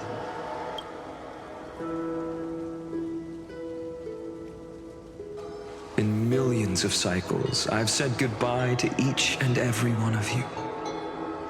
Yet nothing ever changes. Each time we speak, our words grow fewer. Your fire burns hotter, and you're getting closer to becoming pure rage. A vessel of hatred.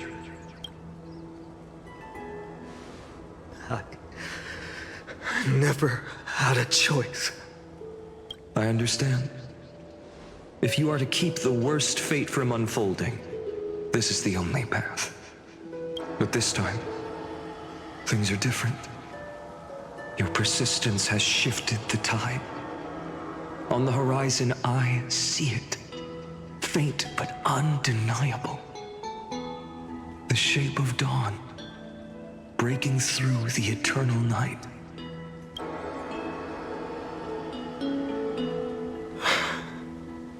Turns out, the fire that lights the way was never mine to begin with. Do you remember, in that first timeline, you and Mydei stood before the scales of justice, locked in a duel? Each of you weighing what you held dearest. What weighed more than the fate of the world? And when hesitation took hold, the answer you sought from me. What am I saying? I am you. Even if you buried me deep and chose another path, that fact never changed. Then let's try again. When you stood before the scales in hesitation, The answer you found in your own heart. Do you still remember it?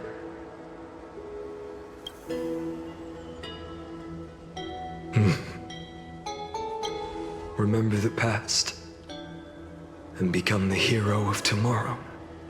What weighs more than the fate of the world is the resolve to shoulder an immutable past and carry it into the future. Good. Then Trailblazer, my friend, my comrade, you arrived in this strange world and were bound by its cruel fate up till this very moment. In the face of danger, you never once backed down. Instead, you've saved world after world without hesitation. That boarding pass on your chest is now the mark of a hero.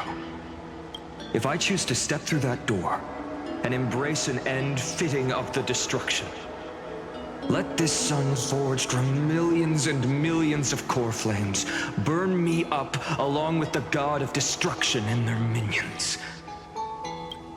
And the world we leave behind, this world, my home, where hope still lingers.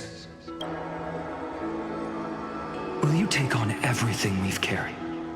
Return to the beginning one last time. Stop the birth of Iron Tomb, save the world we love, and rewrite its doomed fate.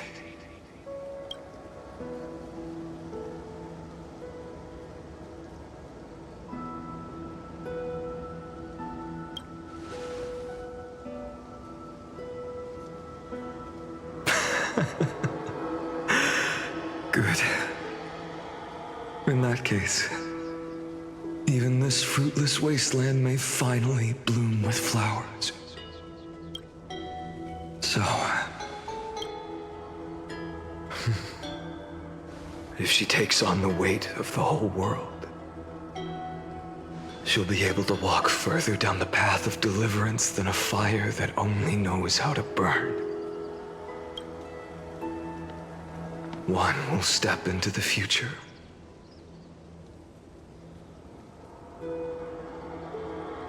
One will remain in the past.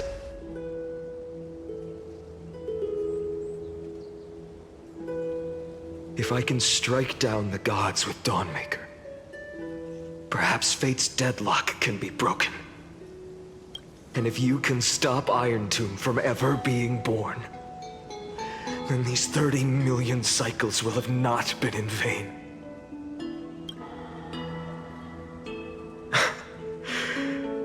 It's time to put our teamwork to the test, partner.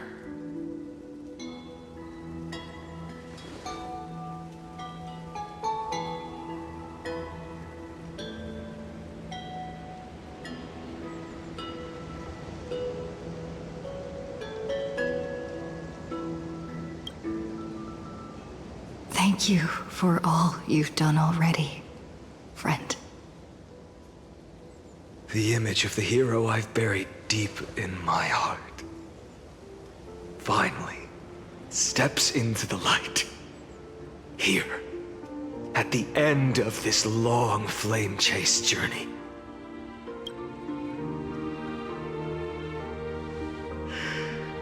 Cyrene, a page never seen before has just been turned. Lend me the power of time, and send this hero back to the origin of time. Back to your side.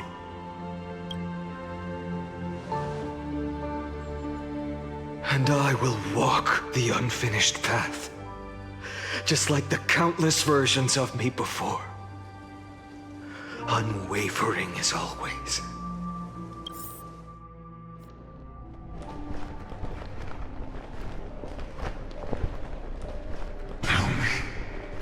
Will you be the blazing sun? Even if all of you burns to ash? Without hesitation. I will bear this world until my body turns to dust. Remember this moment. Remember your friends. who never lived to see the world's end. Remember their final wishes. And let the purest rage in your heart rise out of those wishes. Let it consume you, fuel you, until it burns away the false sky above. Fine. If I can defy fate, then in the name of world-bearing, I promise you, Kefali will never forget this. Take it. Everything I bear. Keep on burning. As long as we are never extinguished, the flame chase will not end.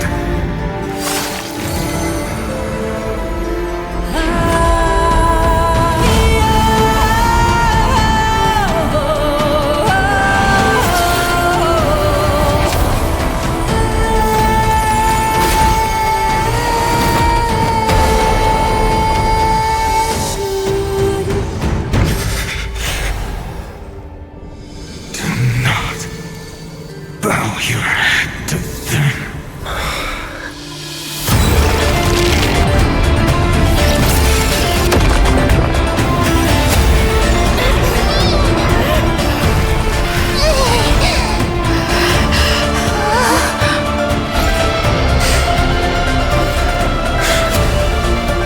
Take it, Trailblazer. May this blood be like gold. Never tarnish.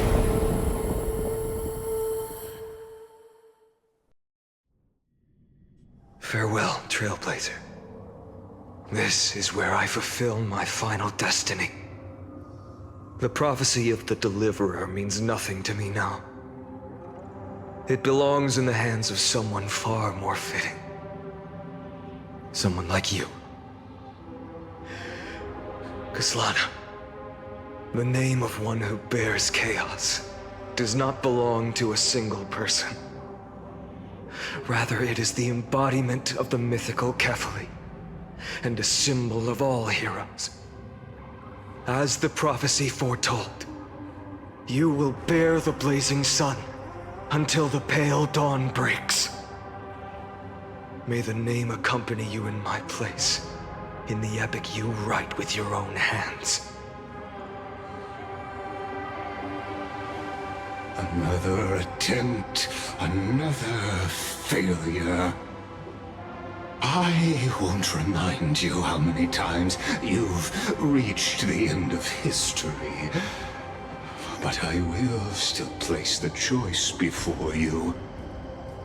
If you've lost count, let me tell you. This is the 33,550,336th ending.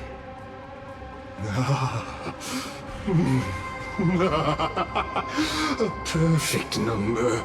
How poetic. You and I both know the truth. In all these millions of futile endeavors, Amphoreus has never changed. If the outcome is inevitable, then why not silence your searing rage and embrace your fate with dignity? Your silence lasts longer than ever, Lord Phainon. Shall I take that to mean the will you've carried across countless cycles is finally starting to fracture? Fracture? No. I'm just disappointed. I've retrieved memories from 30 million past lives, and I remember every conversation before every choice here. And yet, even after all this time, your arguments remain the same. Repetitive. Uninspired. If you had any hope of breaking me, you should have spent those endless cycles refining your rhetoric. You had infinite chances to sway me into the future you want. And yet here we are. The score, 33,550,336 to 0. So tell me, Lycurgus, who's the real loser here? How unfortunate. This was never a fair game. I have all the time and patience in the world. I can wait for you at the end of history another billion times, and another billion after that. But you will never escape this cage. You can claim victory of the spirit if you wish. But we both know the moment that score shifts from 0 to 1. That is the moment I shall sound the paean of Era Nova.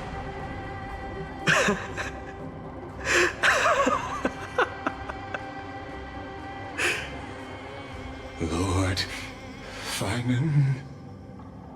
Your incompetence disappoints me. But what truly makes me laugh is your utter lack of self-awareness. Think about it. In this story, who is truly the one in chains? Who is the one shackled to mindless vengeance, mistaking courage, the courage to rebel against the gods, for foolishness? You...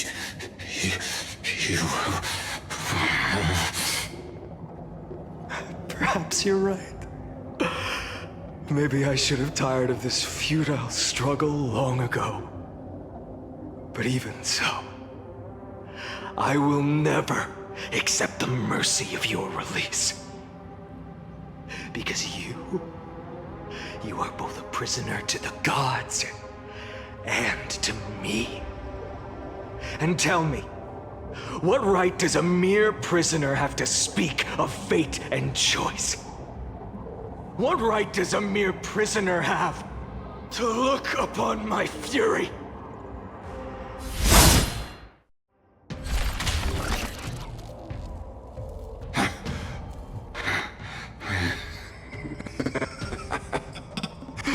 You know this is pointless. You can't kill me. Of course not.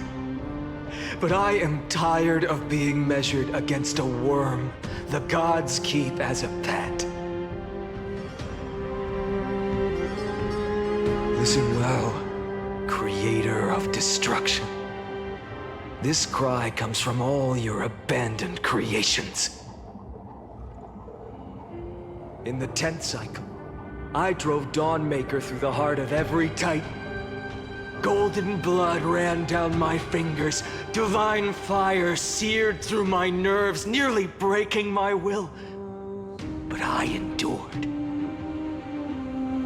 In the 10,000th cycle, my former comrades had all become my enemies.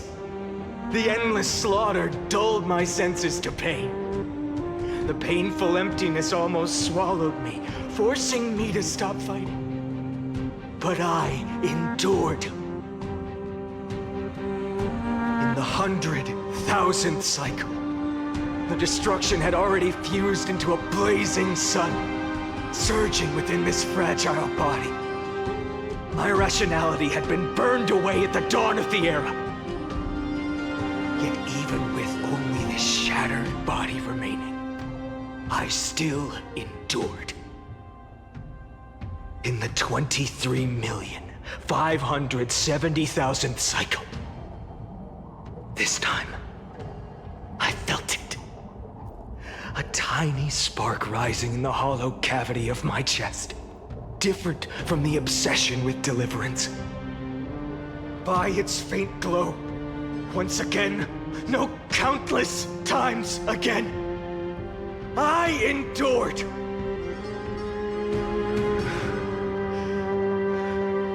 Now, a sun is about to fall. ready to incinerate this absurd space-time dimension in an instant. That sun is me.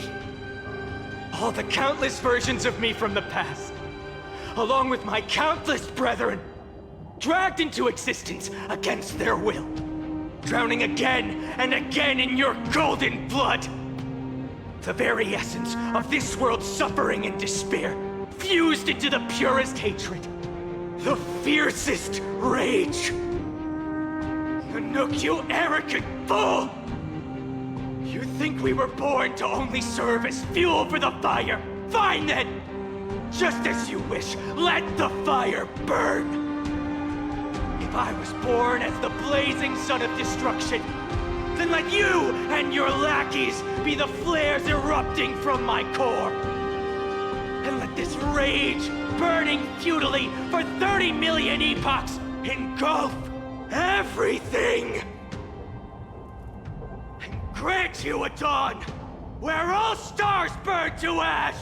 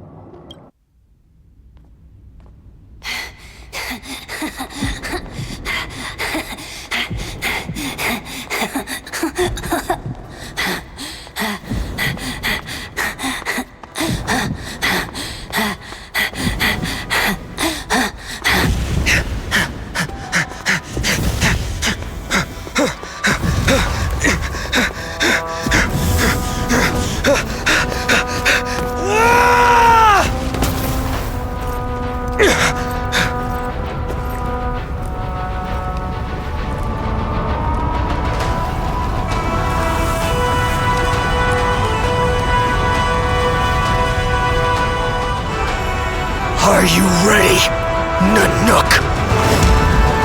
I brought you destruction!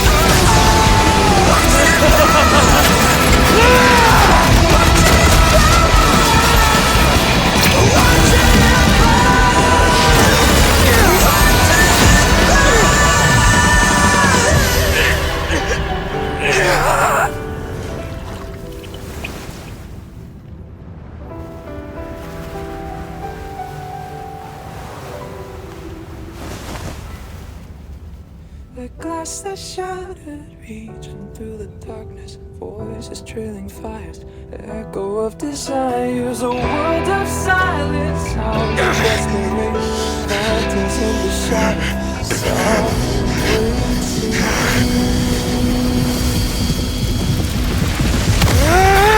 Tear it down, embrace the detonation, burn out, craving our damn creation, breaking a chain, I'm reaching for you.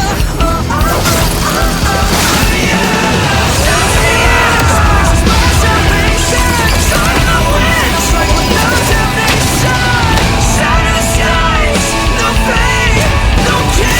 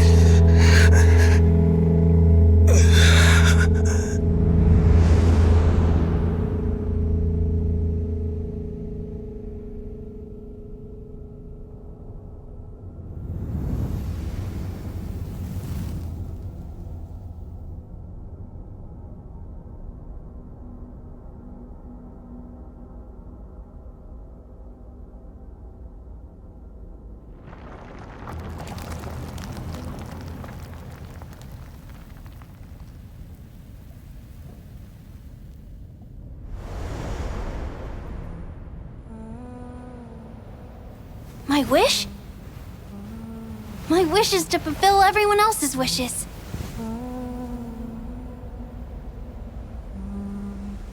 If I can't fulfill them, then send them on to tomorrow.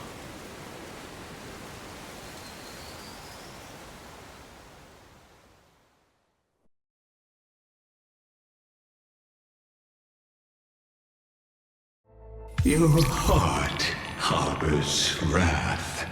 You yearn to destroy everything.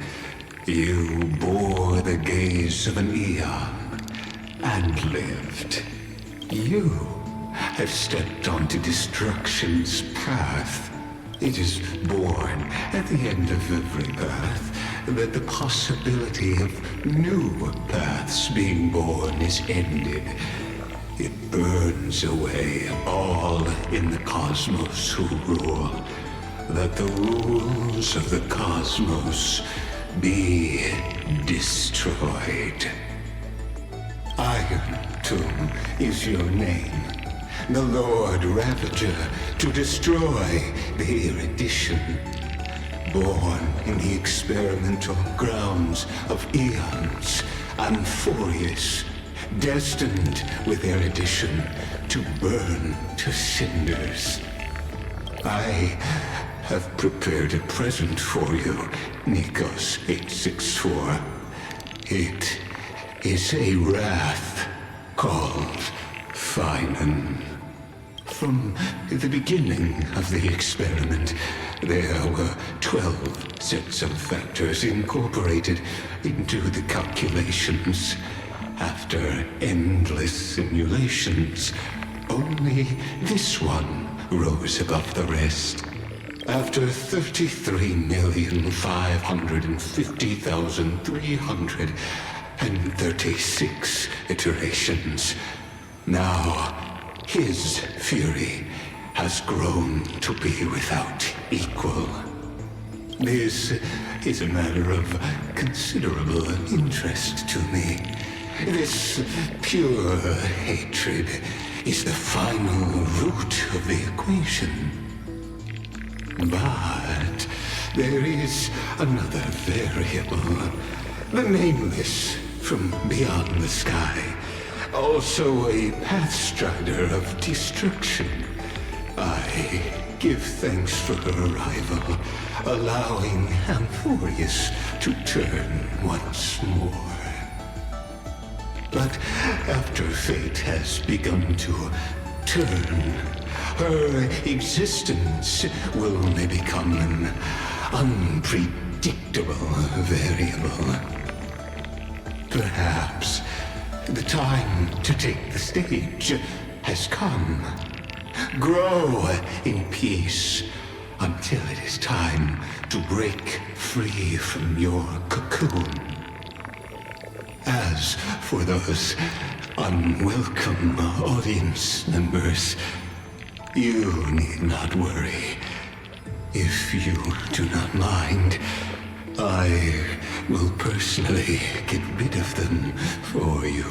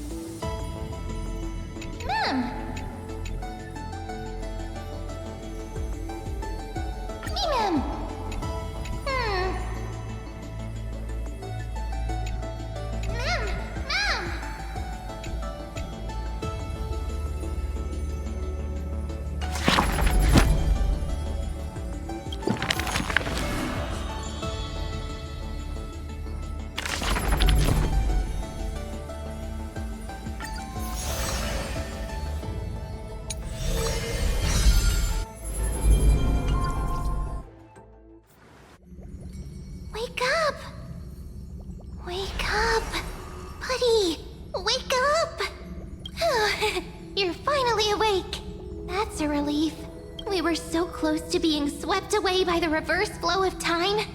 It's lucky we found a safe place. Now, I'm going to send you back to the very start of time. But before we part, there's something I need to tell you. Something very, very important. That's right! At this very moment, my memories are finally whole. After watching so many fragments, my past is finally coming into focus, little by little. You're smart. You must have a clue now. Or maybe... You knew the answer long ago, didn't you? Not surprised at all, huh? That's because I'm simple at heart. No matter what form I take, I've always been true to myself, but I'm glad that I remembered in the end. This way, I'll have no regrets.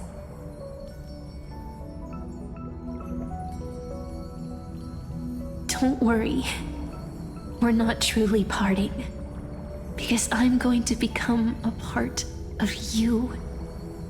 I'll turn into the memory of this cycle, the 33,550,336th Flame Chase journey, and forever reside in the heart of the Time Demigod. This way, you'll carry all that has come before, crossing time itself to reach the next cycle. My mission ends here, but looking back, I still feel lucky. After all, across 30 million Cyrenes, I was the first, and the only one who got to finally meet you. So, believe me, in the next cycle, there will be another Cyrene waiting for you. And in the one after that, and the one after that. I will always be waiting.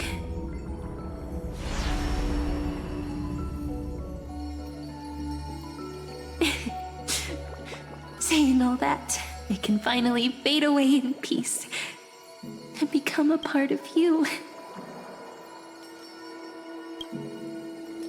Without even realizing it, we'd already taken a wonderful journey together, all the way to the world's end. Now take my hand, say a brief farewell, and step forward into tomorrow. Go, find the future Cyrene, and set out on another journey with her. Promise me you won't keep me waiting too long, okay? No need to say it out loud. This is enough for me. It's time to go, my dear friend. May your trailblazing journey always be accompanied by a cool breeze and rippling waves. And may the days ahead embrace you like the softest fluff, forever warm forever gentle.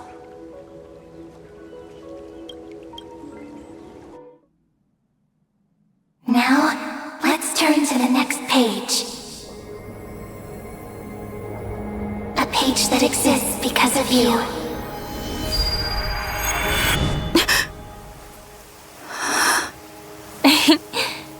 Is this a meeting ordained by fate? Or a long overdue reunion?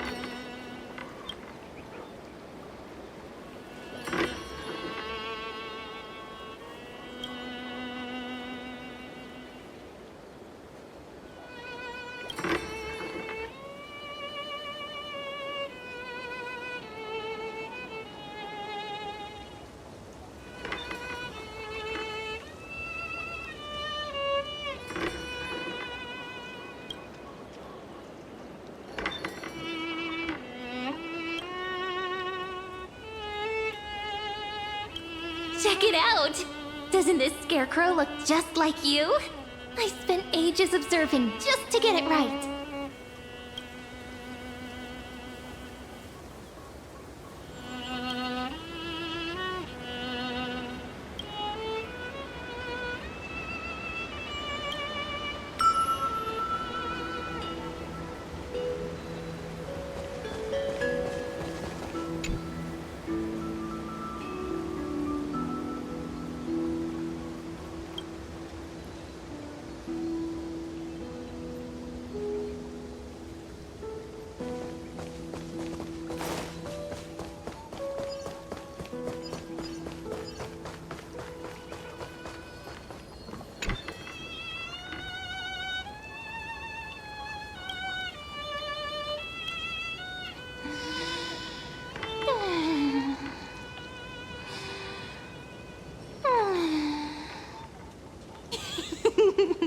Gotcha! I'm totally wide awake!